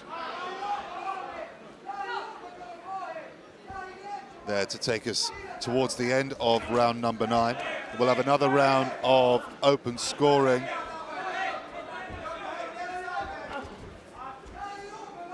After this, we'll find out the scores from rounds 1 through to 8.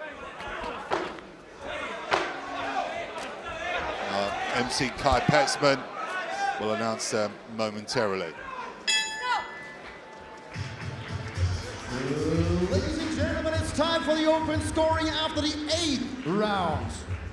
Score Judge A, 76-76. Judge B, 77-75.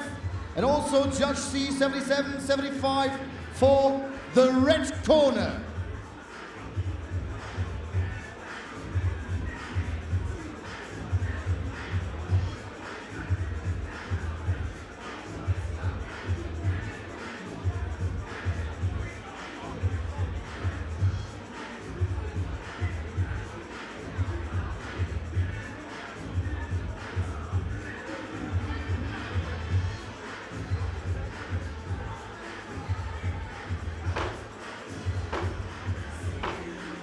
Seconds out. Ladies and gentlemen, it's time for the final round, round number 10.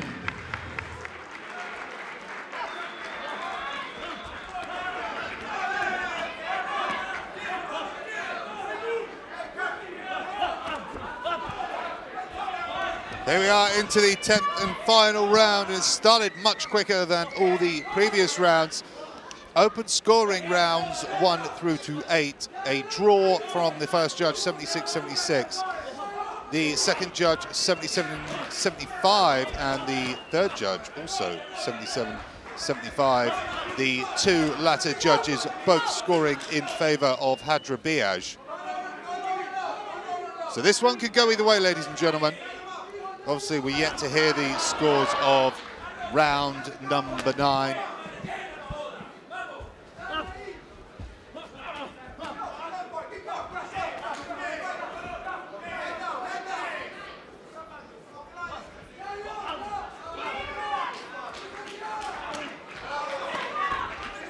Colmenares trying to push the action, trying to come forward. Those subtle shots to the body.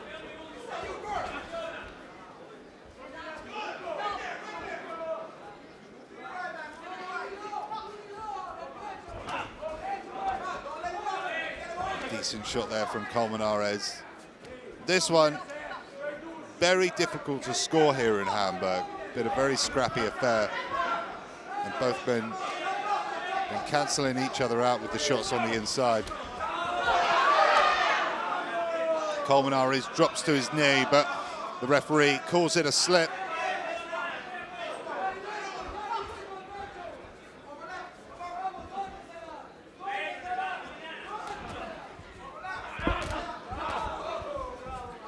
Colmenares trying to push the action as we approach the final minute of this contest. WBC International Super Welterweight title on the line.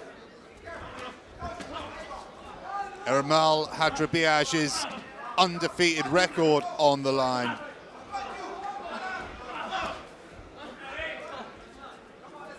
Colmenares attempts a combination, but misses due to the elusiveness of Hadribeaj.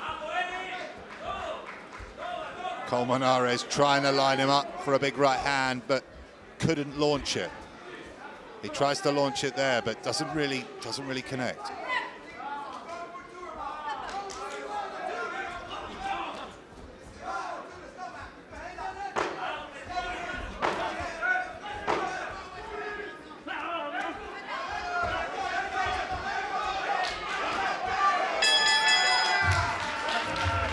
that brings the end to a difficult fight to call. I imagine an even more difficult fight to score.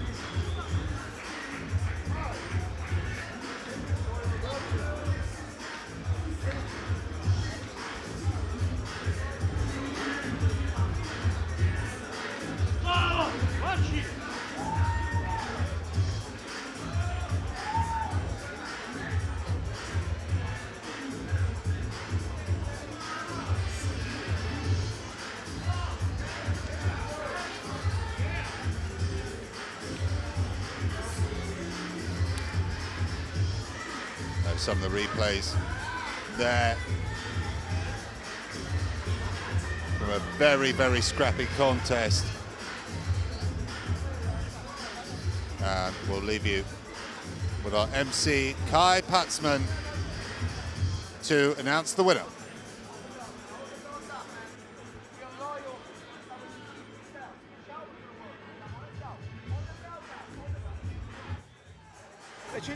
The bells, come on in. Come on in there. No.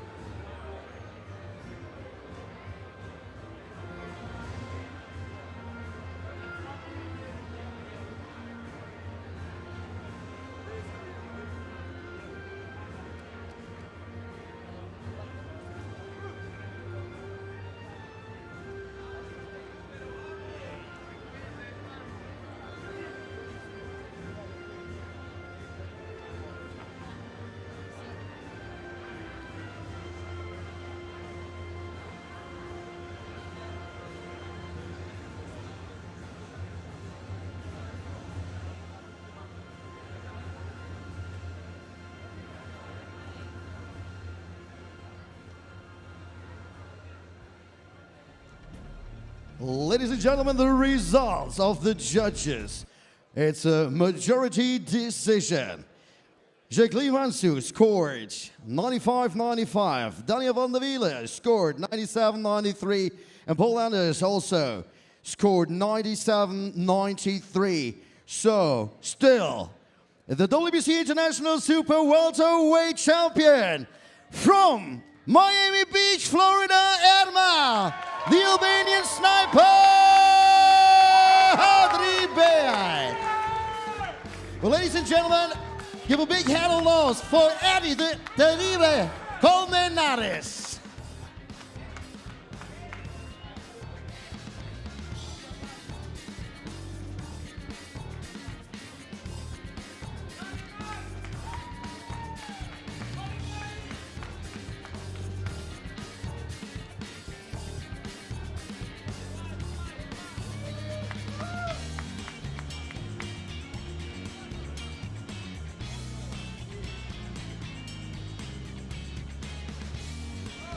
Ermal. Malo, hvala puno. Ermal, tonight, champions and heroes are born, but it wasn't easy for you. How relieved are you? I'm very relieved. I really want it, you know. I came so far. It was a tough fight. We passed it. We're gonna work harder. I wanna thank you, first of all. I wanna thank you, my team, because they be with me, working so hard, pushing me as much as I can, pushing myself. Also, I wanna thank me for being such a disciplined and hard worker. That's why that brought us here. And I wanna thank you, Universum Mat, for giving the opportunity to fight here in Universum and in WBC convention. Thank you so much. And I know how to say I'm so happy. I want to continue and chase the world title. Just because you have such a strong character, did you came into the ring to make a statement or just to give your best fight? The best fight, to give a statement, because it's not over yet. It's not over yet. You know, we are up and coming fight. We're learning and we're gonna come stronger. Thank you so much. Congrats and enjoy, because I don't know if I have to say it. They can pick or I have to pick. I gotta say it that if I have to call someone, should I say it or not? whatever. Or title. I'm top contender right now. I have my choice to call. I know this might not happen or not, but I want Terence Crawford. I want to outbox him, and I want to show that I'm the best boxer in the world. Let's go! The Albanian sniper gonna put Albanian in the map. Let's go! This was a statement. Thank you so much. So, my fellow boxing fans, we're gonna continue with the Cuban Torero against the Ukrainian Bull. So, keep on going. Kai, where are you? There you are.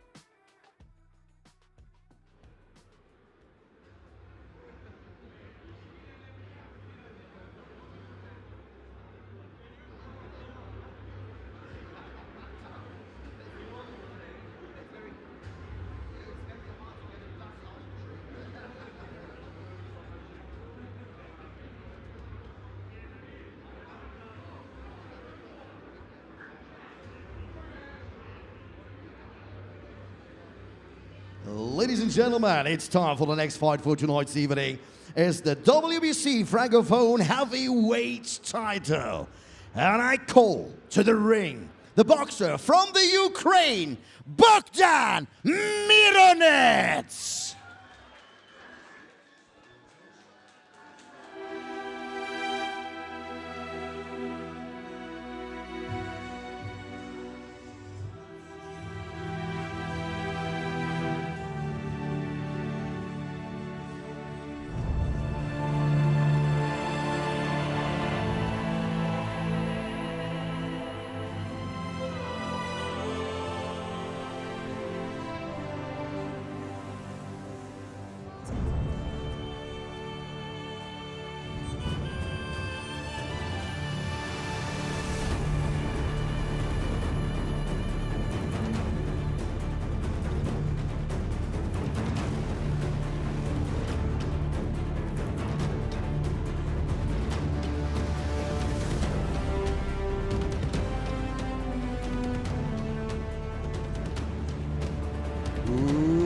welcome to the ring, Bohdan Myronets.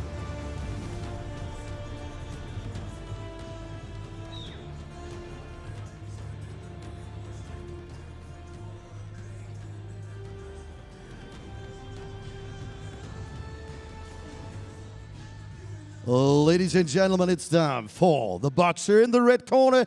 I call to the ring from Universum Boxing here from Germany, Hamburg, Jose La Pantera Larduet.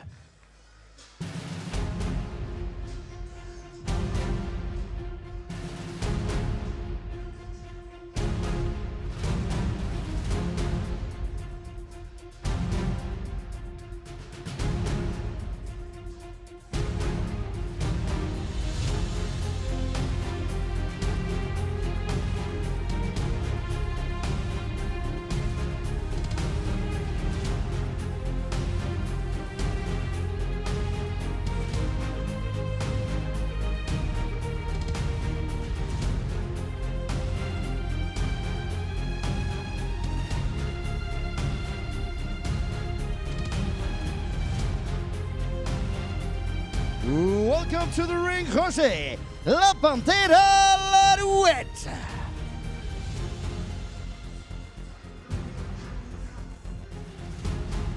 The officials for this title fight from the USA, supervisor WBC Dean Lojas. The judges from Ghana, Eddy Papo. From Canada, Glenn Dawson. And from Mexico, Pau Landeros. And the man in the ring from Italy, Massimo Barrovecchio. And now, the boxer in the blue corner, 30 years, 1m95, 100.5 kilograms. The fight stats, 10 fights, 9 victories, 5 by the way of knockout. He's born in the Ukraine, living in Riga, Latvia at the moment. He's fighting for Berserk MMA Gym Riga. In the corner is coach Igor Masma and Igor Chudin as a catman. Ladies and gentlemen, welcome Bohdan Myronets. And we continue with the boxer in the red corner. 34 years, 1m94, 121.8 kilograms. The fight stats, undefeated, 13 fights, 13 victories, 11 by the way of knockout. He's living in Hamburg, born in Santiago de Cuba, was former Caribbean champion, Cuban champion, was fighting for the Olympic Games. And ladies and gentlemen, he's fighting for Universum Gym with promoter Ismail Özcan Otto. In his corner, Robert Arutonyan and the former world champion King Artur Grigorian. Ladies and gentlemen, Jose La Pantera Larduet. 10 rounds of box the boxers to the center.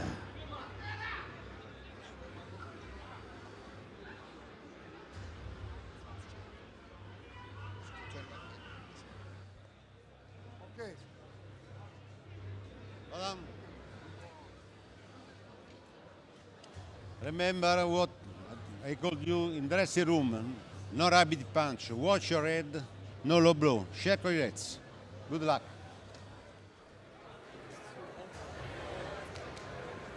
The boxers are ready. So let the fight begin.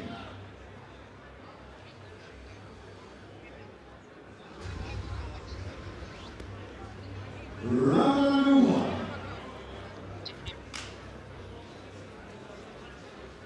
We move into heavyweight action, ladies and gentlemen. WBC Francophone title on the line as Jose Larduet takes on Bohdan Myronets. Myronets in the black shorts, Larduet in the white shorts. And it's Myronets early to get behind his jab. And Myronets trying to let his hands go early. Able to land a right hand on Larduet, but Larduet comes forward and lands a decent shot himself. They end up on each other's chests.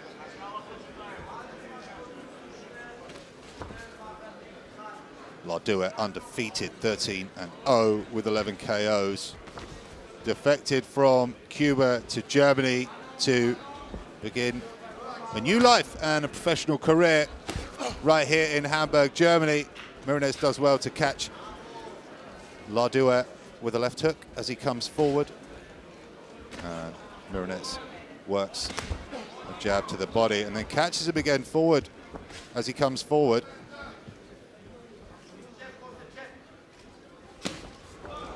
Another good left hook from Myronets. Myronets ducks out of danger's way and tries to put a combination together, glancing right hand, and Larduet lands a decent hook himself. But it's Myronets, the more active in the first half of this first round. Some glancing shots there from Larduet. He tries to ram that jab through Myronets'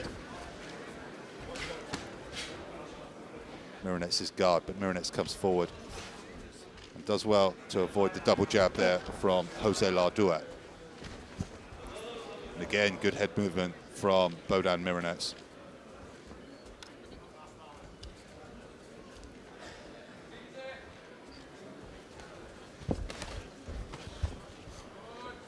Larduet lands the jab there.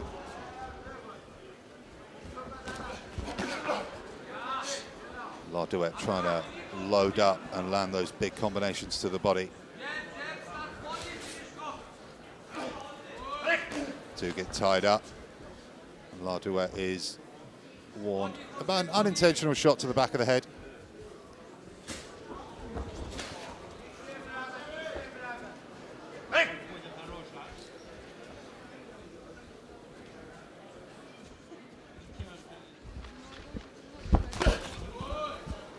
Myronets lost a unexpected decision on the World Boxing Super Series many years ago, but he's come back and picked up some big wins on the road. 2 in England and Scotland, firstly against Asley in a fight he wasn't expected to win, and then came back to beat the undefeated Nathan Gorman.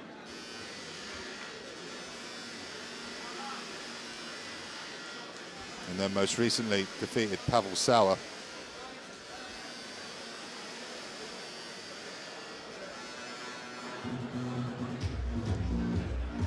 So interesting first round. Myronets may be the more active of the two in that first round. But this one's scheduled for 10 with the WBC Francophone title on the line.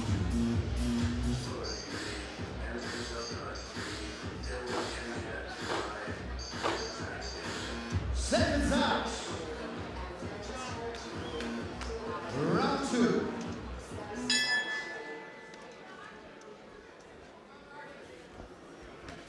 So then we go to the second round.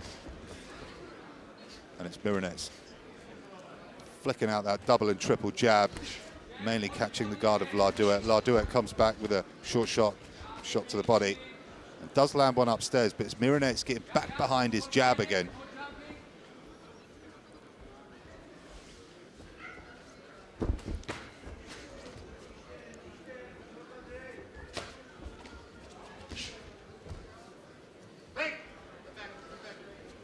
Myronets, the more active of the two in this early stage of the contest.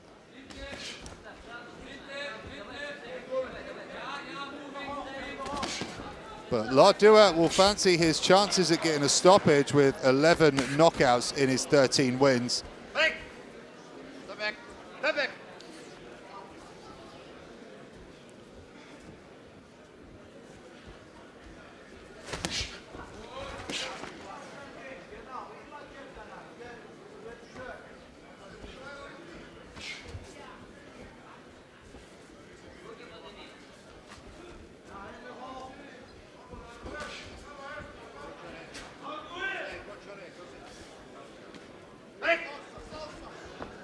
Halfway stage coming up of the second round, and Myronets with a good shot to the body and then comes upstairs with a left hook.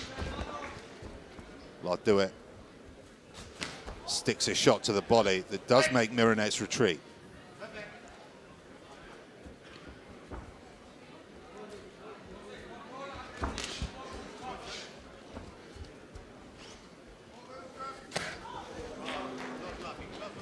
Myronets lands the right hand after the two break up.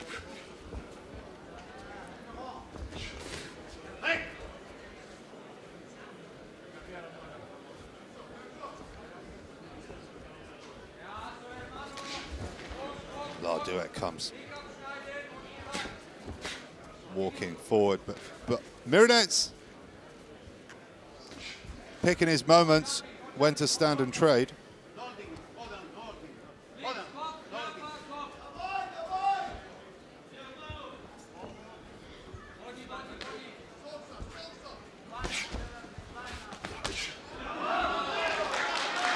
Decent work there by Larduet, landing a overhand right on Myronets. And the crowd like that, swings wildly, but Myronets ducks out of danger's way. Some good work from Larduet, landing upstairs and then putting a combination to the body. And that ends an interesting second round. Here's some of the replays. See there, Myronets doing well to avoid danger there. There's a good body shot there from Myronets. Myronets the more active of the two so far, but there have been some successful moments for the Cuban as well, now based here in Hamburg, Germany.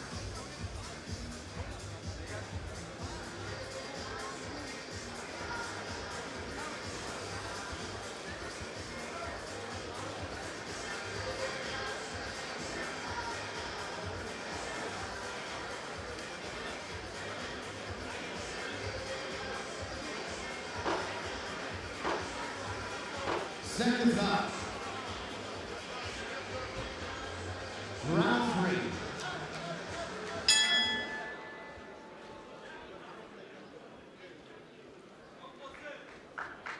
We're going to round number 3. There's Larduet beginning with the jab and then jabbing again to the body. Myronets trying to find an opening through the guard. And having quite a bit of success with that left hook. Starts to try and put some combinations together, largely catching the guard of Larduet. Two men trade, both have success on the inside. Myronets with a short uppercut on the inside.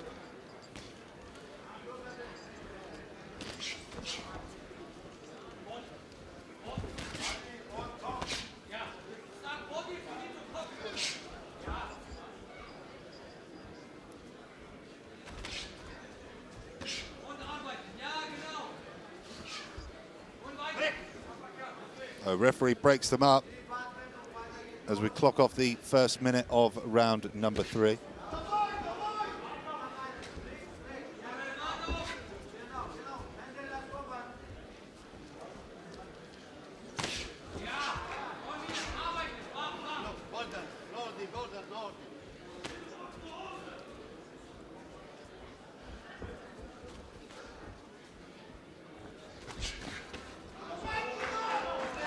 Myronets puts a combination together.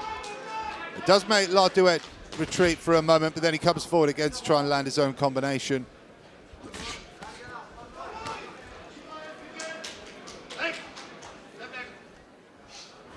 Referee breaks him up on the moment. Larduet pushes him away. Larduet attempting a left hook there, catches the guard of Myronets and then works the body of Myronets. Referee tells Larduet to keep his shots up.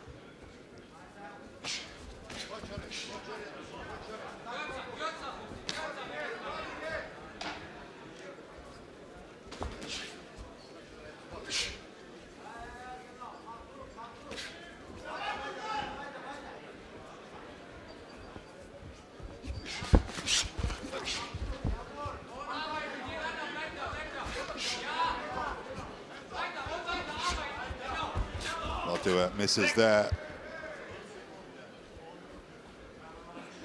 Myronets. And Larduet yet to really connect as much as they would usually like to. Both quite technically gifted fighters.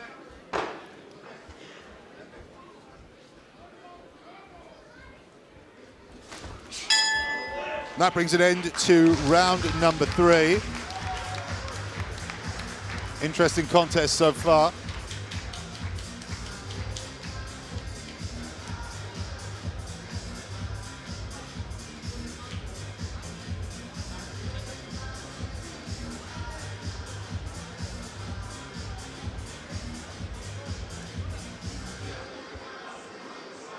There's Robert Harutjinyan there, giving some instructions to Jose Larduet,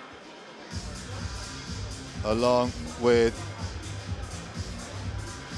boxing legend Arte Gregorian.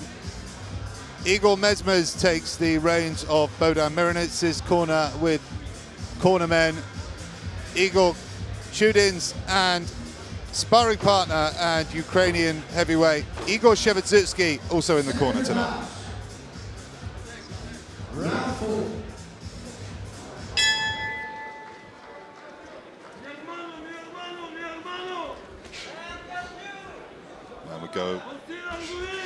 And we go into the 4th, and there's some blood coming from the nose from Larduet.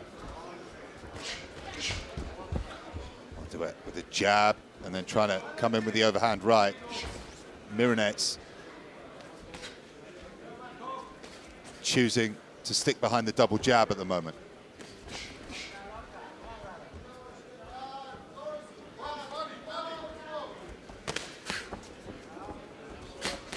Oh, good shots there from Myronets. Good combination with the left and the right. Larduet comes forward. A lot of glancing blows from both men at times. Larduet works the body.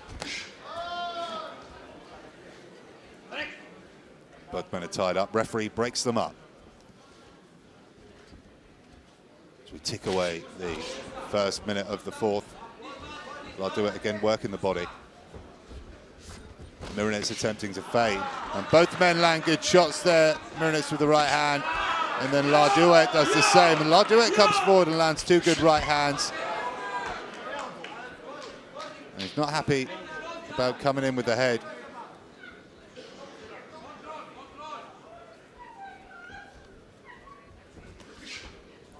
Viva Cuba! Viva Cuba!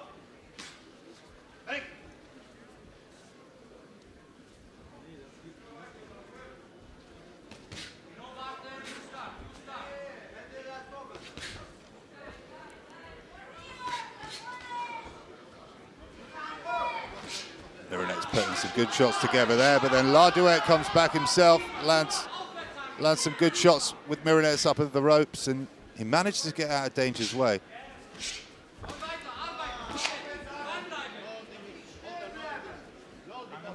Things getting a bit scrappy in the 4th. Myronets puts together a combination.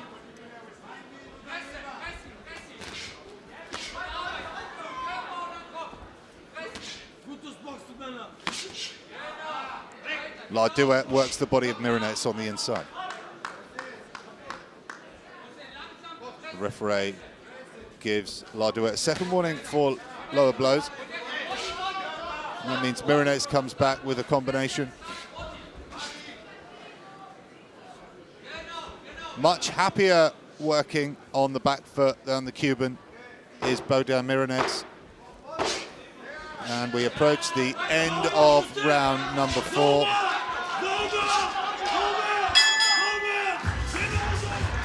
Probably the best round for Larduet so far. Some of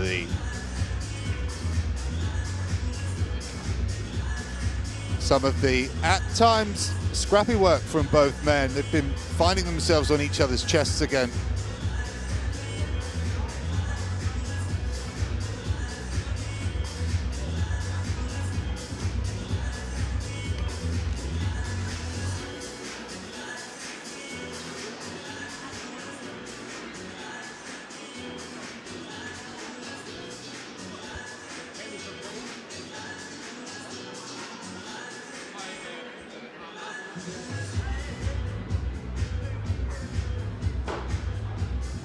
Seconds out. Round 5.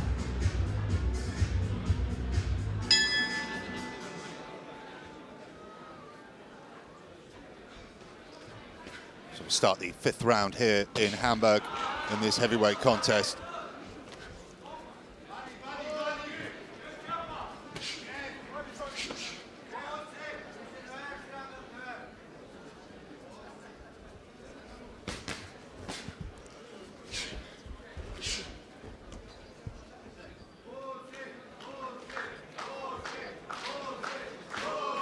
Jose largely on home territory here. Oh, good work there from Jose Larduet. Some connecting shots, connecting combination on the chin of Bohdan Myronets, but Bohdan Myronets tries to come back with some reply.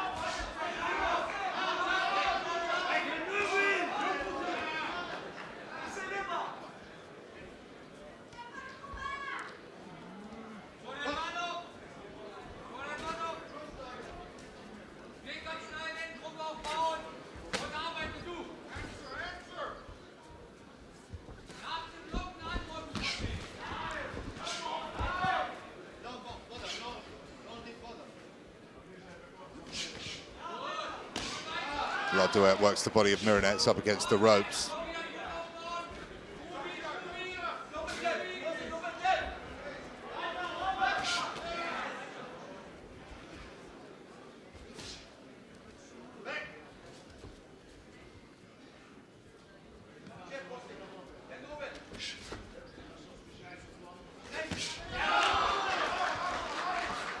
And Larduet having some success here through rounds 4 and 5.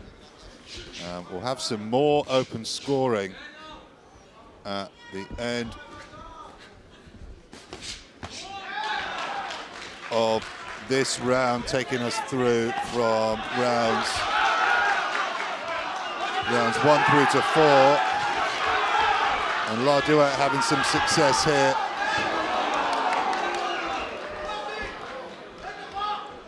So pretty close fight so far. Tough one to call.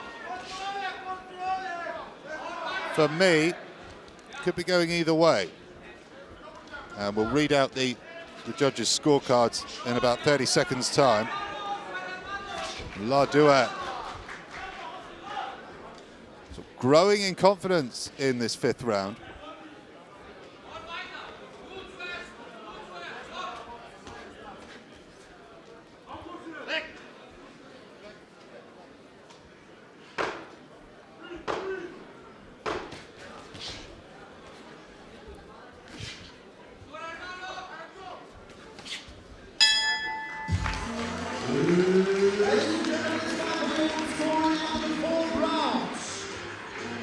Judge A scored 39-37 for the red corner. Judge B scored 38-38. And Judge C scored 39-37 for the blue corner.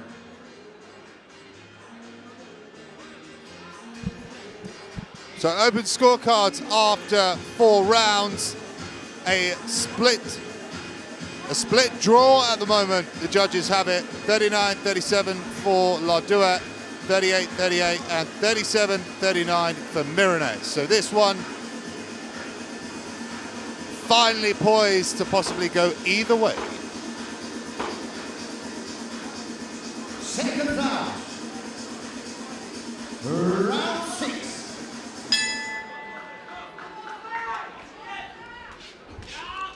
So over the halfway stage of this contest.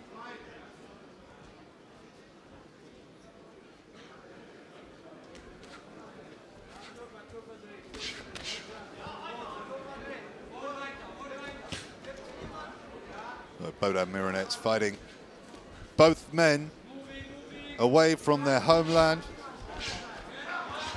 Larduet trying to cut off the ring and land some big power shots on Myronets. Both men landing glancing shots so far. Nothing really catching the eye from either man so far. Larduet, some good work on the inside. And Larduet with a decent uppercut on the inside.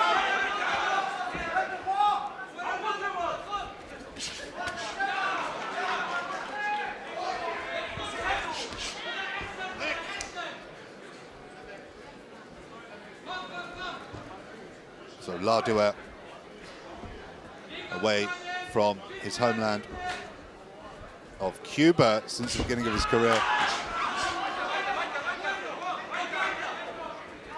I had the pleasure of commentating both men's careers for the majority. Bohdan Myronets, based in Riga, Latvia. Originally from not too far away from the Ukrainian capital of Kiev.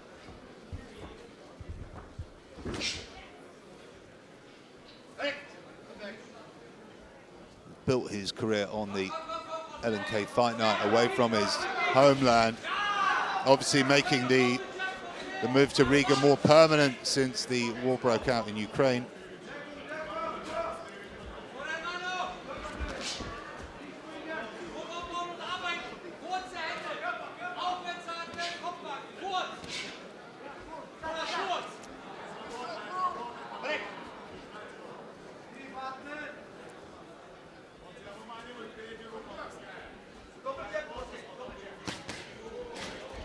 That's better work from Myronets. It's been a bit quiet for the last couple of rounds as we come into approach the final 30 seconds of round number 6.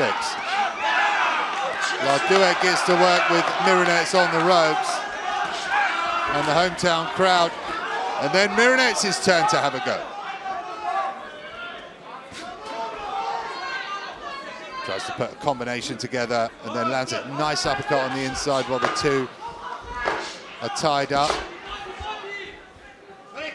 And then Larduet tries to push the action. But reasonably dogged affair so far.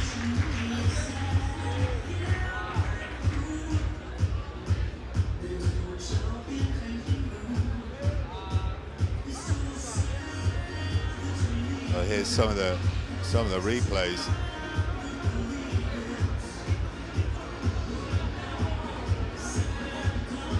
Oh, tough one to score so far. So the first 4 rounds, as the judges said, could have gone either way, with a draw amongst the 3 judges. 1 judge scoring it even and 2 judges scoring it 2 rounds either way. Since then,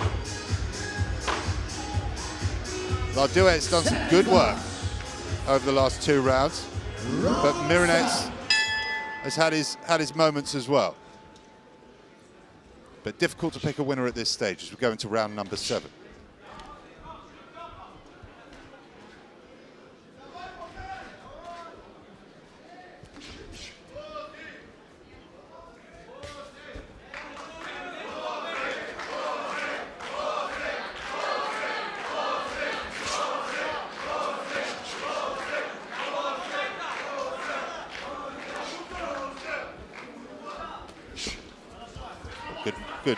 Good movement there from Myronets as he gets out the corner, and then there's a nice jab from Myronets.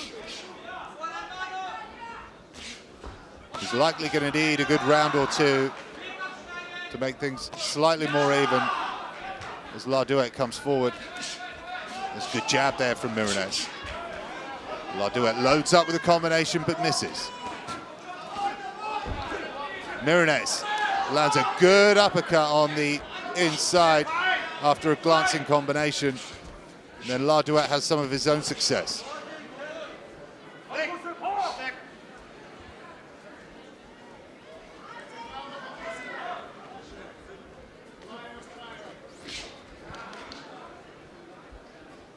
Again, Myronets trying that uppercut on the inside.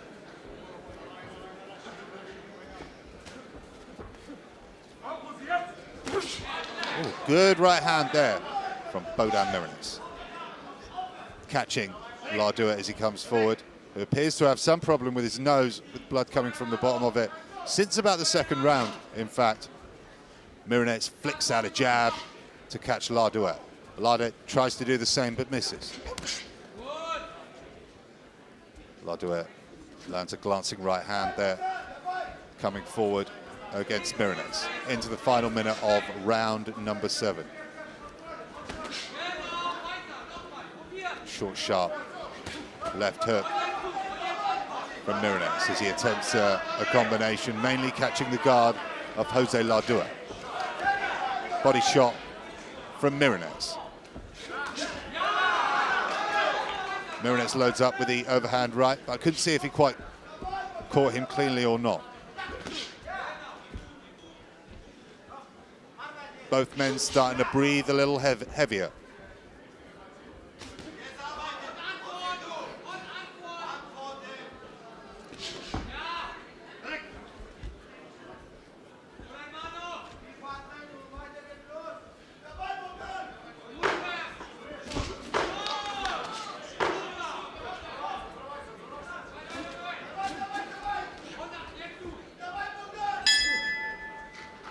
That brings an end to round number 7.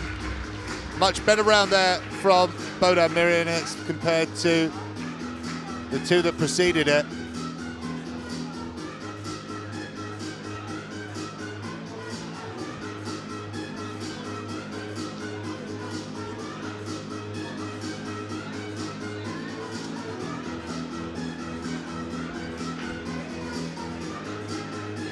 So we go to round number 8. We will have another round of open scoring at the end of round number 9. But a close fight so far, difficult one to call as we head into the final 3 rounds. Seconds out. Round 8.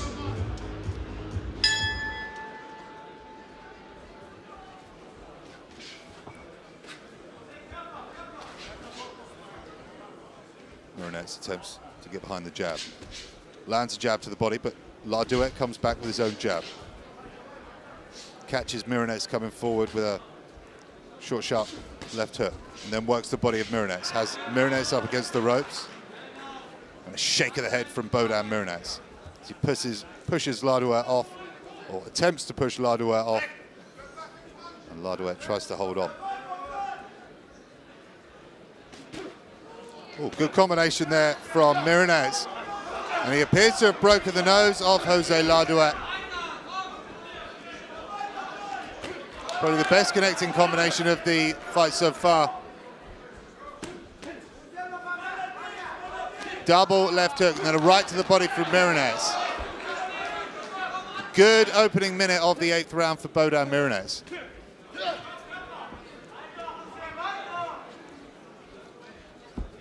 Myronets resets. Tries to draw Larduet on, but he does land his own right hand for Myronets' troubles.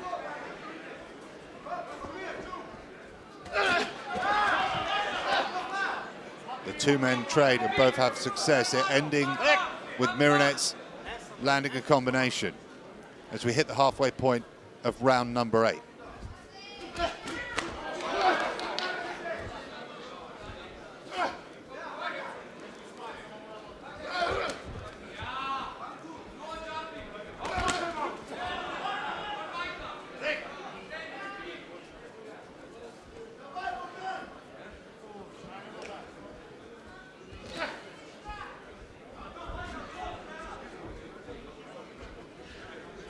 Into the final minute of round number 8. And a well-matched heavyweight contest here in Hamburg, Germany.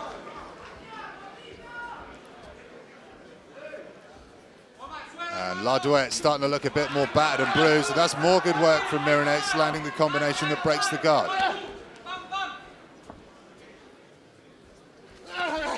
Larduet leans on Myronets, tries to push his way through to landing another combination.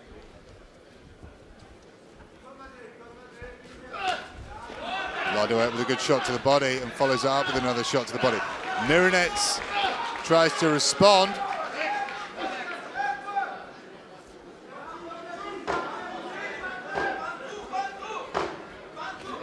Final 10 seconds of round number 8. And Myronets lands a good shot to end the round.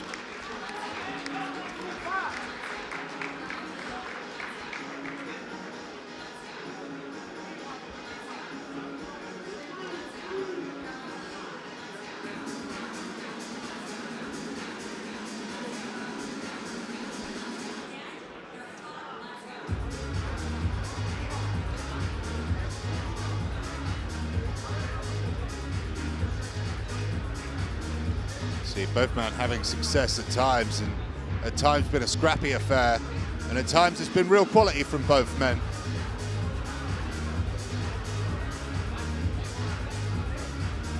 Both heavyweights have a high amount of technical ability. Both men breathing heavily. Round 9. So we go into the 9th, 2 rounds left of this WBC Francophone heavyweight title fight.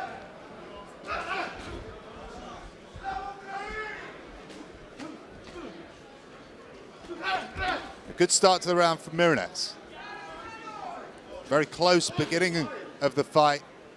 And then Larduet probably taking the middle rounds, and it appears to be Myronets who's taken the latter few rounds.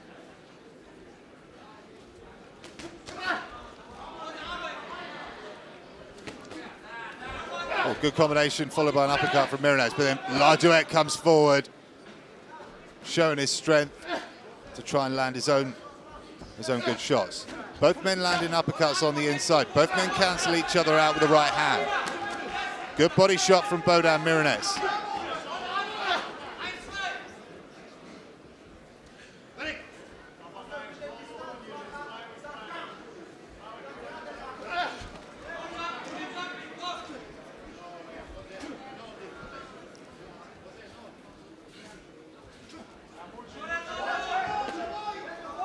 Myronets jabs to the body with the left.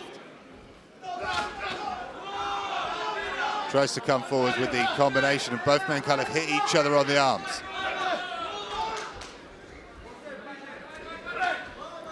Good jab from Larduet, stops Bohdan Myronets in his tracks. As we edge over the halfway point of round number 9.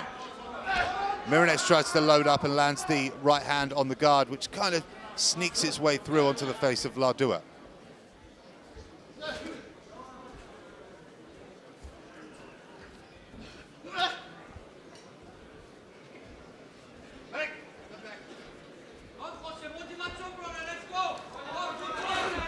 Into the, oh, good work there from Myronets as Larduet comes forward.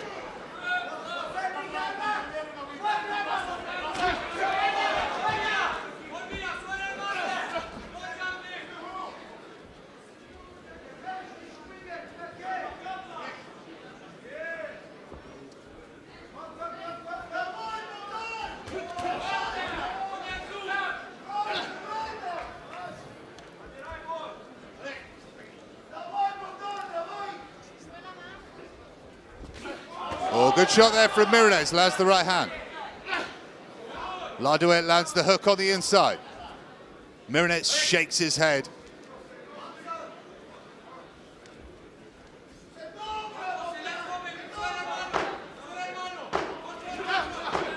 Final 10 seconds of round number 9.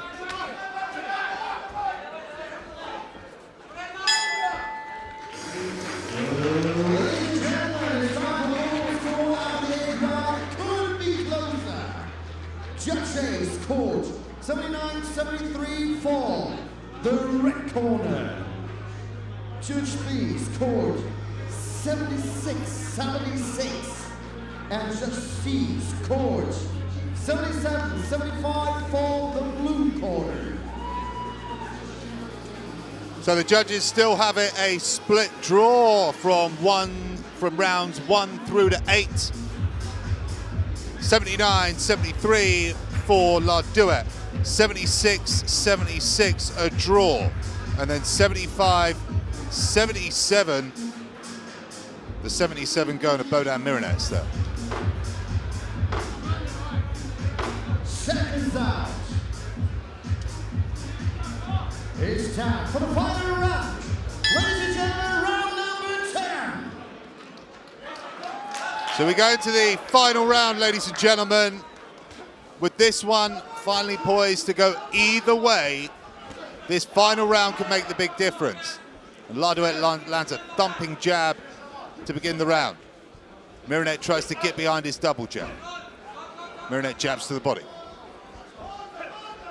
Myronet attempts the overhand right, misses, but then comes back and is able to land some shots as he comes forward with a combination. Larduet tries to work on the inside.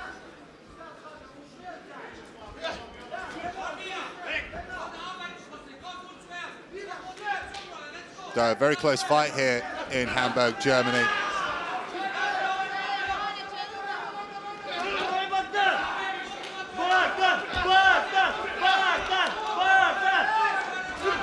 Something wrong, something poking, sticking out the back of Larduet's back there.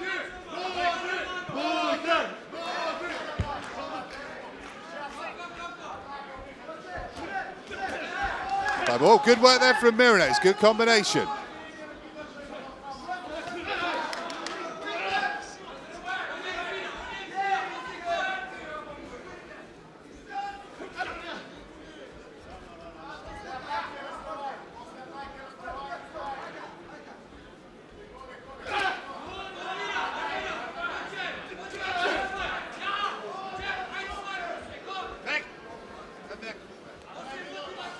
Just a minute and 20 seconds left of this heavyweight contest. Been an intriguing fight so far.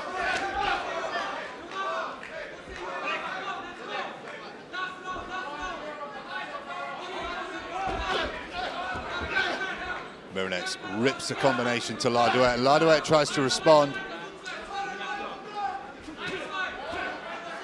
Myronets sends another combination in, hitting the guard of Larduet.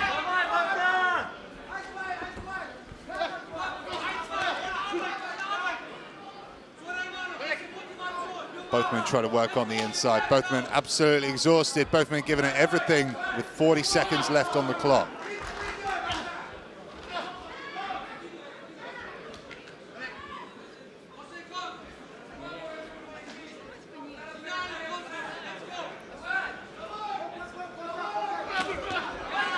Larduet puts a combination towards the body of Myronets. With less than 20 seconds on the clock, this one could go either way. Myronets attempts two big right hands, misses with both.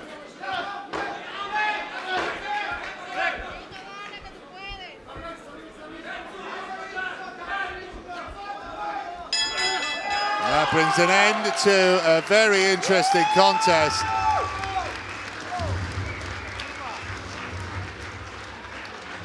This one could go either way.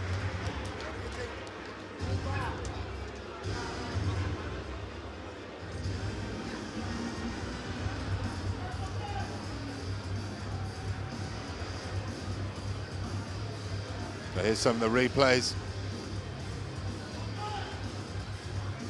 from a very evenly matched heavyweight contest here in Hamburg, Germany. Been close throughout.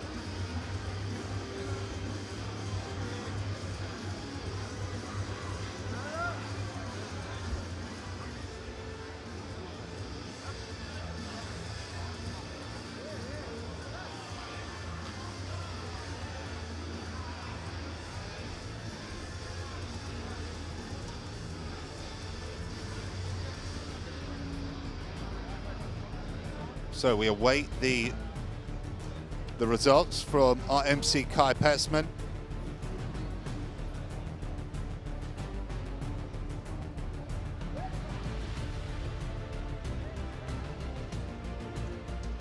But a lot on the line for both men. We'll leave you with our MC Kai Petzman to give you the results.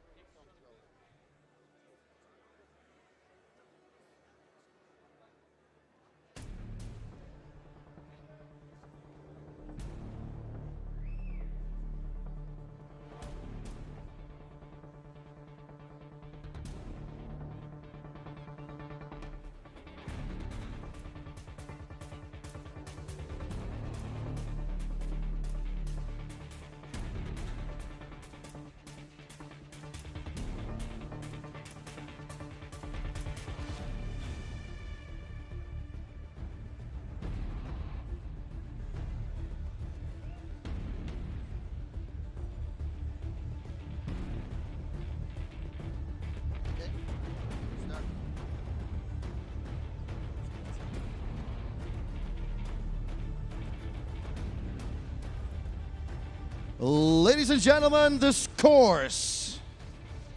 Eddy Papo scored 97-93 for the red corner. Glenn Dawson scored 96-94 for the blue corner.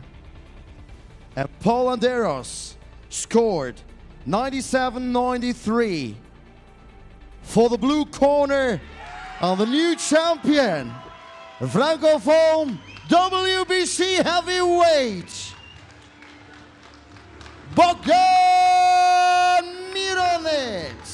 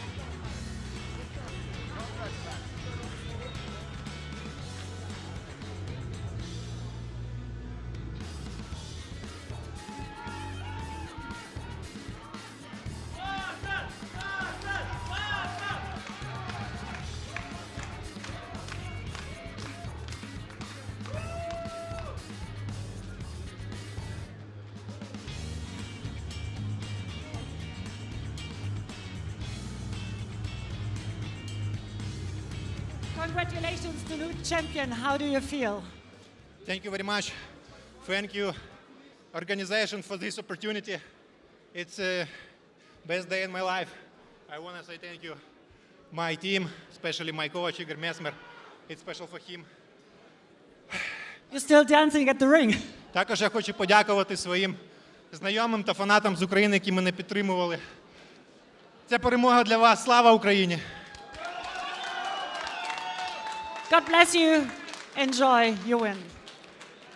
So, and we all saw that Hamburg is in the center of attention these days because of the WBC convention, the unique athletes, and of course about these two ladies. WBC care, it's like big champions care about little champions. Explain me a bit more. WBC Cares is exactly what you said. It's the charity arm of the World Boxing Council.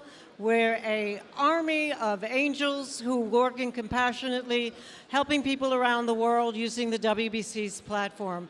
And we want to thank Elaine Flores for designing this jacket and all the wonderful people who bought raffles in order to win this jacket. So that money goes back into the community where we try to help as many people as we can. So we have an honest woman here, Christiane Manzour, who will pick the winner of our raffle. So I'm excited. Who will win? I come in the middle of you guys. Not the first one, not the second one, but the third one, okay? The third one, okay. No, this is number one. I mean, the first one, 164 out. Okay.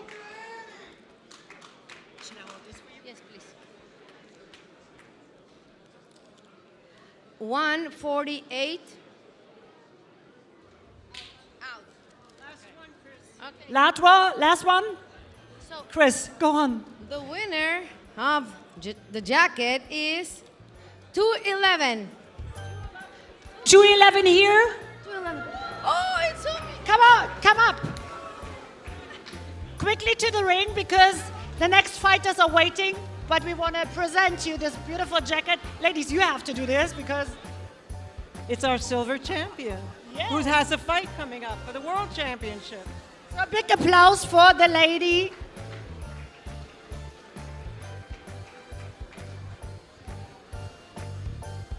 What's your name? Come in. My name is Umi Ishikawa, WBC minimum weight interim champion. Congratulations. You got this beautiful jacket from the WBC. You are the winner.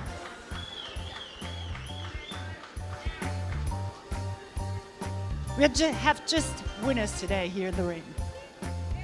Yes, perfect. Thank you so much. Thank you. Enjoy. And we go on with the fights. Ladies, we leave in the ring. Yeah, thank you very much today. I think it would be fantastic. I also like to have a jacket like this, please. Next year. Okay, next year perhaps. Ladies, thank you very much, ladies. It's always a good reason. WBC cares. Very important work. It's absolutely fantastic. Thank you very much, Jill. Thank you very much, Christine. And Sylvia, of course, thanks. And so now, ladies and gentlemen, the next boxers are waiting. And it's time for another WBC International Silver Middleweight title fight. It's incredible, 7 title fights tonight. I don't know if we had it before on German ground. It's a special evening, and I promise you, it's an unforgettable one. And so, ladies and gentlemen, I call to the ring from Italy, Yasin Ermal.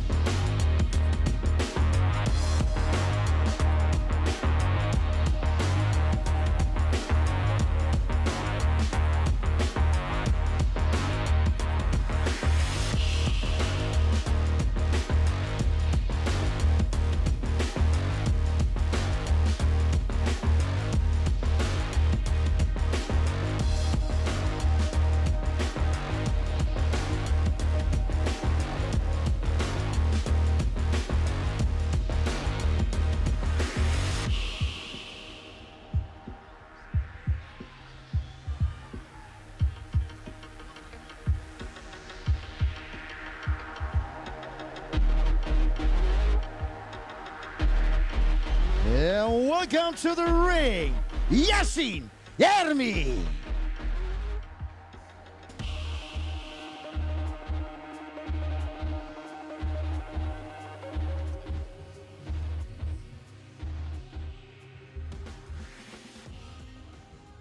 And I call to the ring the boxer in the red corner, coming from Frankfurt, Hessen, Germany, Shokhjakhon.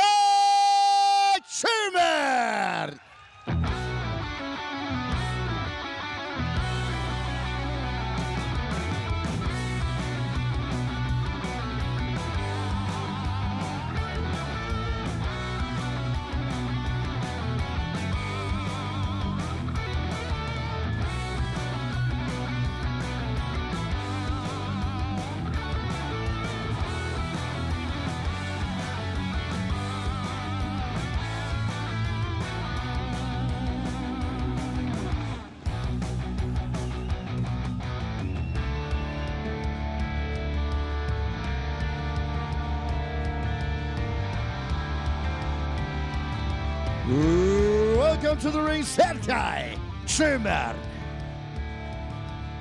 And again, let's start with the officials. WBC supervisor Marcos Arenti from Argentina. The judges from Mexico, Miguel Morin. From the USA, Perla Rodriguez. And from Mexico, Alfonso Zamora. The man in charge of the ring, coming from Mexico, Laurentino Ramirez. And so we start with the boxer in the blue corner. 22 years, 1m80, 72 kilograms. The fight stats, 17 fights, 15 victories, 12 by the way of knockout and 1 draw. He's coming from Florence, Italy. And he's fighting for Team Fragionieri. From Milan, in the corner, Schiripoti Gianluca, Jacopo Patarina, and the coach Jacopo Fragomeni. Ladies and gentlemen from Italy, Yasin Ermal. The boxer in the red corner is 26, 1 meter 85, 72 kilograms. The fight stats, undefeated, 8 fights, 8 victories, 7 by the way of knockouts. He is born in Hanau, Germany, and now living in Frankfurt. Boxing for Universum Box Promotion with promoter Ismail Özunotto in the corner, Robert Harutonyan and Sida Kaya. Ladies and gentlemen, Sherka Chairman. 10 rounds of boxing. The boxers to the center.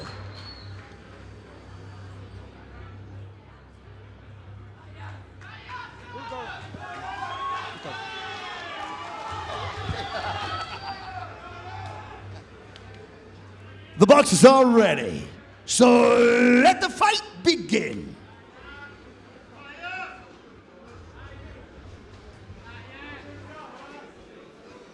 Round 1.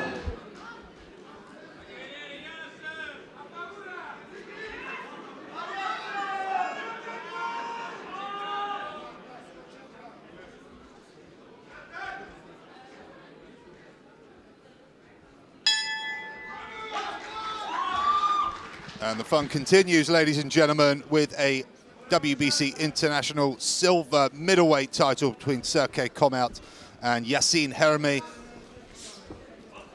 Komat in the green and black trunks, Hermi in the purple and white.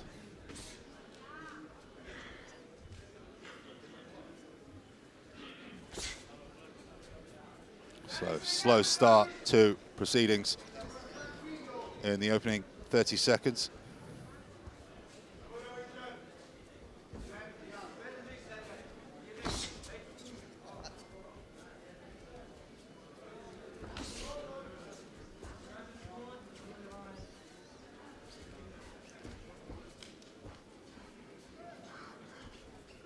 Not much to write home about in the opening minute of this middleweight contest. Sergey Komat, oh, lands a shot to the body there. Comes to us undefeated with a record of 8-0, 7 KOs.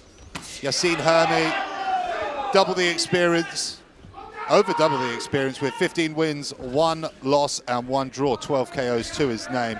And it's Komat on the front foot, getting behind his jab.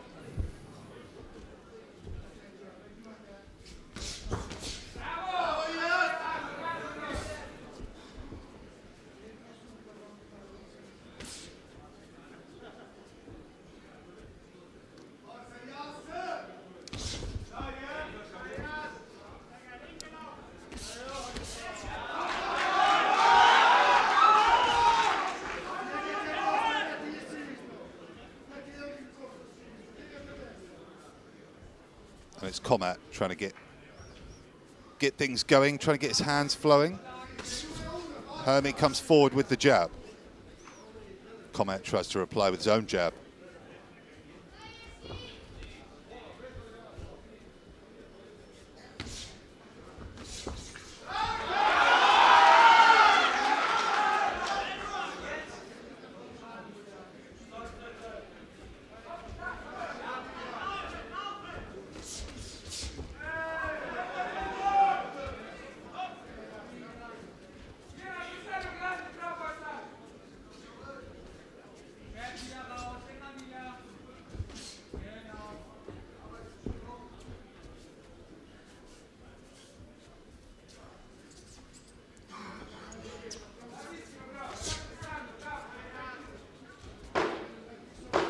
The final 10 seconds.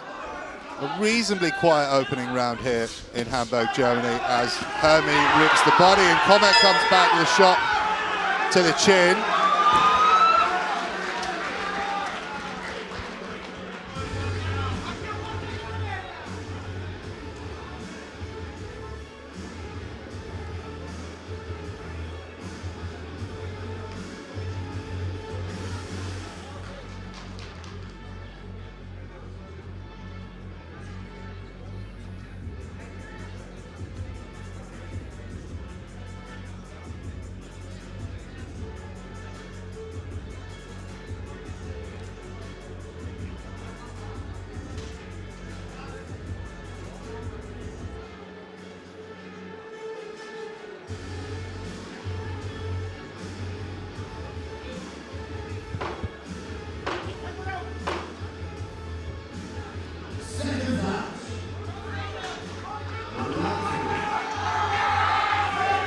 go into the second round.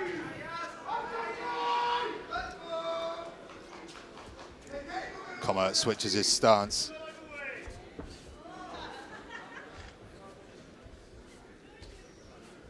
With the Italian Yassine Hermi on the back foot.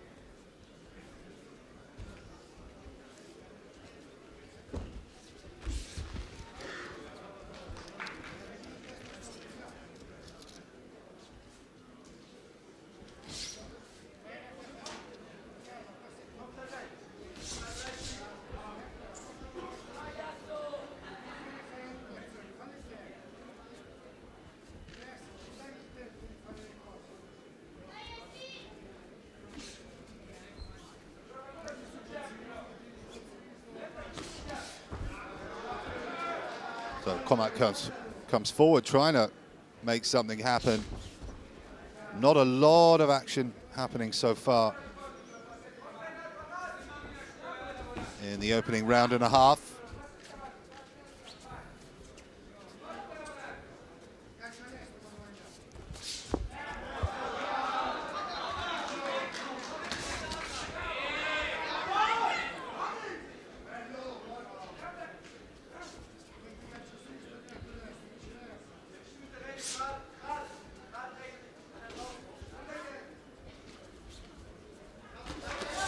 Comer attempts the uppercut, and Hermi comes forward with a missing swing, and then Comer replies with a jab, landing on Hermi.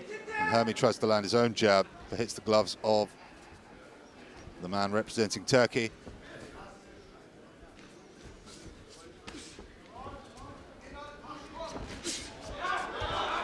Hermi misses wildly with a shot over the top of Comer's head.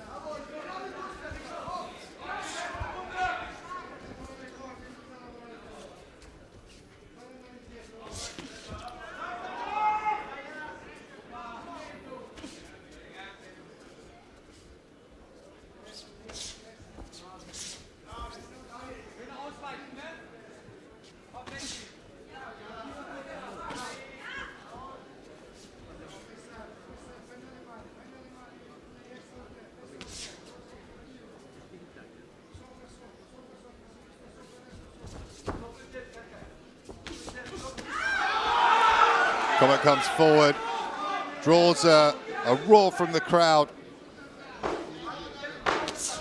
with the overhand right, catches Hermi with a counter cross which draws a smile from the Turkish man. He's very happy with his work after that round. He's sort of pulling ahead after that second round.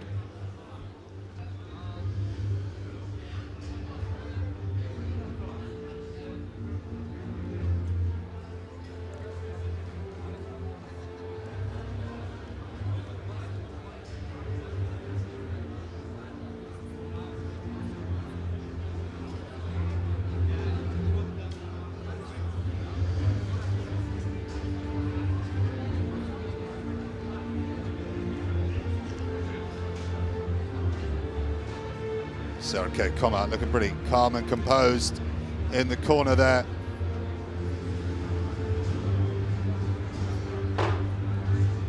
Hermi in discussion with his corner after not the best second round.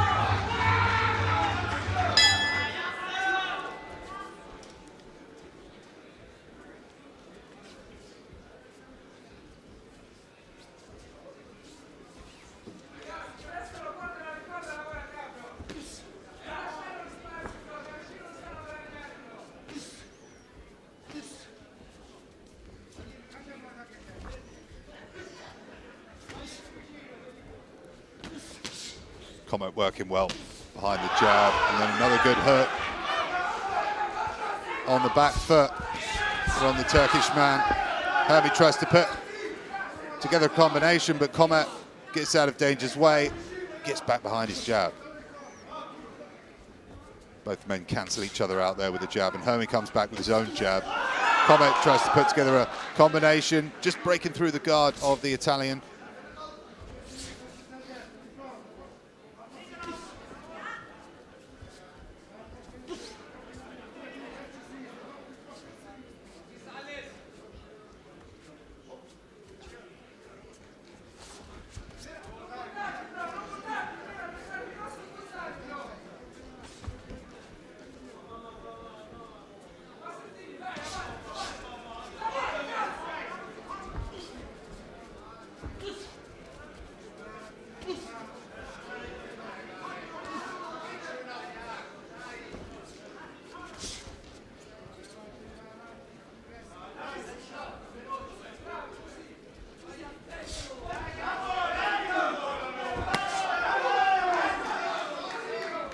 Hermy lands a good shot and he comes forward again, trying to put together a combination, making Sergej Comat retreat.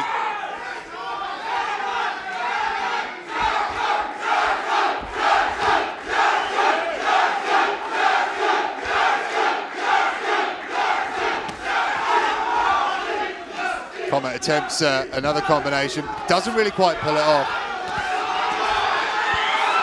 They switch the stance again and Hermy makes Comat retreat with a good shot. Oh, good work there from Comat, landing some good shots as Hermy comes forward.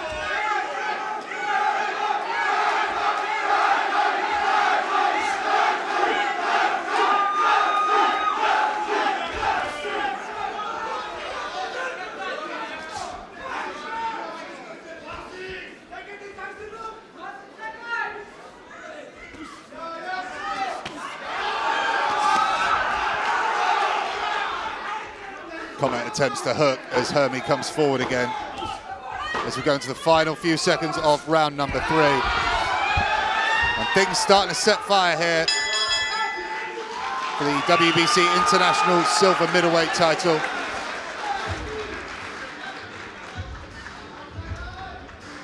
Some of the replays here for you, ladies and gentlemen. Still to come tonight, we have a WBC Super Flyweight World title fight between Asley Gonzalez of Mexico, and she'll be inviting Mary Romero of Spain to challenge for her belt. And then we move into the main event for the WBC International Silver Heavyweight title between Murad Aliyev and David Brito.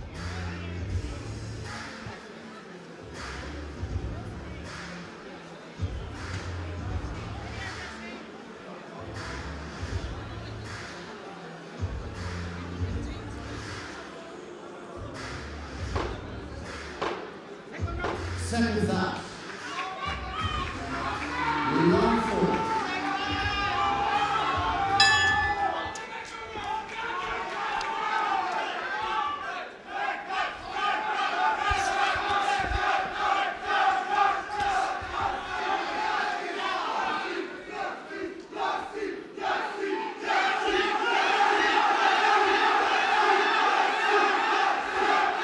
Got a lot of support for each man in the building tonight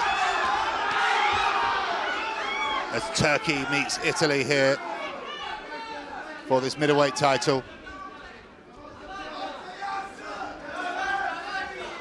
Comat resets, gets on the back foot,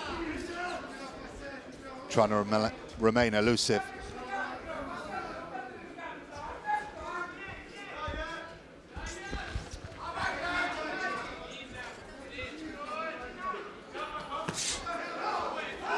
Hermy loads up, doesn't quite land the hook, and then Comat lands a good left hook there.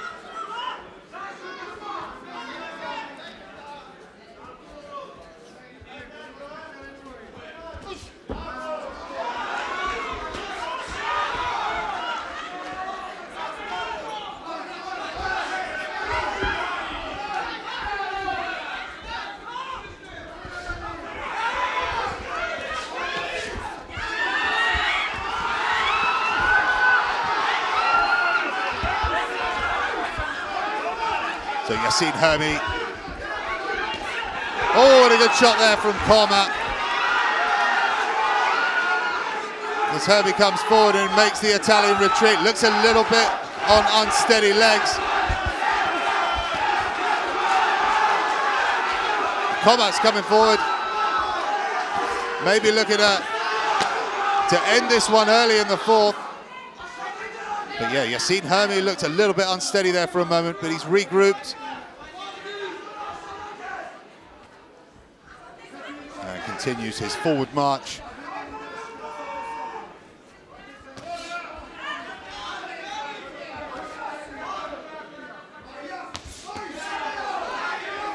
Shots to the body there from Yassine Hermy. Comat lands his own good shot to the body on the back foot again.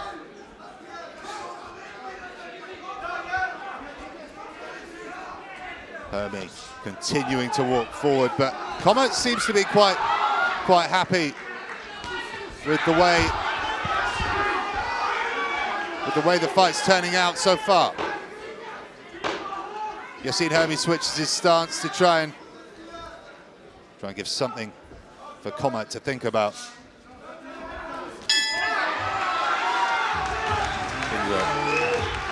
An end to the 4th round.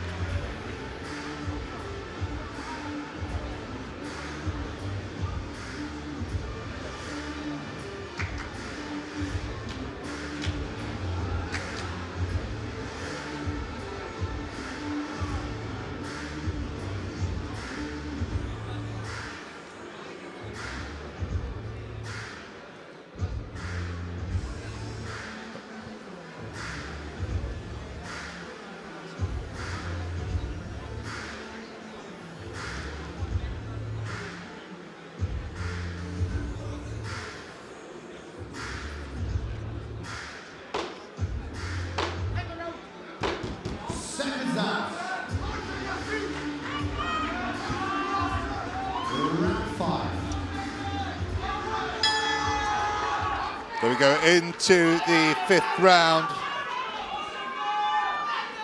Yeah, most of you finding Sergey flag on BoxRec is Turkish, but was actually born in Germany.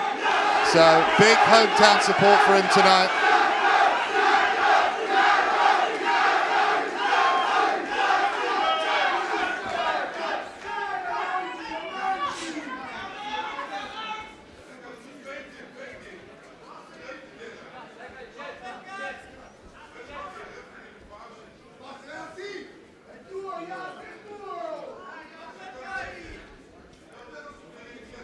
So Comet now on the front foot, and it's Hermi now eking backwards a little more tentatively.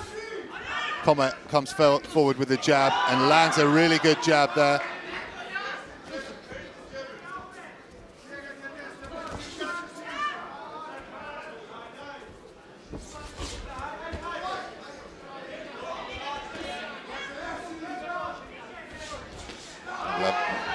Open scorecards again for you at the end of the 5th, taking us the rounds from 1 through to 4, and it's Comet again applying the pressure.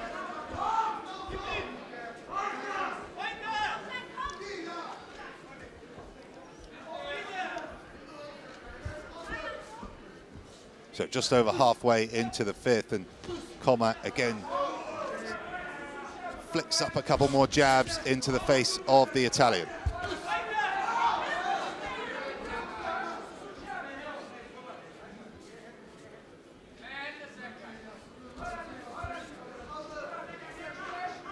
The final minute of round number 5.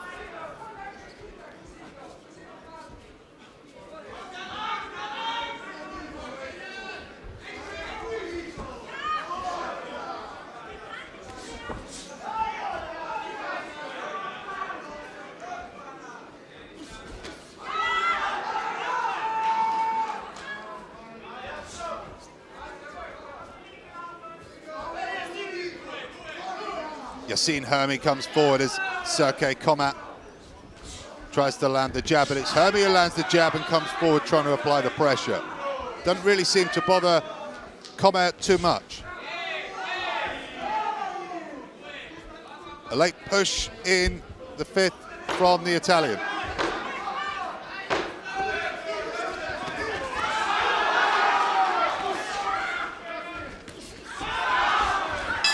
Comet who ends the 5th strong, landing a glancing combination. Ladies and gentlemen, it's time for the open scoring after the 4th round. Judge A scored 40-36. Judge B scored 39-37. Judge C scored 40-36, and all for the red corner. Our MC Kai Patzman there, giving us the open scores after 4 rounds. All judges scoring in favour of Sergey Comet, 40-36, 39-37 and 40-36.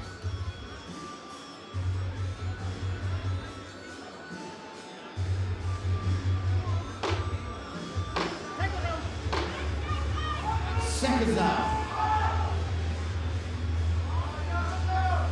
Round 6.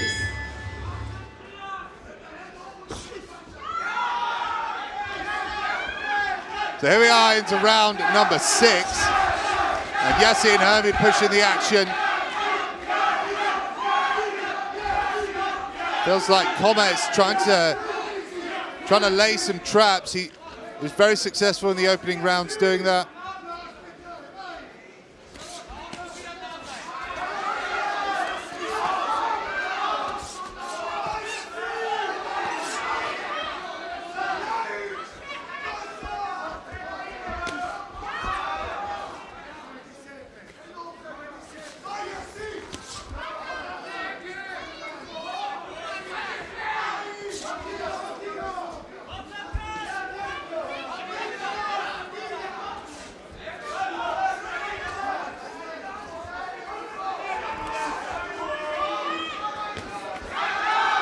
Comet landing. Good combination there, and then flicking out the double jab, then in with the uppercut. Catching the uppercut, catching the gloves of Hermi, but Hermi comes forward, still the aggressor, still trying to force this fight. He's down on every round, and it's some great work against the ropes by Sergey Comet. Landing a good shot to the head again.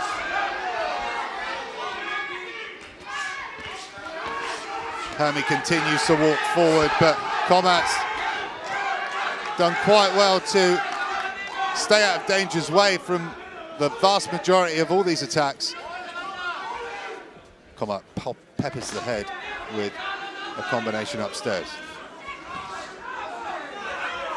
Hermi with a wild overhand shot, but it's more good work from Comet. Oh! Oh! And Hermi is in a world of trouble, and the referee's given the count, and I think rightfully so. He was just about to go down, and I think it was the referee that ended up keeping him up. So there's a knockdown in the 6th. Great work by Sergey Comet. Comet flicks out a jab again and then works the body. 38 seconds to possibly end the contest early. I think Comet can land 1 or 2 really good, powerful shots. He could take this, but Hermi gets out, well, slightly gets out of danger's way, and then he's hit with another jab. More good work from Comet. This could end in the final seconds of round number 6. But Hermi's done well to stay in there and come back with a combination right at the end of the round. Fantastic stuff from Sergey Comet. There's some of the replays. Let's see it again.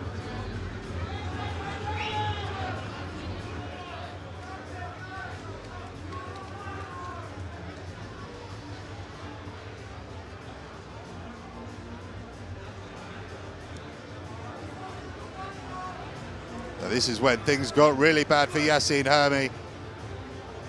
Triple combination. And I think he was about to go down anyway. It looked like it anyway, so the ref called it a knockdown.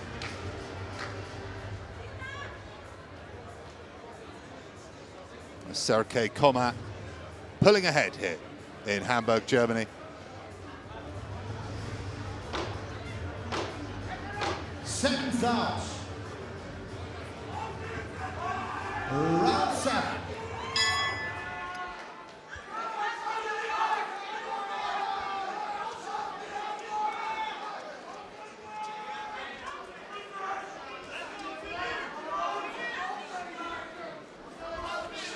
Here we are into the 7th.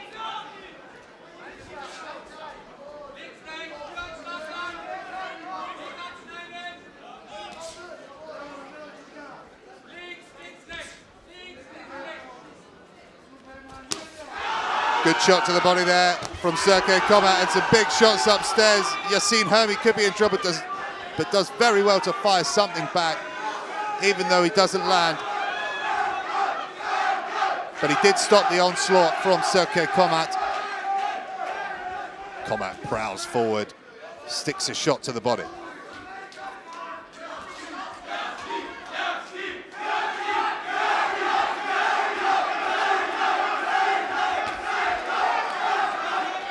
shot there from Shokhjakhon.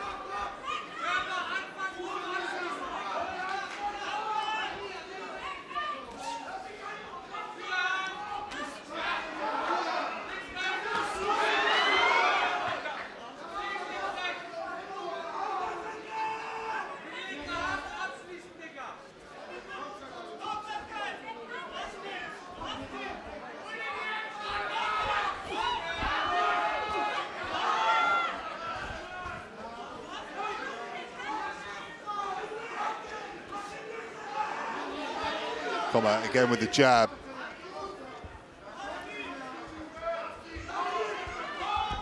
And really turning into a massively dominant display here in Hamburg.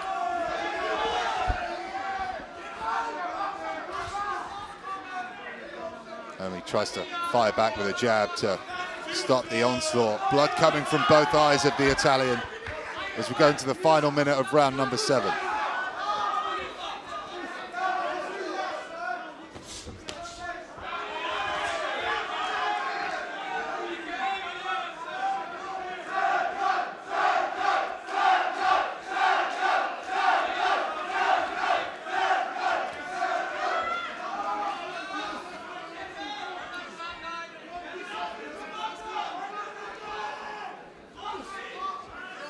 Flicks out a jab with less than 25 seconds to spare. Yassine Hermi running out of ideas as we come to the end of round number 7.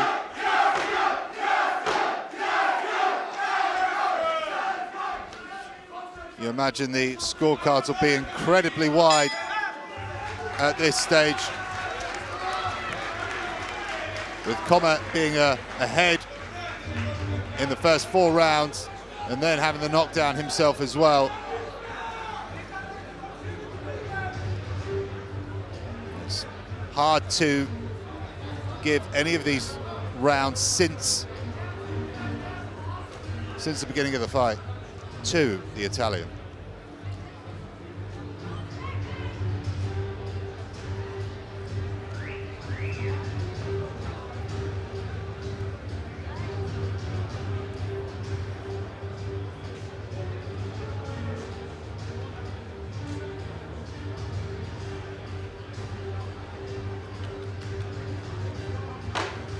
Bad cuts on the eyelids of the Italian. The corner having some concern about that. And the ringside doctor will be coming to check if they believe Yassine Hermi can continue with his injuries. And he's happy to continue, and so is the doctor ringside.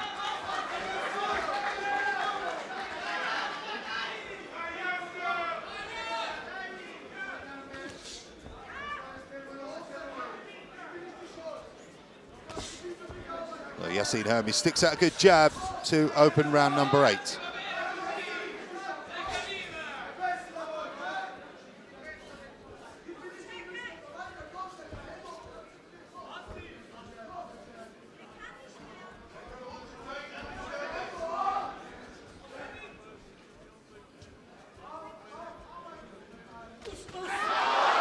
Good work there from Comet. Good shot to the body again.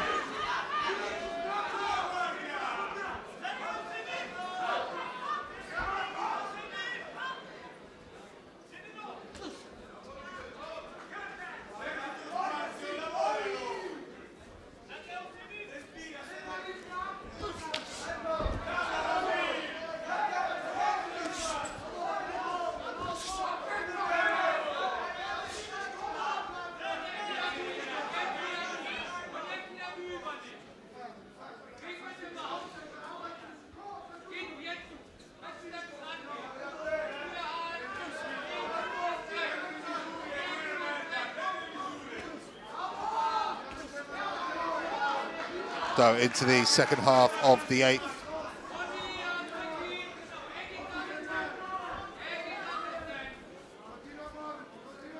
And Yasin Hermi seriously running out of ideas here.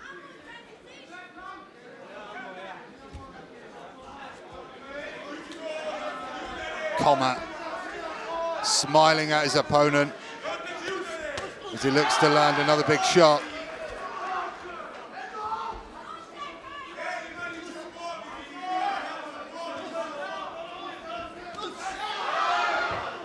Glancing shot there, and a good shot to the body with the right hand for Sergey Koma. Yasin Hermi trying to bob and weave and stay out of danger's way, but it's been a terrible night for the Italians so far.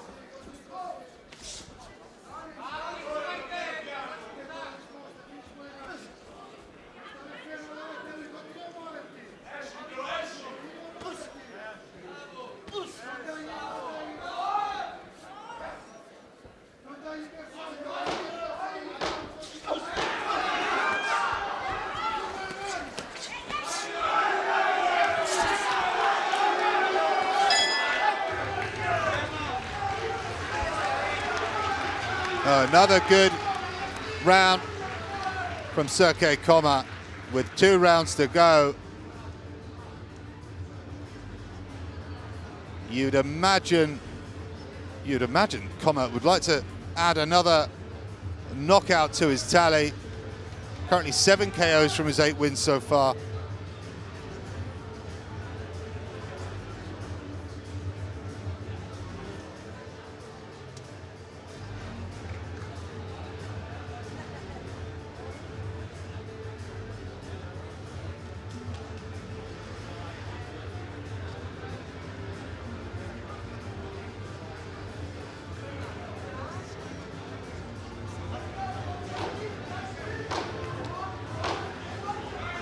Seconds out. Round 9.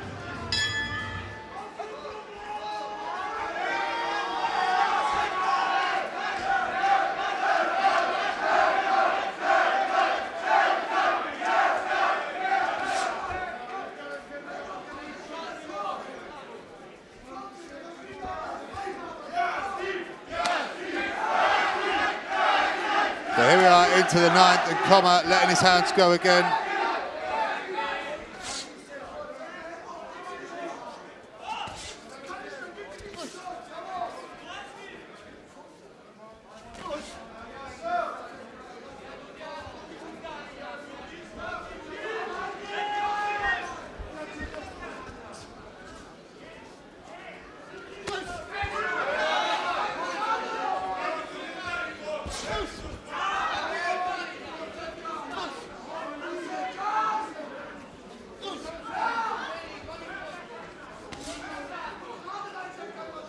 From 1 minute round, 1 minute down into round 9.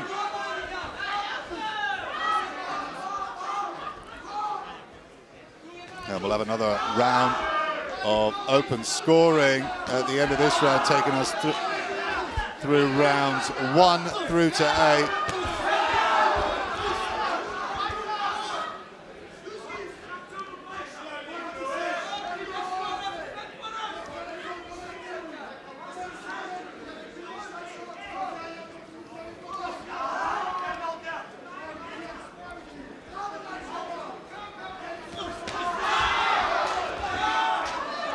Koma tries to catch Hermi coming forward with the hook. Does land, but doesn't get the connection he would have liked, and then puts together a nice combination there.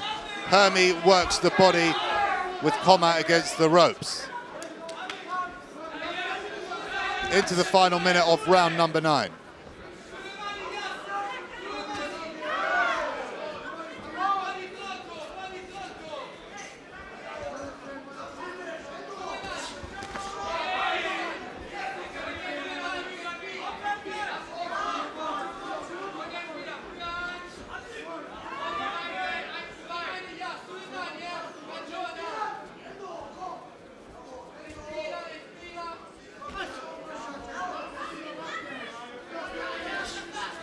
Hermi sticks out a lumbersome jab.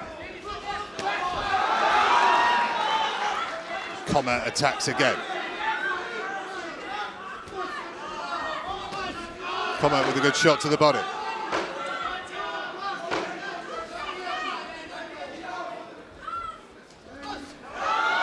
Good jab there from Koma to end round number 9. Ladies and gentlemen, it's time for the open scoring after the 8th round. Judge A scored 79-72, Judge B scored 79-72, and Judge C scored 80-71, all for the red corner. So open scorecards again, taking us from rounds 1 through to 8. Wide scorecards, 79-72, 79-72, and 80-71, all in favor of Sergey Koma, obviously. And with just a round to go, Yasin Hermi needs a gift from above to get a very unlikely victory at this stage. Seconds out. And it's time for the final round, round number 10.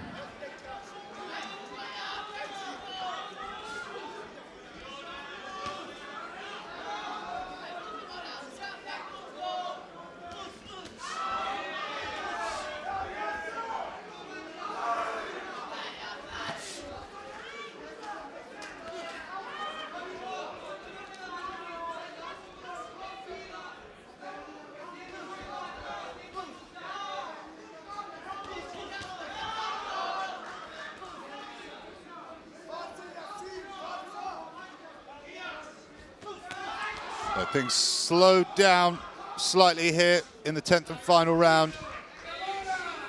With Sergey Koma on course for a 9th career victory. A dominant display here in Hamburg, Germany. Credit to Yasin Hermi, he's continued coming forward and trying to make a fight of this all night long. Despite suffering some bad cuts and the knockdown.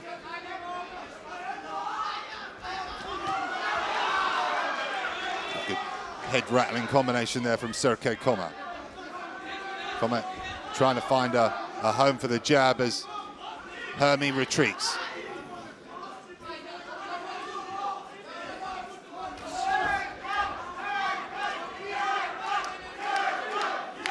So a minute and a half left in this contest.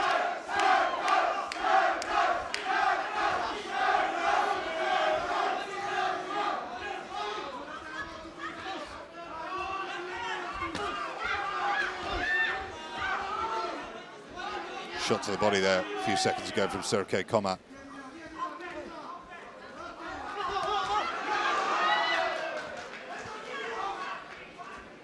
A nice eye-catching combination, if not the most powerful, there from Koma again. But Hermi always has replied throughout the evening.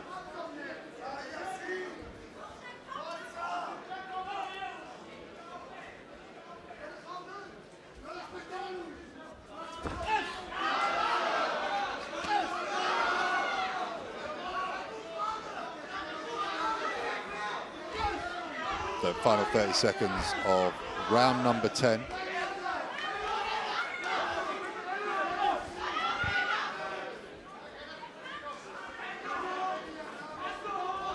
And Koma 15 seconds away from another career win, this time without the knockout. Gives a nod of respect to his opponent there for sticking in there. That brings an end to the contest. And we'll shortly leave you with our MC Kai Patzman to announce the winner. Some of the replays from that final round here.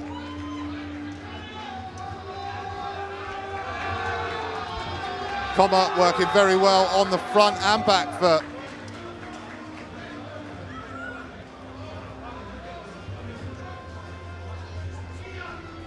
And we'll leave you with Kai Patzman to announce the victor momentarily.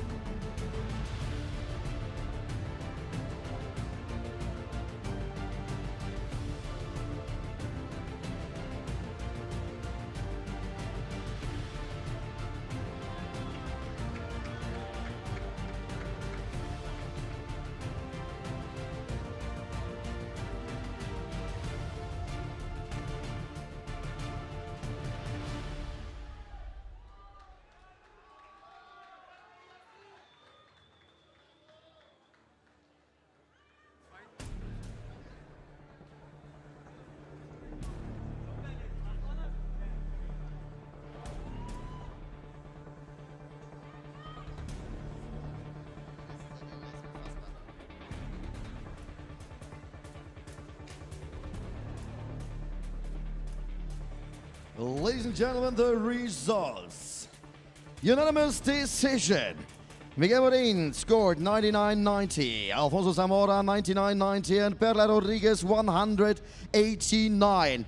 And the WBC International Silver Middleweight Champion, Shokhjakhon. And the belt is given by the supervisor, Marcos Arrenti from Argentina.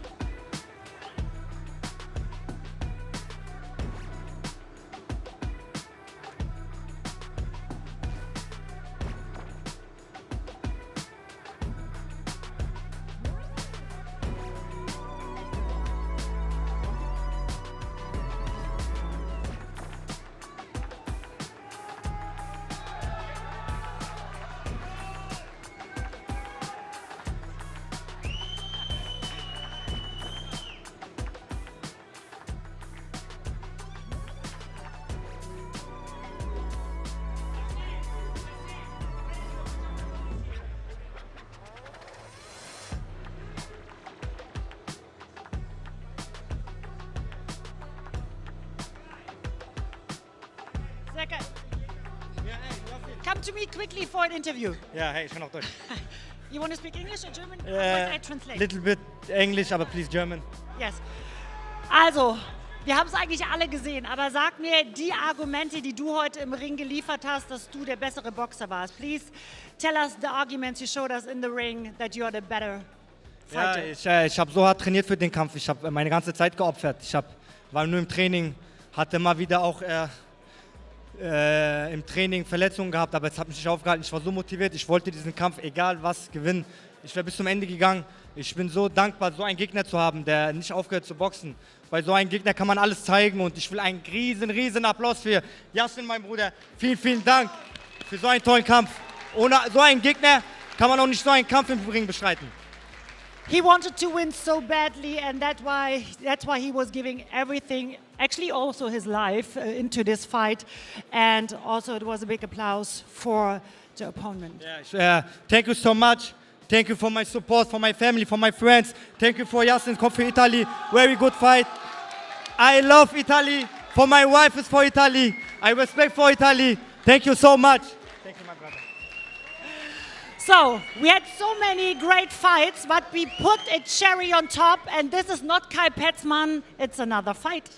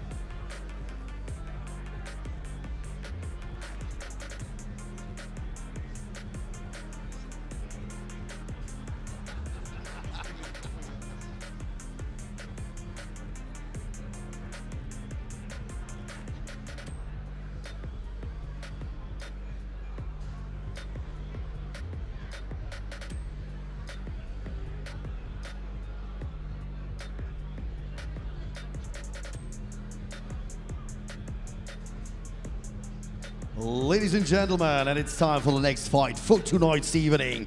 The ladies WBC World Super Flyweight title. And I call to the ring from Spain, Maribel Romero.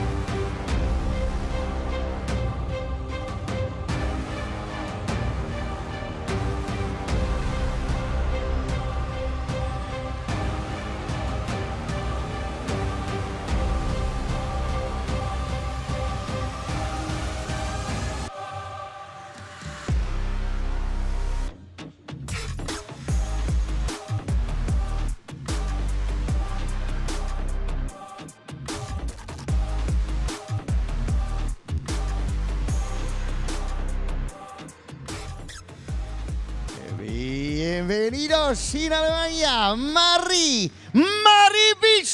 Romero.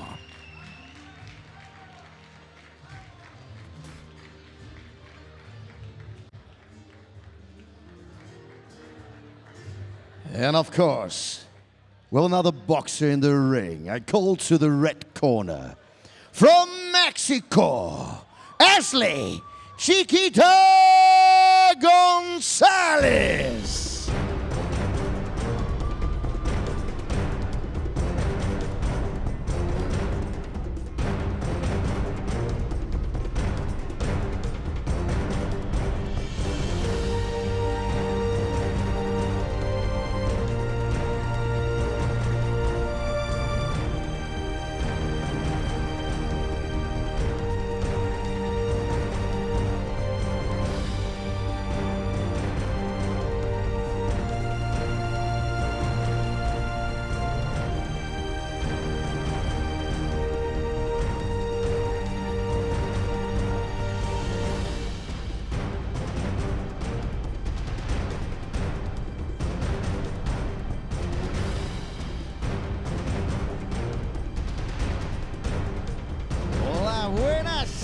Asley, Chiquita Gonzalez.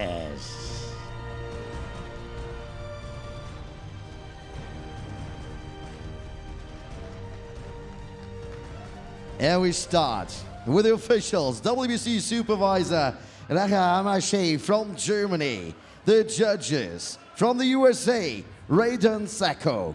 From Italy, Massimo Barovecchio. And from Canada, Joel Scobie. And the referee in charge of the ring, from Belgium, Daniel van der Wiele. And now, the boxer in the blue corner.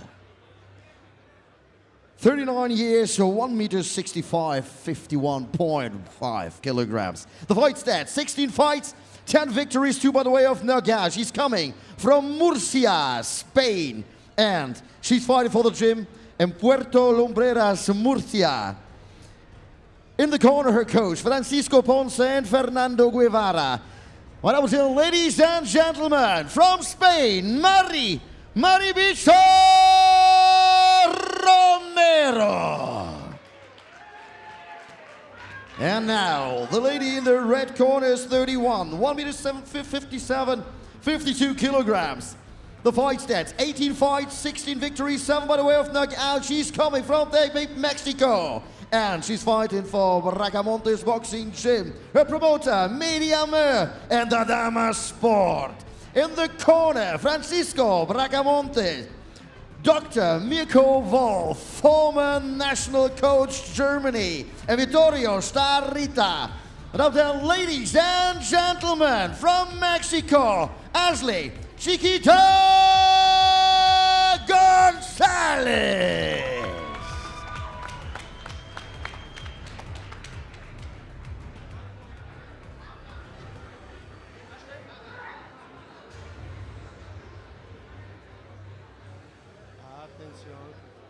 I spoke to both of you in the dressing room. Obey my commands at all time and protect yourself at all time. I don't want to see punches lower than this. No rabbit punches, no kidnap punches. Touch gloves. Thank you. The boxers are ready. So let the fight begin.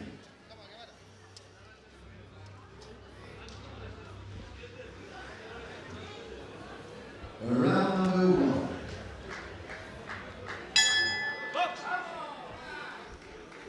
So world title action here as the fun continues in Hamburg, ladies and gentlemen. Reigning world champion Asley Gonzalez defends her title against Spain's Mary Romero. The super flyweight title on the line. This one's scheduled for 10. Romero in the white and red, and the champion Asley Gonzalez in the black. So 10 two-minute rounds, ladies and gentlemen.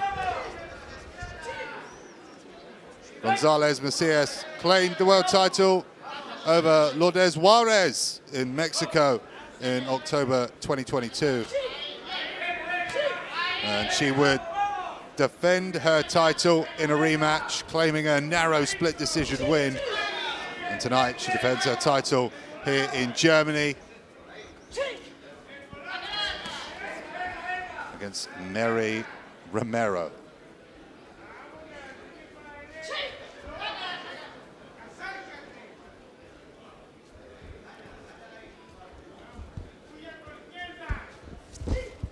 Romero coming forward with a jab, but couldn't find a home for it for the stomach of Gonzalez.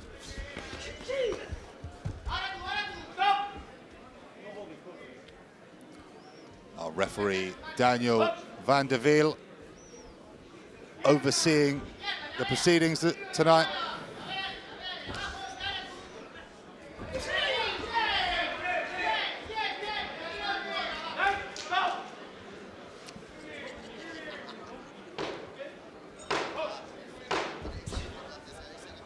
So not too much to report home about at the moment as we come towards the end of the first round.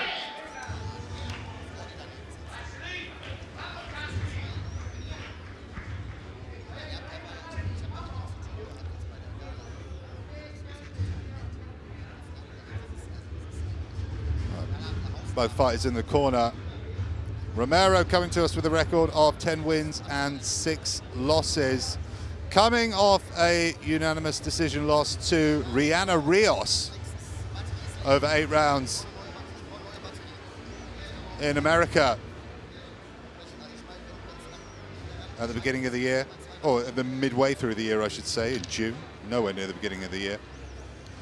Her last victory came in March back in Spain, taking on the little-known Basilia Manchila.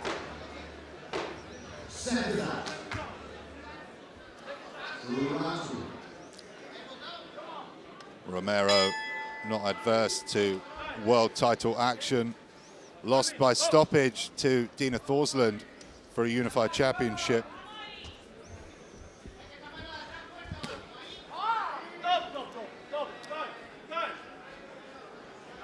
And a former European champion. Actually come down in weight. It's kind of interesting. She's kind of worked her way down from the European super bantamweight title, and then fought for the bantamweight silver WBC title, and now down at super flyweight at 39 years of age, working on the outside of the ring. Just trying to find some range for that jab, but it's Gonzalez Macias tucked up, coming forward.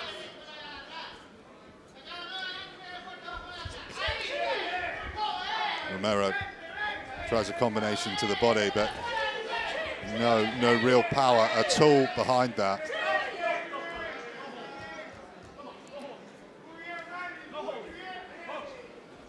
Gonzalez Macias with a healthy knockout ratio within the women's discipline with 7 KOs to her name compared to Romero's 2 KOs.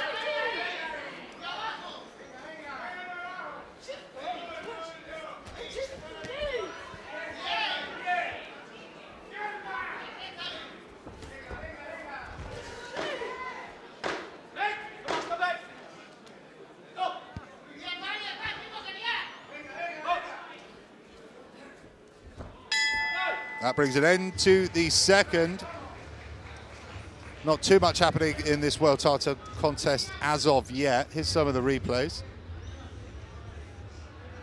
from that second round. Good shot there from the Mexican, as you just saw.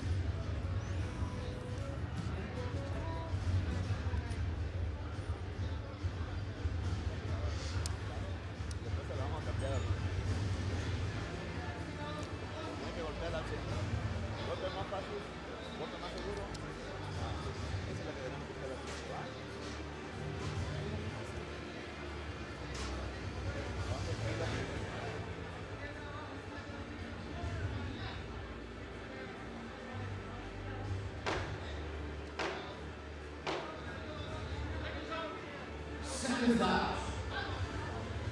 Round 3. Now we go into round 3, and it's the Mexican who takes the center of the ring and looks to force the action.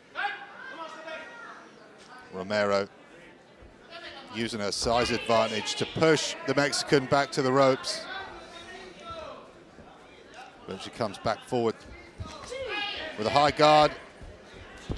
Looking to land those big shots, attempts to go to the body there. Glancing shot to the body slightly.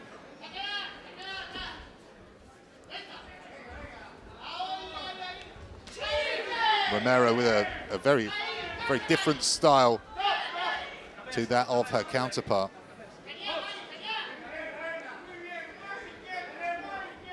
A distracting, waving jab. Oh, and there's a good shot there from Romero as she tries to get to work, landing on the head. Gonzalez Macias did catch her slightly on the way in, though.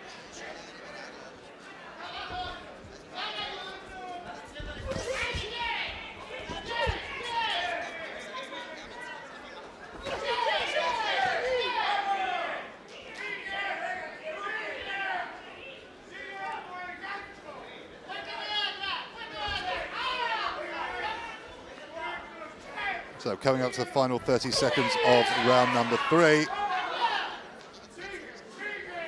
As both ladies trade just before that mark. Romero comes forward but misses and finds herself on the chest of the champion.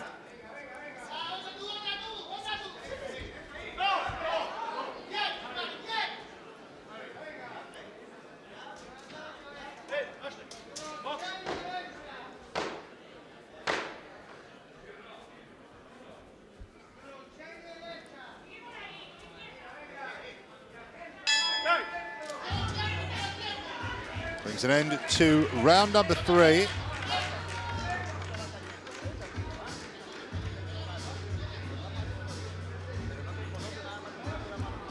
A lot of these shots from both women hitting the elbows and the shoulders of each other. Some half-decent shots landing. There was a good shot there from Romero, glancing the chin of the champion. And that was the best shot of the lot we just saw there. The overhead shot from Asley Gonzalez Macias.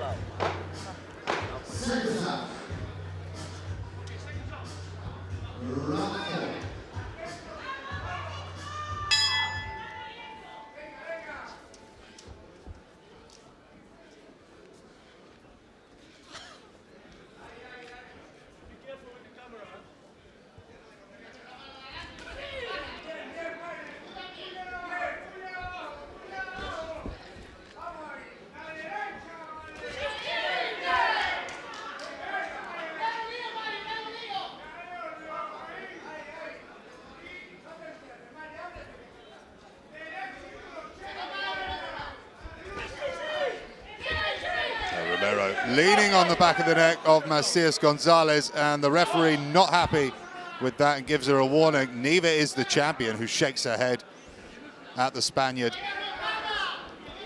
Gonzalez comes forward, and Romero doing a pretty good job at frustrating Gonzalez so far.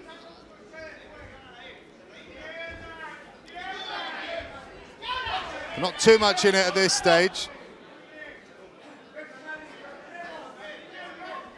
And quite scrappy so far in the first 4.5 rounds.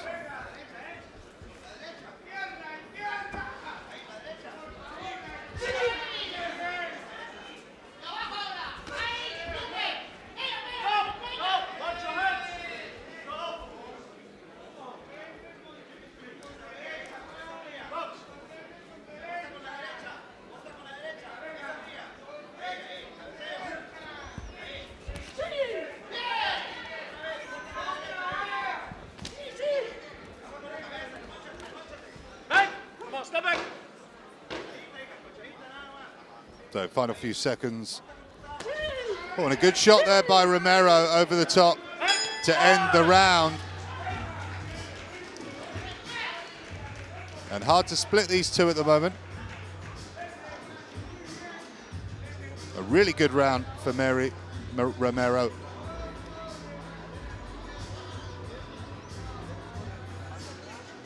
Be a huge achievement if she could pull off a world title victory at this stage of her career, just about to approach 40. As we head into round number 5.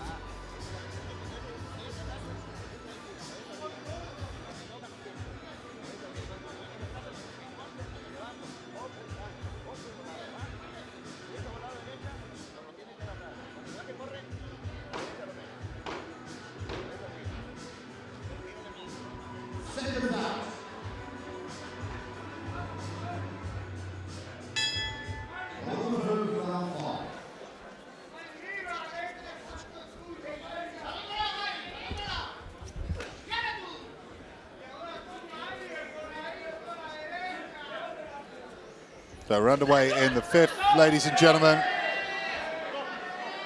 Here from the Glandelis in Hamburg, Germany, for Universum Boxing Night. Live on DAZN at the 62nd WBC annual convention.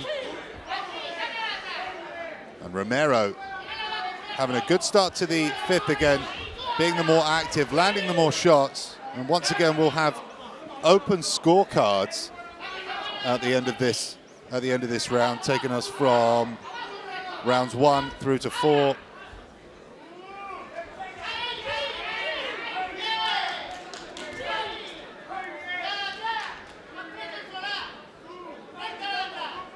So into the final minute, and it's Romero being more of the aggressor at the moment.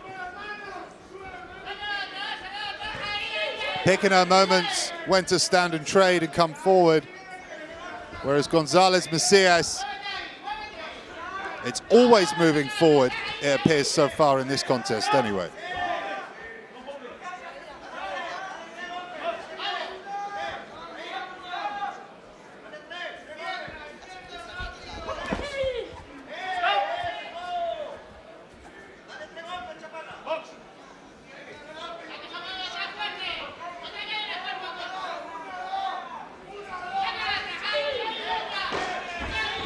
So final 10 seconds of the 5th.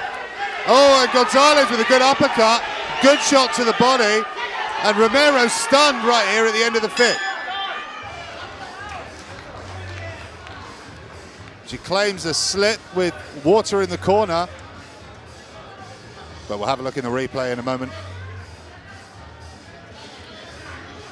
So great round there from Romero. And sort of didn't see it through to the end, with the Mexican landing some big power shots there right at the end of the round. There's the uppercut. She wasn't defending herself. Gonzalez was able to work the body after the uppercut.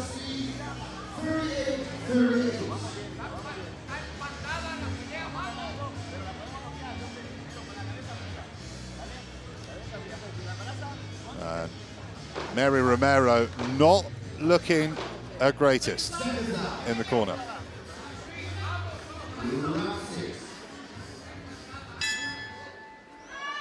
So open scorecards after 4 rounds were 38, 38, 39, 37 in favor of the champion, Asley Gonzalez Macias, and another score of 38, 38. So as it stands, from what we know, this one will go down as a draw, but long way to go.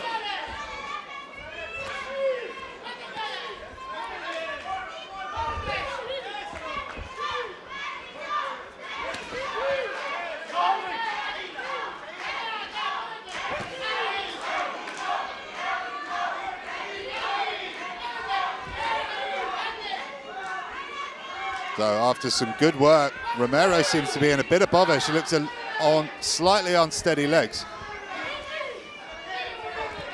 Doesn't look as confident as she was until the end of the last round, as we hit the halfway stage of round number 6. Romero tries to land the jab.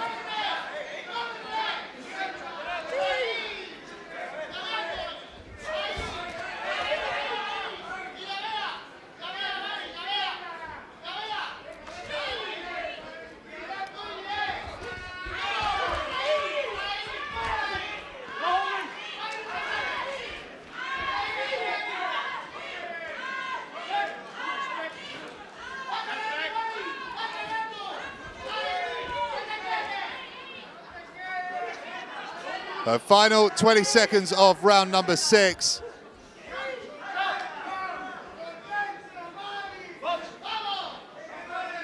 Credit to Romero, really trying to force the action after a difficult end to round number 5. Gonzalez with a good shot a sneaky shot to the body, and comes forward, digs one in to end the round again.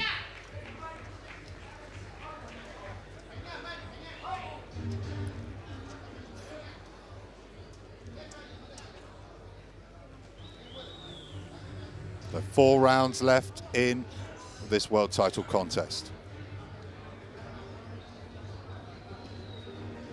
Can Romero capture a world title at 39 years old after multiple attempts of trying? Former European champion.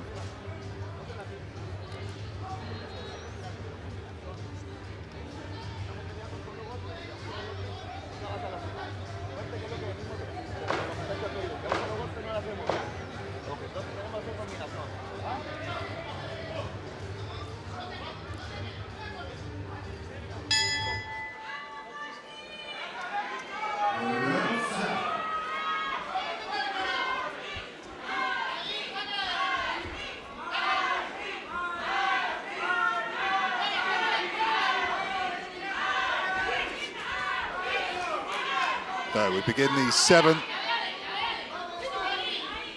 with Romero starting to push Gonzalez back, just moments here and there, but she'll keep coming forward, sort of threatening to throw a combination or try and land a big jab. And more often than not, she will decide to pull back. But yeah, another scrappy contest here in Hamburg, Germany for the WBC World title.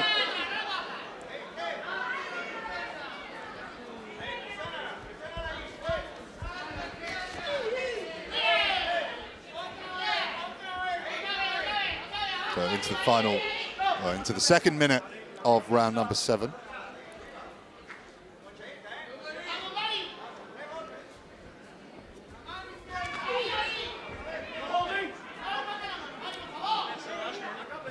Daniel van der Wielen. I'm going to do quite a bit of work tonight. Oh, good hook there from the champion, and then she works the body. Romero tries to put a combination together, but goes over the top of the head of the champion, and then leans on the back of the neck of the Mexican. The referee having to break it up again.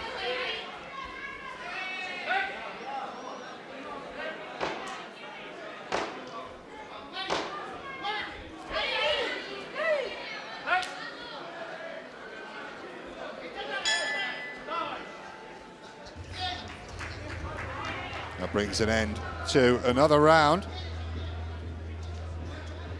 Some good work from Gonzalez. Macias, the fight kind of flipping since that uppercut at the end of round 5.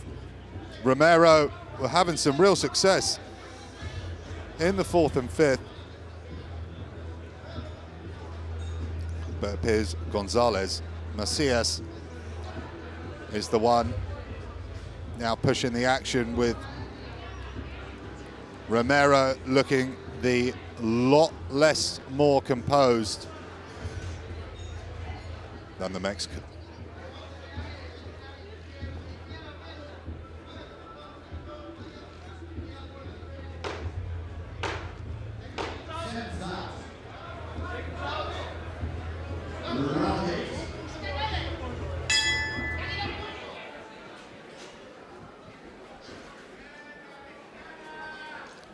Remarkably,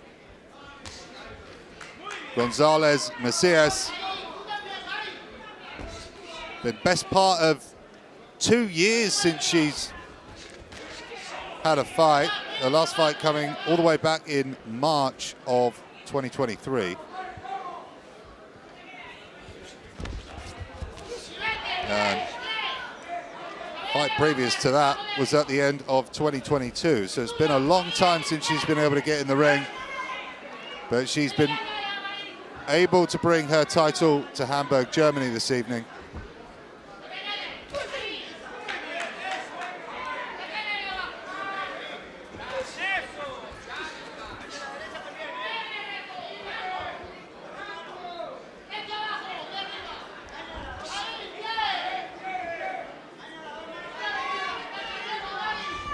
So halfway through round number 8. And Romero again trying to make it as scrappy as possible. But the Mexican coming forward, and that's a good hook there from the champion. A good left hook.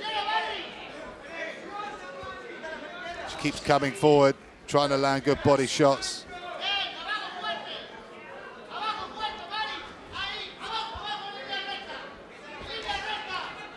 So once again, we will have open scoring announced at the end of the next round, to the end of round 9.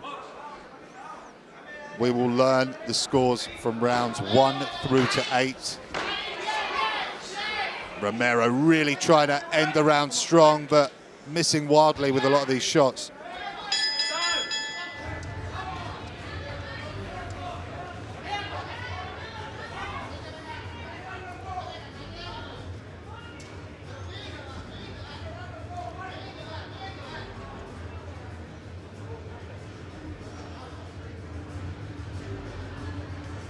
Oh, good shot there, as you can see in the replays from Romero, that did push Gonzalez back through the ropes.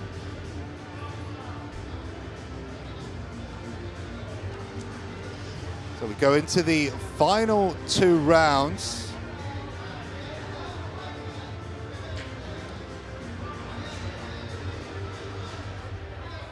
The judges scoring it almost even after 4. We'll see where they are at the end of this round.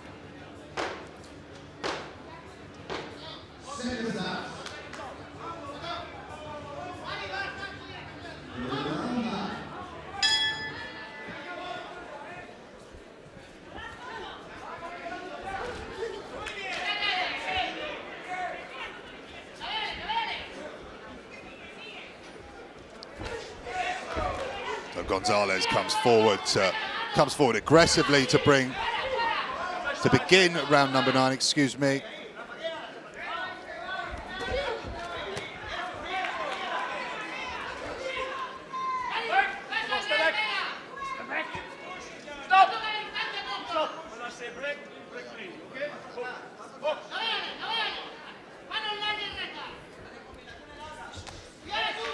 Gonzalez comes forward again, ripping the body of Romero. Catches Romero coming forward and lands some good shots there. Romero hangs on. Referee Daniel van der Wielen breaks them up once again.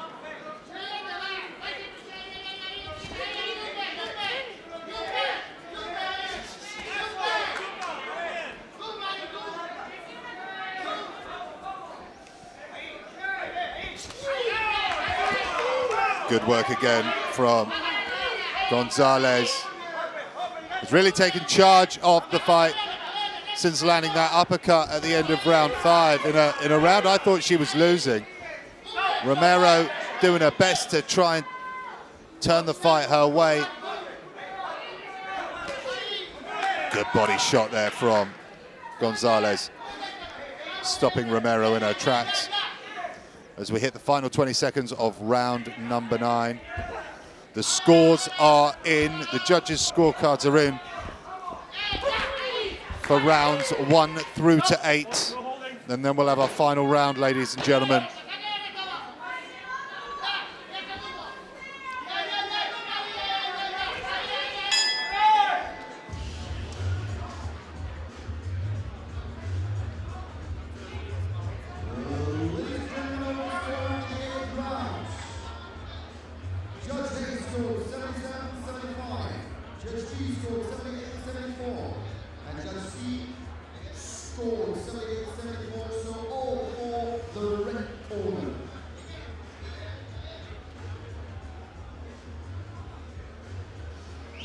So Kayabasi there giving us the scores from rounds 1 through to 8. The judges scoring 77-75, 78-74, and another score of 78-74, all in favour of the champion, Asley Gonzalez Macias.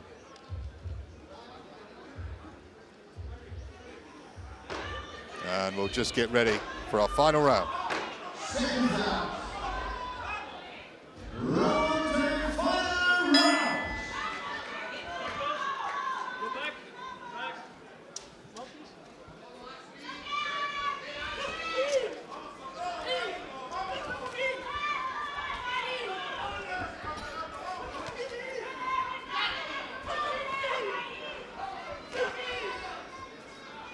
So barring a knockout, it appears Asley Gonzalez is going to make a successful defense of her WBC Super Flyweight World title.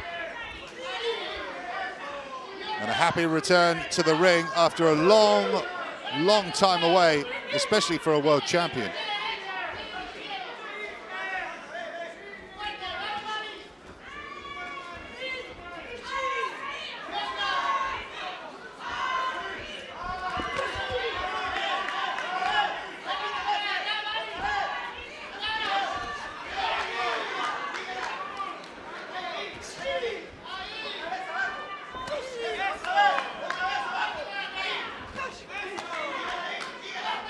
So into the final minute of this world title contest. Gonzalez hits the body, and then just a second to go there with a good right hand to the head. Romero looking slightly fragile here as we hit the final 30 seconds of the contest. Gonzalez with a left to the body there.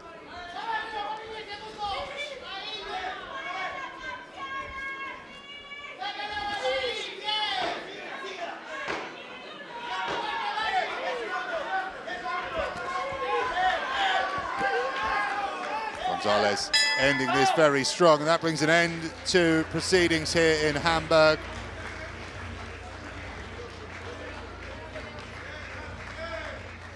In what is likely to be a unanimous decision win for the Mexican.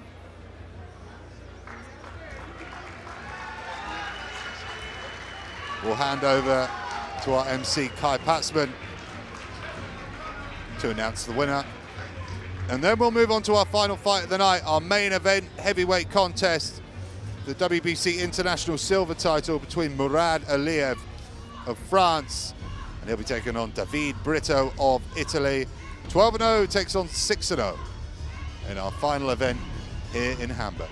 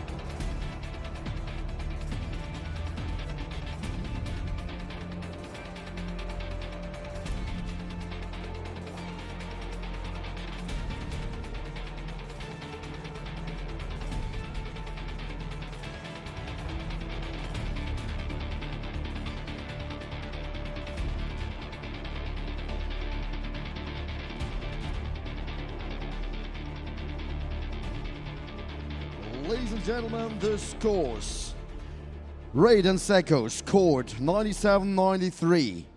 Joe Scobie scored 98-92. And Massimo Barovecchio scored 98-92.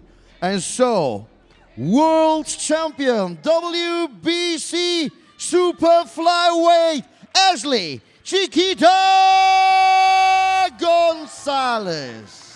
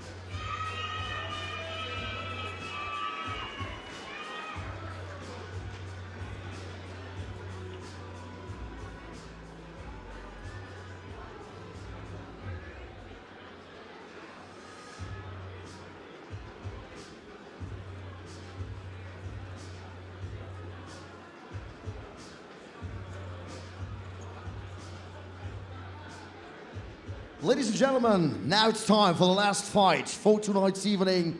Some say the main fight for tonight's evening. The WBC International Silver Heavyweight title. And I call to the ring from Italy, Davide the Brick Brito.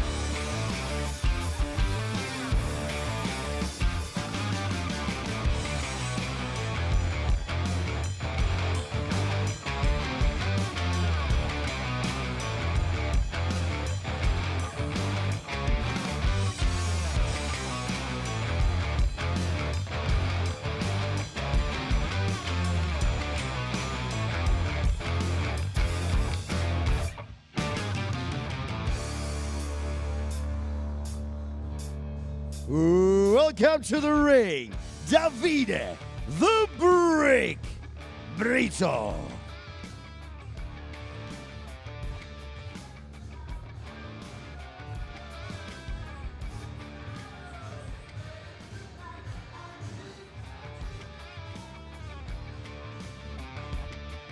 And the boxer in the red corner, coming from France, the champion, Murat, the White Wolf Aliyev.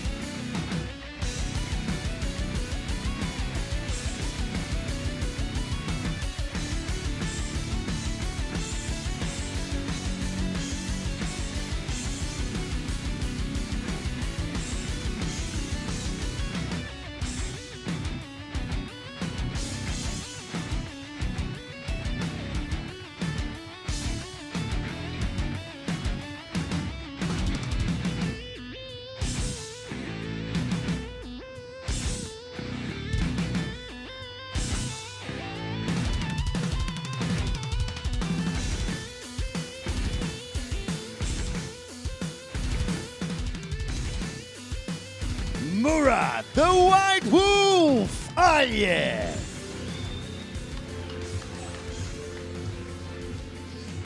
The officials for the main fight for tonight's evening. Supervisor, Mr. Marcos Arenti from Argentina. The judges from Mexico, Miguel Moran. Also from Mexico, Mintun Jr. And from Italy, Massimo Barovecchio, the man in charge of the ring. From Mexico, Cesar Castañón.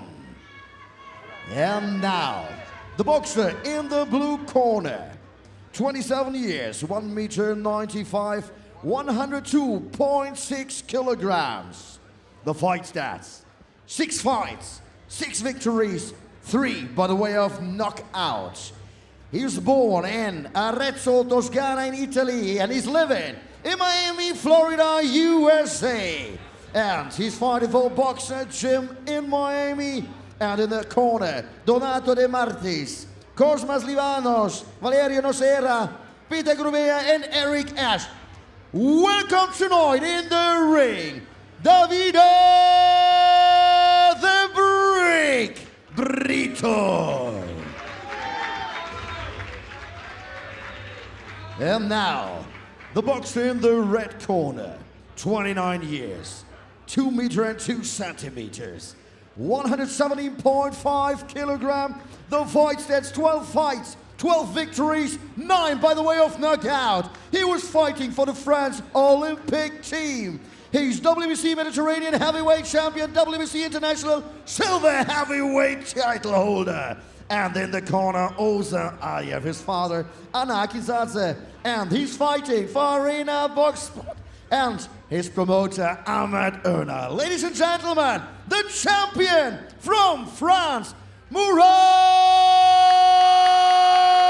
the White Wolf Aliyev.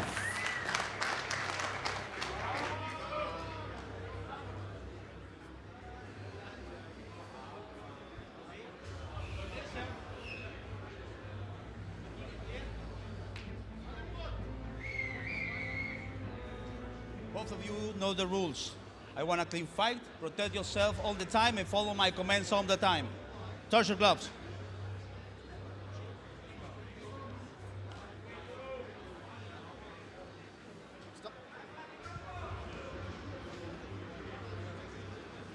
The boxers are ready, and the last time. So let the fight begin.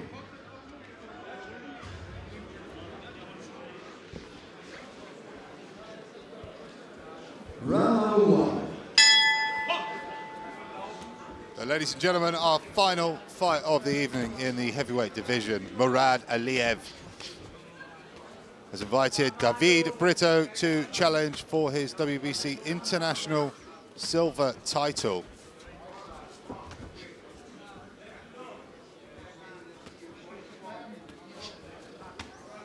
And Aliyev, both in black shorts, but Brito with the gold trim on his shorts. Aliyev with the 12-0 record with 9 KOs, and David Brito 6-0, 3 KOs.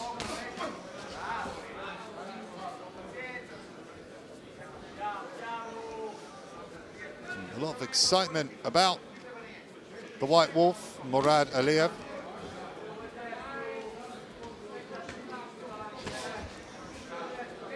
Felt hard done by in the Olympic quarter-final with Fraser Clark after what many perceived to be an unfair disqualification. But he's now moved on into building a 12-0 record with 9 KOs, working his way up the rankings to one day hopefully fight for a world title.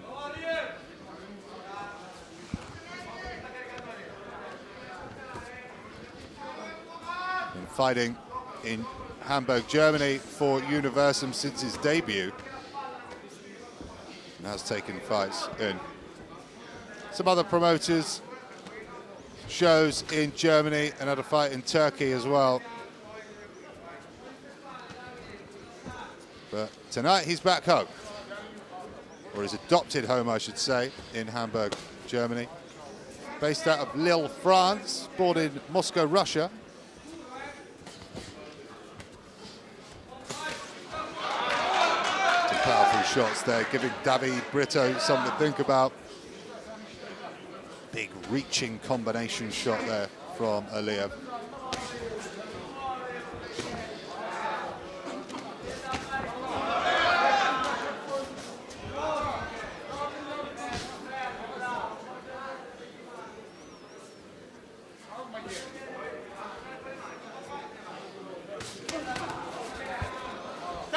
Both men trade, but neither landing a seriously significant shot there. As we approach the end of the first, final 10 seconds. It's been Aliyev pushing the pace. Oh, good shot there from Aliyev to end the round, making David Brito stumble back slightly there.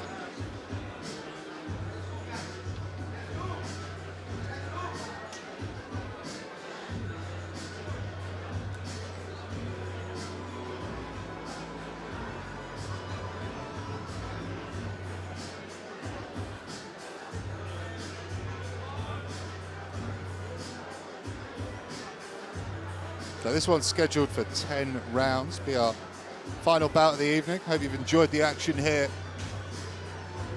live on DAZN. Fast becoming the home of boxing.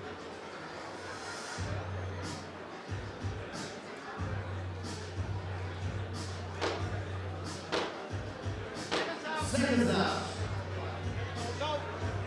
Round 2. So Aliev into the center of the ring first. A little more eager to get back to work than his Italian counterpart.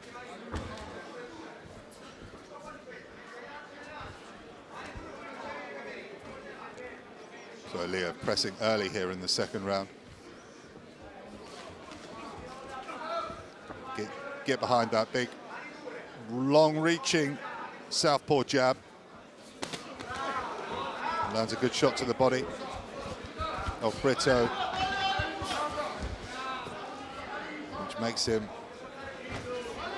think twice. And Aliev running after Brito, big shots to the body. And Brito looking to be in some really big trouble very early on, giving away a lot of size difference. And Aliev already drawing blood from what I believe is the nose, and he's again, every jab seems to be affecting David Brito.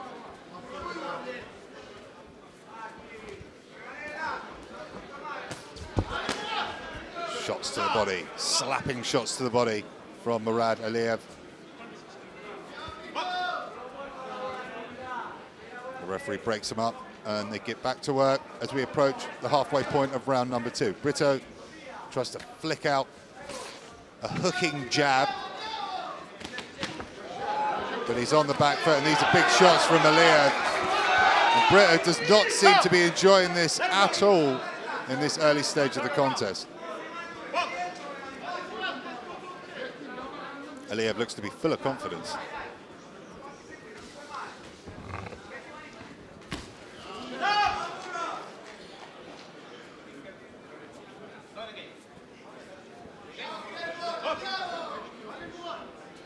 So, final minute of round number 2.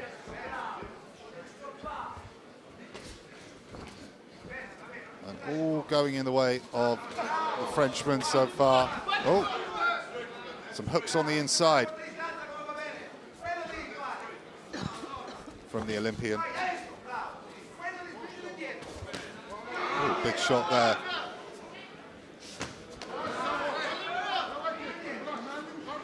Overhand left from Murad Aliev.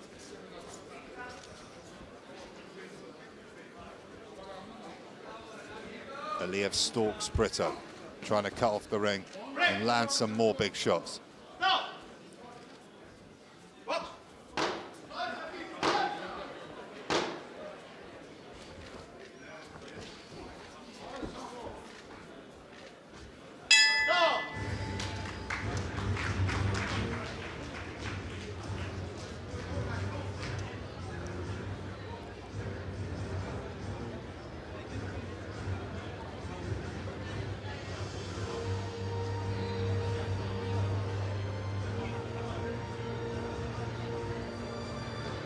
Replays for you here, and you see him snapping the neck back there of David Brito. Every time he's really let his hands go, all the two men have traded. Brito's looked like he's on the verge of getting in some serious, serious trouble here in this heavyweight contest main event.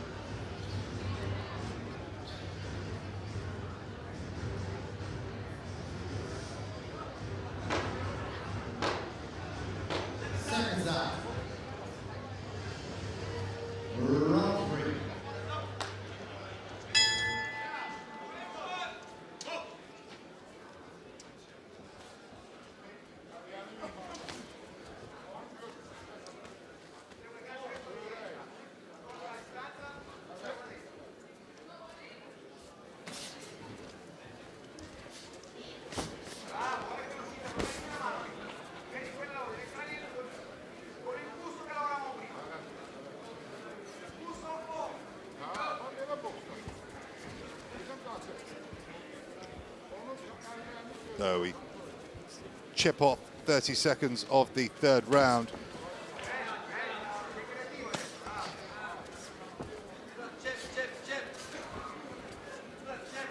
Feels like we're just waiting for Aliev to unleash that powerful left hand. Did it just then. Didn't quite catch Brito as cleanly as he would have liked. Shot to the stomach, but Brito does fire something back of significance, with Aliev claiming it was a shot round the back of the head.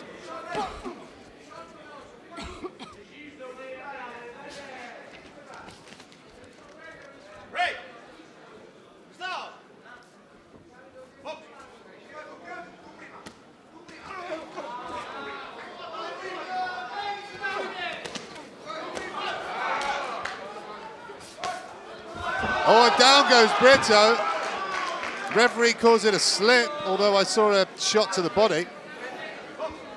Don't know if that was a slip, with Brito hanging onto the rope there as he went down, which meant he didn't quite go fully down to the floor.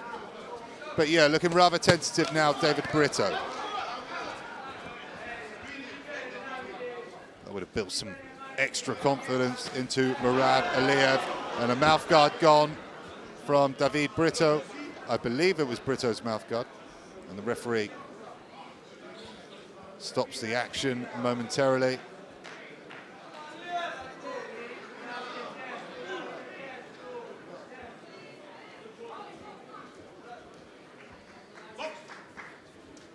Action back underway.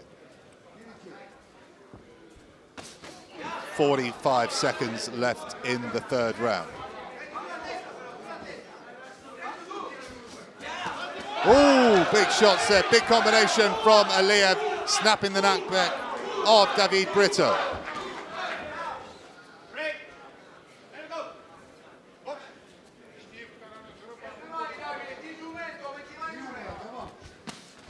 It appearing at the moment that it would be very surprising if David Brito can make his way through a full 10 rounds of this type of attacks from Aliev.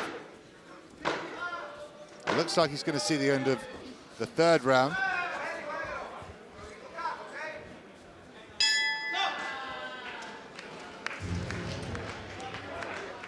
A good round there for Aliev. Really causing concern for the Italian. There, the one shot Brito landed. And there's the slip. Maybe he was stood on the foot, and there's the shot where the mouthguard came out. Every time Aliev lets his hands go, nervous times for anyone supporting David Brito this evening.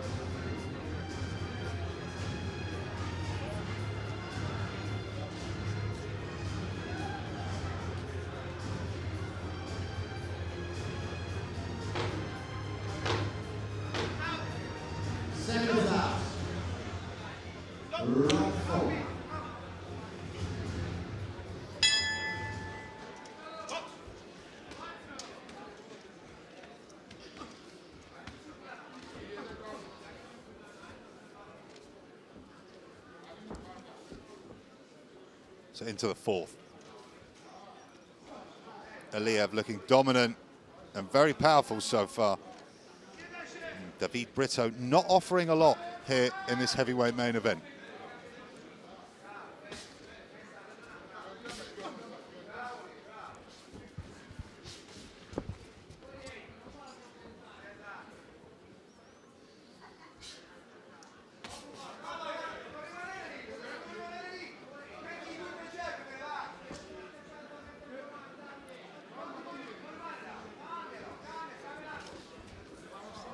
Aliev attempting the jab to the body of Brito. And there's some fight back from David Brito finally. Comes forward with a slightly lumbersome combination, but it's Aliev who's putting together the combinations now.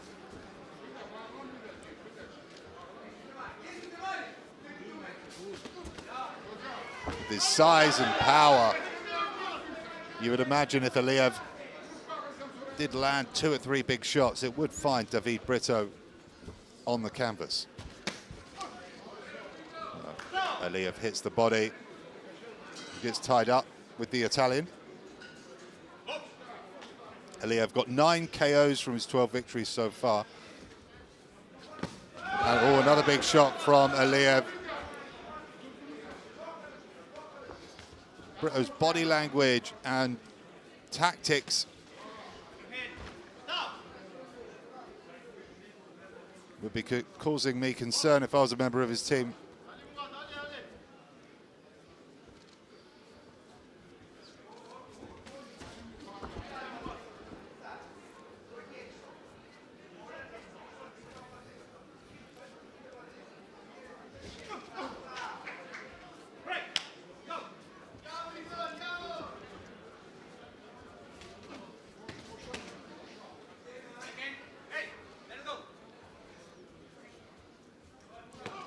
Brito finally on the front foot.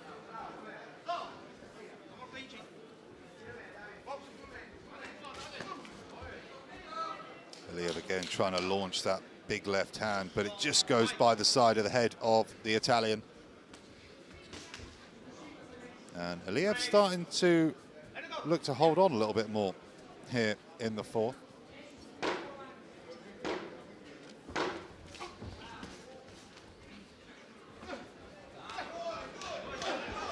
Brito here with some success. Made Aliev cover up a little bit there. Turn his back on Brito. The shots hitting the guard there of Aliev, as you can see in the replays.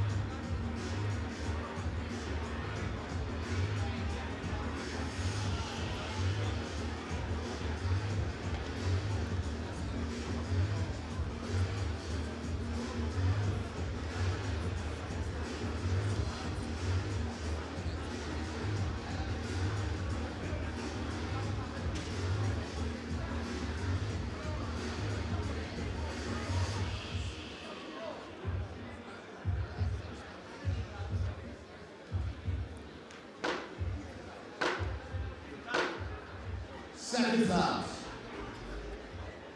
Round 5.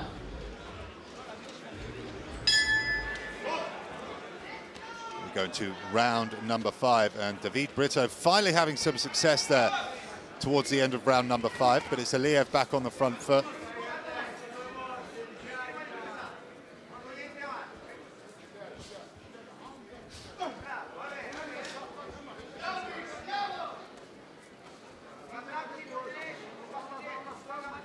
Brito waving that jab, that jabbing hand to try and distract Aliev as he went for a shot to the body there.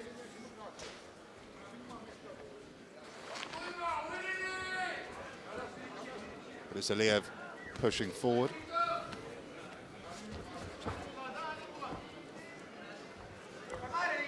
So again, at the end of this round, been an interesting theme of the evening, especially those of you watching from my country, or maybe the United States or Canada. Open scorecards throughout tonight, and in less than 2 minutes' time, we'll tell you the scores from rounds 1 through to 4, and then the same will happen at the end of round 9 with rounds 1 through to 8.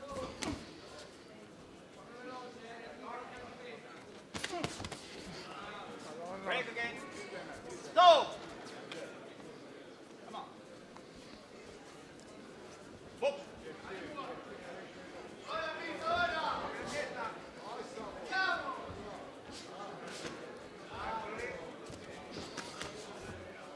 Break. Break. Stop. So just approaching the third and final minute of round number 5, and the fight slowing down quite considerably here over the last 2 rounds. After some good work by Aliev in the opening 3 rounds, and just as I say that, he has some success, which draws a smile from the Frenchman. Oh, good shot there from Brito on the onside, and Aliev responds with a body shot, and then comes back with shots upstairs to the head head combination with the left and right.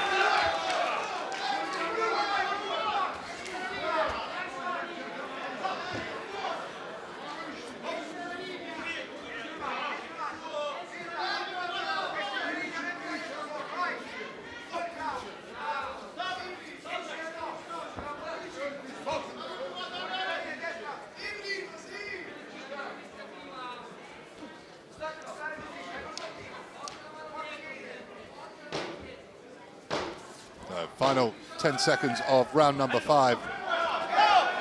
The fight threatening to set fire. The referee tells Brito off for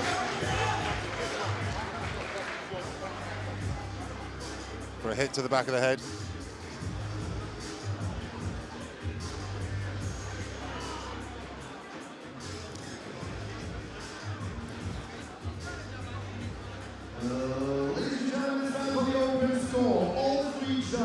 Scored after the 4th round, 40-36, and all for the red corner. Kai Paxman there giving us the WBC judges. All 4 judges scoring unanimously in favour of Murad Aliyev. A clean sweep for all 3, 40-36 after 4 rounds. Some argument that Brito could have won that 5th round.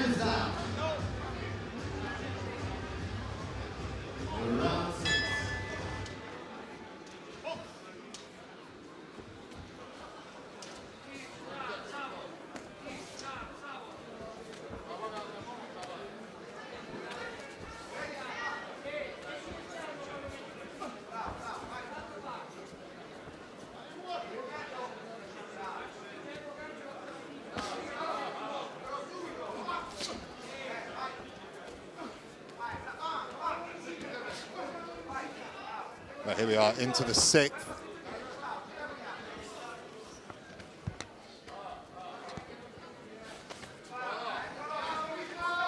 Overhand left there from Aliyev, just glancing the chin of David Brito. Aliyev goes down with the jab to the body, the right jab to the body.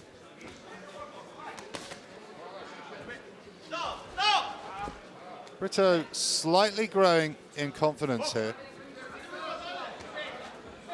from the 5th round onwards, and he's starting to have snippets of success.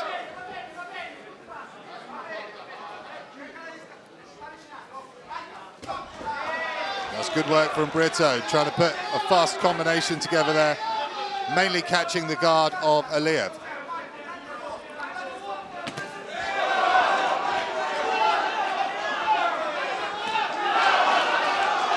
Oh, Aliyev. Very good. Oh, and then the fight slowed down again after landing 2 good shots and then leaning on the back of Brito's back, mainly due to Brito ducking down. But Aliyev letting his hands go now. And down goes Brito. He's out of the ring.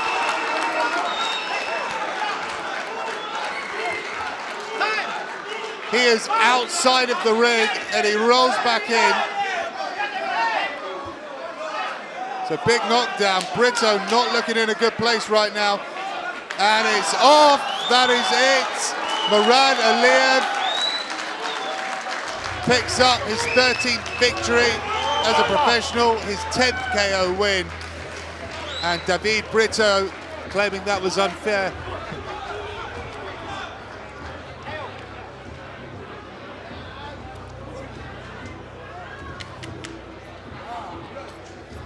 Just as the fight was slowing down, then the ending came. Here's the replay. Brito really starting to have some success in that round. He sort of brought the worst out of Aliyev. You see a big left hand there, and another big left hand there, and then putting the combinations together. Really was rattling the head of David Brito. Good shot, connecting shots there, and a big hook, sending Brito almost falling outside the ring. People ringside keeping him on the canvas slightly.